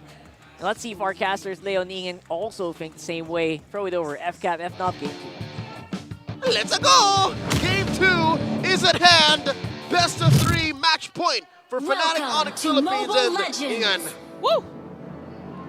Is this the right time to bring out the Sicilian? It's another debut pick. I mean, they have the luxury of doing it. They've secured a playoff spot, might even secure the first seed. So it's time to experiment. But this isn't that much of a cheese because Renmar and Rockhart has mentioned that this has been used a lot in the different regions. And even flex the roles, not just the mid lane. I believe this was used also at the gold lane a lot of times, even in ranked games. But here's the thing. I would be okay if that was just the only off thing about this draft. I'm gonna use the word off in a very liberal way, because you also have King Kong on the alpha now.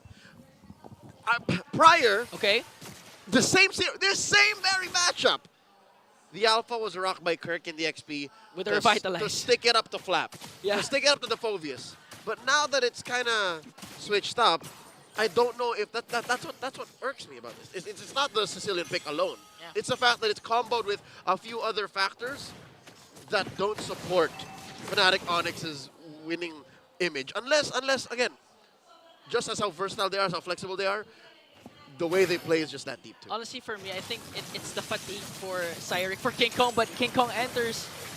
And the save coming in from Busco with the guiding win. I think it's the fatigue. Did you see his Fanny play a while For ago? sure.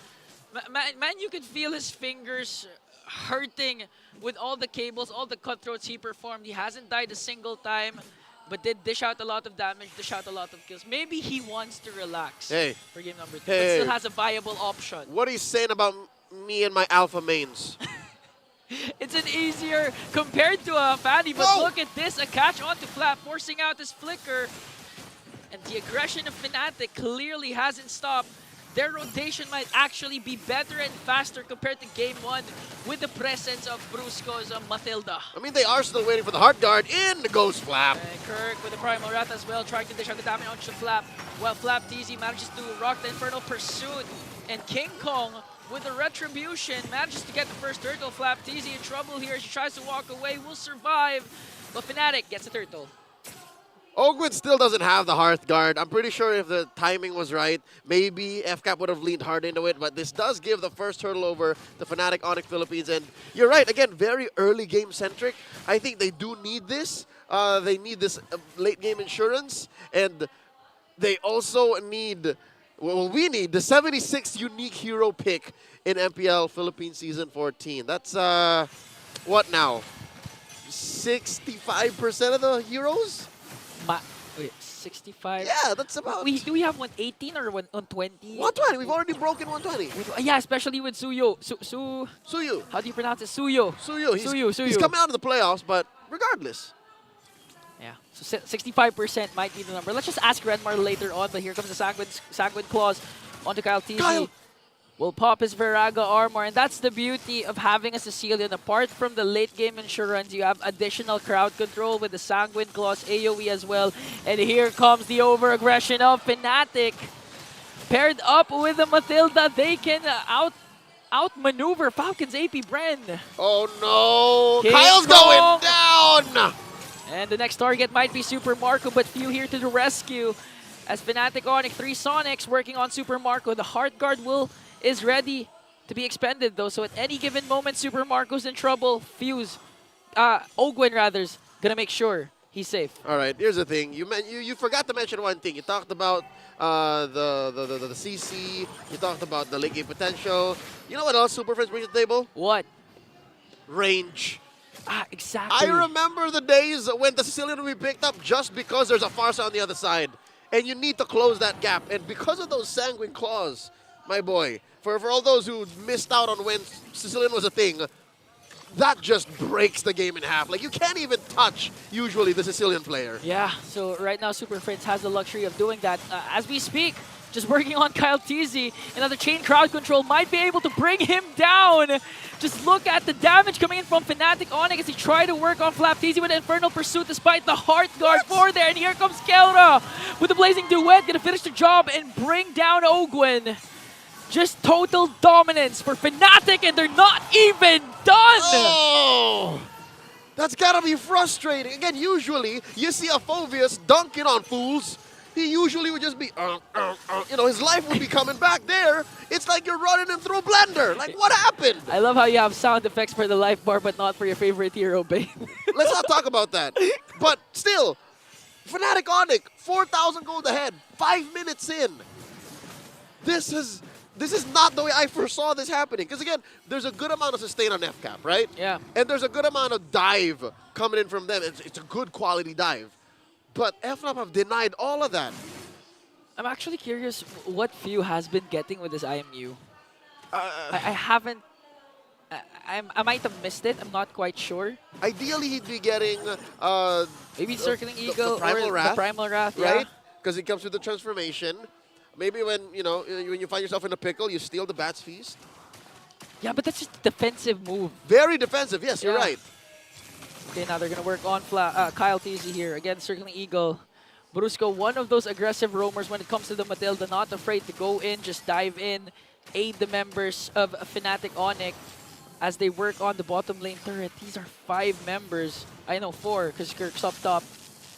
Let's see who's going to make a play first. This is... Speaking of range, you mentioned this, the range, the crowd control. Even the crowd control is ranged. It's low cost. It doesn't put FNOP in danger. Usually, when you try to go for CCs, again, point in comparison, Few, when he tries to terrorize FNOP, he has to be in range. He has to come up close. Oh, Sanguine Claws don't care! Speaking of Few, he has to pop his Purify here. He has his, the Bat's Feast, though. But Super Prince, again, just showing total domination here with the Bat's Impact. As early as 6 minutes in, you can already feel the damage coming in from Super Prince. And I'm curious what items he has already, because do you see each Bat Impact just dealing enough damage? That's the nature of the beast. Sure, items will come into play, but the mechanic... Oh! Kirk, no one home. Kirk missed flicker there, but a perfect opportunity for Falcons APBren to counterattack as Fnatic Onic will get another turret. Just looking at the sustain of Fnatic Onic, they're not even afraid to go up against 5 members of Falcons APBren this deep. They're not afraid. All right, so you were talking about Bat's Impact, right? Every cast within a timer, Super Prince, he eats more mana, henceforth deals more damage.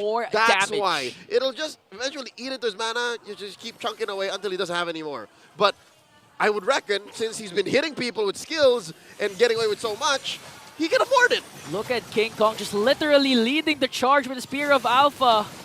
Again, he's really activated because of the presence of Brusco with his Matilda. A Guiding Wind can ensure safety for King Kong without suffering any casualties. And here comes the Sanguine's Claws once again, catching Ogwin along with the Bat's Impact, forcing Flaptizia as well to walk away. Super Marco has to recall because the push might ensue for Fnatic. Breaking news. After everything FNOP has done, FCAP gets their first turret push. That's where Marco came from. And just look at this. 4 members of Fnatic zoning out the members of Falcons APBren as King Kong works on the Lord. There was an attempt there to steal the Lord. He's not going to cast that Spear of Destruction as King Kong with an uncontested, literally alone in his own island to deal with that Lord. He is so comfortable. He is, what, 2,500 gold up, I'd reckon, over Kyle TZ. And the rest is history. Like, you can do the math, but on a roll-per-roll basis, Fnatic Onic dwarf FCAP. Yeah, literally. They are in a whole different economic bracket. They paid a different kind of tax. Since game 1. Actually, since week 1, you could argue. The Bees don't want to talk about that. Yeah. This was a chance for FCAP to get one over FNOP, but this might even be worse than the first time they met. That was a 3-game series. We're looking at a potential sweep. Potential sweep might happen here as Fnatic Onic charges in the middle lane, trying to burst down this inhibitor turret, and they will do it successfully. They still have the Lord as King Kong works on the top lane, and Keller and Kirk onto the bottom lane. Super Prince not afraid to zone out the members with the Bat's Impact. Again, they're going to burst down the inhibitor down bottom. It's just the inhibitor up top remaining for Falcons APBren. It's so tough for FCAP. Wow! The chain CC from Fnatic is just too much. Last Insanity has to be used here to clear out the minions. Circling Eagle and Keller goes in for the blazing duet. Might be able to bring down Kyle TZ here. Pops his immortality. Looking at King Kong, gonna get a mega kill as they take the game. The series 12-0 last week, 13-0 today. Fnatic Onic Philippines puts a period on that question. Can they take down the Titans once more? They do it in quick fashion and take pictures too. Literally gods among the remaining teams in the MPL PHS 14. Unstoppable, unbothered. Just look at this team united as one. Hella strong. And just pure dominance from Fnatic. With this victory, they extend that streak from the almost inconceivable 12. They made history then. Yeah. To now, the impossible 13. No one has ever gone this far, not in the history of MPL franchises since Indonesia started theirs at Season 4. GG well played to our defending world champions, to the Titans of MLBB, but not today. Yeah, and that's the cherry on top for Fnatic, extending their streak to 13-0 against the reigning world champions. Woo! Just wow. What a way to start Retribution Rumble weekend. We got Marakin on stage with Fnatic Onic Philippines. That's it for us. Jose, Ingan, and Leo on the desk. Let's go over to the stage. Everybody, let's give them a big round of applause, Fnatic Onic Philippines! First of all, yung achievement nyo, 13-0, hindi lang yon. Alam nyo ba that you broke the record for the fastest game of the season? Previously, it was 9 minutes and 52 seconds. Today was 9 minutes and 51 seconds. Congratulations! Are you guys aware of that? Hindi. Nakakagulat ba yon para sa'yo? Did you expect this? Hindi pa namin in-expect. Bakit tinapos nyo ng sobrang bilis? Nagmamadali po si King Kong. Okay, Kelra, what do you think about the possibility na ang Fnatic Onic Philippines magiging gods among men? Na matatapos, maaaring matapos ang regular season undefeated at possibility of becoming a champion. Gods among men achievement to sa ating MLBB. Hindi po namin masyado inisip yung standing namin ngayon eh. Mas nagpo-focus po kami kung sino yung mga nakakalaban namin. And ano lang, one game at a time lang. One game at a time.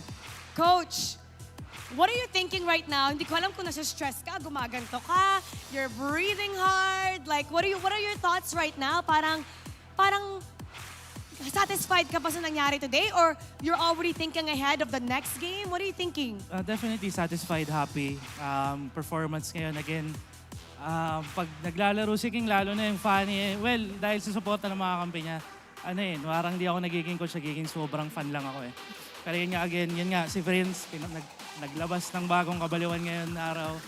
So proud, pero yun nga, parang binibilang ko na yung mga araw, nakaka-excite eh. Bukas, Omega, tapos 2 weeks from now, playoffs naman. Coach, 2 beses yung natapos ang World Champs. Are you taking this as a sign na kayo ang makakapunta sa Grand Finals en route to M6? Hindi pa rin eh. Kasi alam natin yung resilience ng mga teams na yan eh. And isa nga sa mga discussions namin for the past few days, pinakita ko sa kanila yung graph ng sa Wikipedia na hindi porket first ka sa regular season doesn't mean champion ka. I think Blacklist RSG pa lang yung nakagawa nun, AE. Apart from that, yun nga meron at meron lalaban eh. Bren, ilang season ang lumalaban. Liquid, ilang season ang lumalaban. Aurora, I'm pretty sure, gigil yung mga yan. And Omega, definitely. So, again, it's more of us in making sure na bigay lang namin lahat every single game. From what you've proven so far, you can do anything. And now it's time to announce our MVP. Let me hear some names. Sino? Let's take a look at the screen. Once again, King Kong. Your parents are so proud. Si daddy mo raising his hand up in the air. Anong gusto mong sabihin sa lahat ng mga fans nyo? Invite nyo sila na supportahan kayo all the way through. Maraming salamat sa mga pumunta at sa mga supporters ng Fnatic Onic at ng Falcons APBren. Tsaka bukas ko na lang sabihin na abangan nyo kami sa playoffs. May laban pa kami bukas eh. And now it's time to get to know our lucky fan na mananalo ng 3,000 diamonds. Come on up! You will also win a ticket for day 1, match 1 of the playoffs. Hi! What's your name? Jen. Jen! Jen, sino dito ang favorite player mo? Si Kelra po. Sino? Kelra. Si Kelra! Si Kelra! Na-break ang streak. Okay, tabi ka kay Kelra. Bakit si Kelra? Kasi po din po kasi ako yung marks na ginagamit ko. Okay. Anong gusto mo sabihin kay Kelra? Keep it up. Keep it up. May second favorite player ka ba? Si King Kong. Si King Kong! Si King Kong. Oh, anong gusto mo sabihin kay King Kong? Mas lalo niya pang galingan and ano. May pangatlo ba? Wala. Huminto na doon! Okay, now you get to take a bow with your favorite team. Sa gitna ka ni King Kong at sa gitna ka ni Kelra.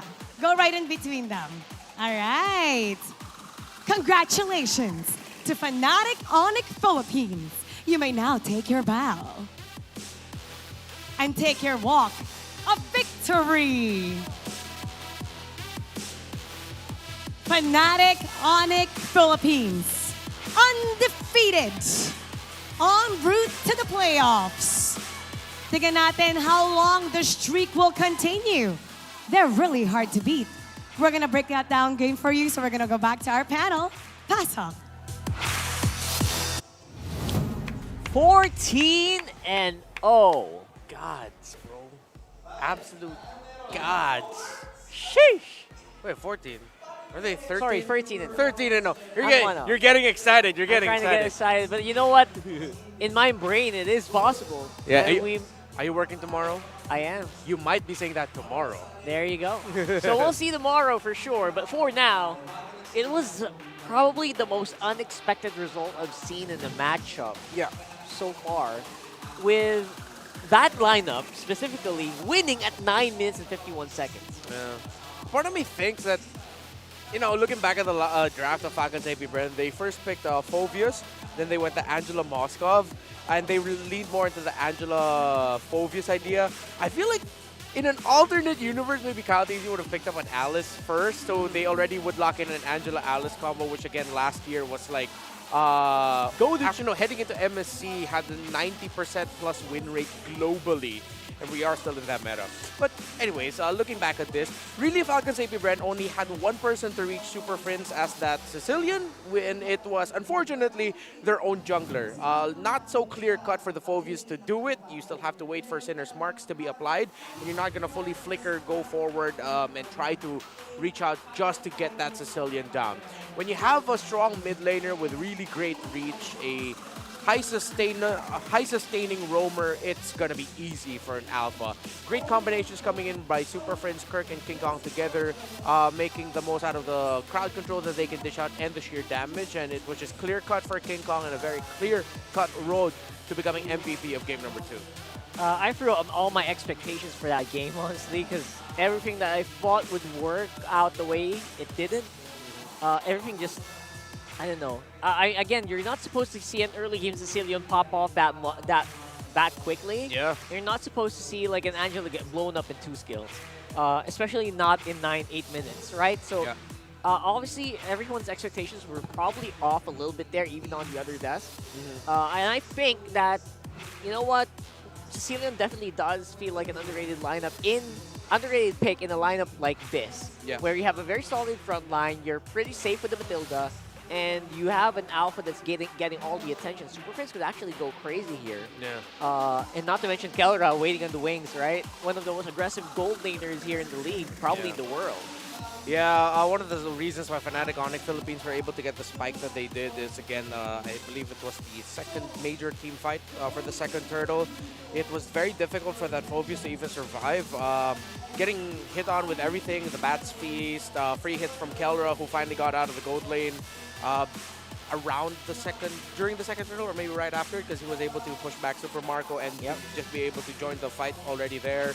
It was just a lot of eggs in the Phobius basket, which usually when you have a lineup with an Angela roam, you want to have 2 main options as the guy that can sustain, hold on, and live. Back in the day, it was the Fredrin, it was the Baksha.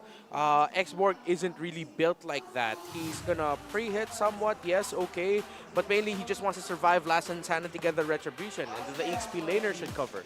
Again, maybe it's just wishful thinking that we could have seen an Angela, Alice, and Phobius together. Maybe that would have been a little bit more sustainability to survive, because the early game damage of Fnatic Onic Philippines isn't there. up until they were racking up kills. And unfortunately for Falcons APBren, Fnatic Onic Philippines just racked up kills at the exact right time and now proving that they are looking to be the best team in the world as of now. Yeah, I don't know. That damn good. Who are you guys? You guys watching? Who are you gonna compare to Fnatic Onic Philippines right now in terms of track record, in terms of consistency? Very few actually come close, right? So I would like to salute these guys, and we'll see you guys tomorrow. For now, that's going to be it for the Infinix Game Tambayan. I'm Rockhart, and this is Renmar. Let's throw it over to a quick mic check. Sorry, that's right. I thought they were going to throw it. Tapos na. Tapos na. Basta. Power kong. Yes, pre. Full stop. Power. 9 minutes game, guys. Nice! I thought we were closing up. Not yet, dude. Quick. Way too excited. They were way too fast. We still have a recap on the schedule. Right. We still gotta do the Fancy Fancy Laban. Of course. Sometimes we gotta get like Fnatic Onic Philippines and just like chill out, because their comps were chill up until they won. When they won, that's when you heard them pop off. That's right. And again, Kelra said, you know what, King Kong is in a rush. Yeah. And I think everyone's everyone's already so excited for day number 2. But for the meantime, yes. I think we're here in a scenario where there's very few people that you can actually compare FNOP to. Yeah. Prime, Blacklist is probably it. Season 8. Yeah. Closest is, you know, I mean, APBren as well. Yeah. And, of course, they're undefeated. They're freaking undefeated, dude. no one can really go that close. I mean, Just like I know TLID has been impressive. I know RQ has been incredibly impressive. They're fighting out. I'm not sure if they have already had their series in terms of the battle for top 1 there in MPL Indonesia. I know SRG is still undefeated. Yeah. I know NIP Flash is just bullying everyone in SG, but Fnatic Onic Philippines just hit diff. But those other teams are great. By the way, no updates to the bias board because we both got our predictions wrong today. That's right. But I think Leo deserves some points here also. I saw him vote for Fnatic Onic Philippines if I'm Earlier. not mistaken. Yeah. You know what? Let's put up a lion there. We should have, like, I guess it's a little too late now, but you're right here. Leo! We gotta update it. Did you predict? Hey, Leo! Leo! Did you predict for FNOP earlier? Did you predict Fnatic? Leo! Leo! Come back here. Did you predict Fnatic Onic Philippines to win? There you go. That's a win. That's a yes. So we should put a lion honorary, here. Yeah. Honorary lion. We're putting a lion right here. Right there. And again, we're updating this every time someone goes on the panel. Yeah. And we're gonna have a new system as well coming in for playoffs, so watch out for that. Yeah, It'll be fun. Yeah, we really gotta double check this before the regular season ends. I know Leo should have more points there up also. He predicts a lot as well. Yeah. And Check it out on the social. Yeah, your predictions of the spreadsheets also needs to get put in here. I know you've hit a couple also. Yeah, and either way, yeah. We're actually very happy that, you know what, the casters pulse. Is that how you say it in English? The pulse. The pulse. Yeah. Their grasp of like how the teams are popping off right now. The predictions are pretty good. Yeah. And again, we're still looking for you guys to get those early bird tickets for M6 already. Please book early, because in my experience, you got to book early to get the best prices, right? Yeah. That's a 20% discount right now on tickets, and there's also 20% discount on merch. Yeah. So if you pre-order merch, it's a lot less expensive rather. Yeah. So, and your hotel. Book your hotel as well. For sure. For Malaysia. What's the best hotel in Malaysia? I don't know. Have you been there? Yeah, I've been to Malaysia. You hung out? What was the name of that hotel we spent at one time? I forgot. Oh, Momo's is really cute. Is it Momo's? I think it was Momo's. It's a really small traveler hotel. It's adorable. But there are much nicer hotels too. Cool. All right, we'll see you guys there. But for now, we're talking about Fancy Laban. You know, this is the matchup where Infinix brings together the best of the best from the fans and put them together and fight. And looks like RSG won, and we're at a complete reversal of the actual teams. Yeah, in the fans-led tournament, it's a whole different story. It's the Bees in the lead. And I know the Bees are very okay, maybe aggressive is the wrong word, but they're very, I'll just go with aggressive. Enthusiastic? Enthusiastic, yeah. Because I'm part of the community group of Falcons APBren, and then every time the Fansec Laban is up, it's like they're always hunting for people to like, hey, would you want to represent Falcons APBren this weekend? Let us know. So they're, in more gamer terms, sweaty. Yeah. They're the sweatiest fans, and again, it kind of results. Pretty sweaty, dude. Pretty sweaty. It kind of shows in the results. But for our official standings for regular season, Week 8, Day number 1, no one is clear-cut yet. Like we mentioned earlier, RSG Philippines still has a fighting chance. Albeit, maybe their chance went lower now, maybe at 7, 18, 20%. Yeah. Falcons APBren has not secured upper bracket too, so the other portion of the bracket, we still don't know who's gonna end up in top 2. Crazy. Love that you bring that up.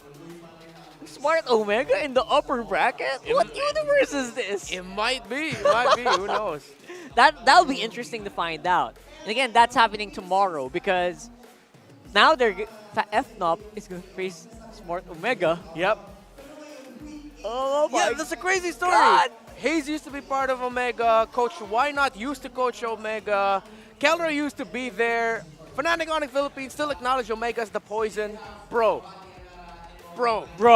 Tomorrow. Watch tomorrow. We hope you guys are here tomorrow. For now, let's throw it over to Mara to close out the day. And yes, for real this time, guys.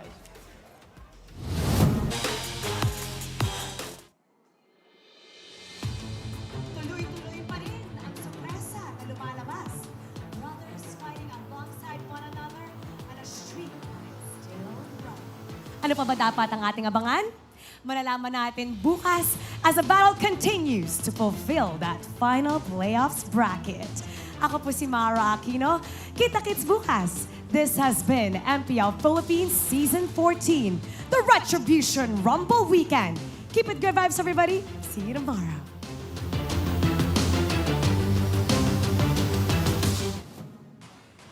The 14th season of MPL Philippines is brought to you by the following sponsors. Smart, the official telco partner of MPL Philippines Season 14.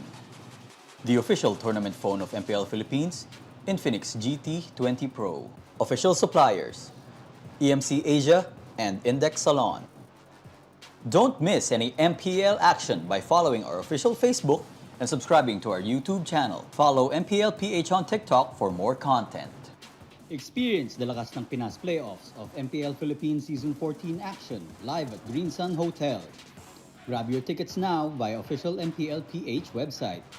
And to ensure the equality and fairness of our games, MPL Philippines is also monitored and supervised by the Games and Amusements Board.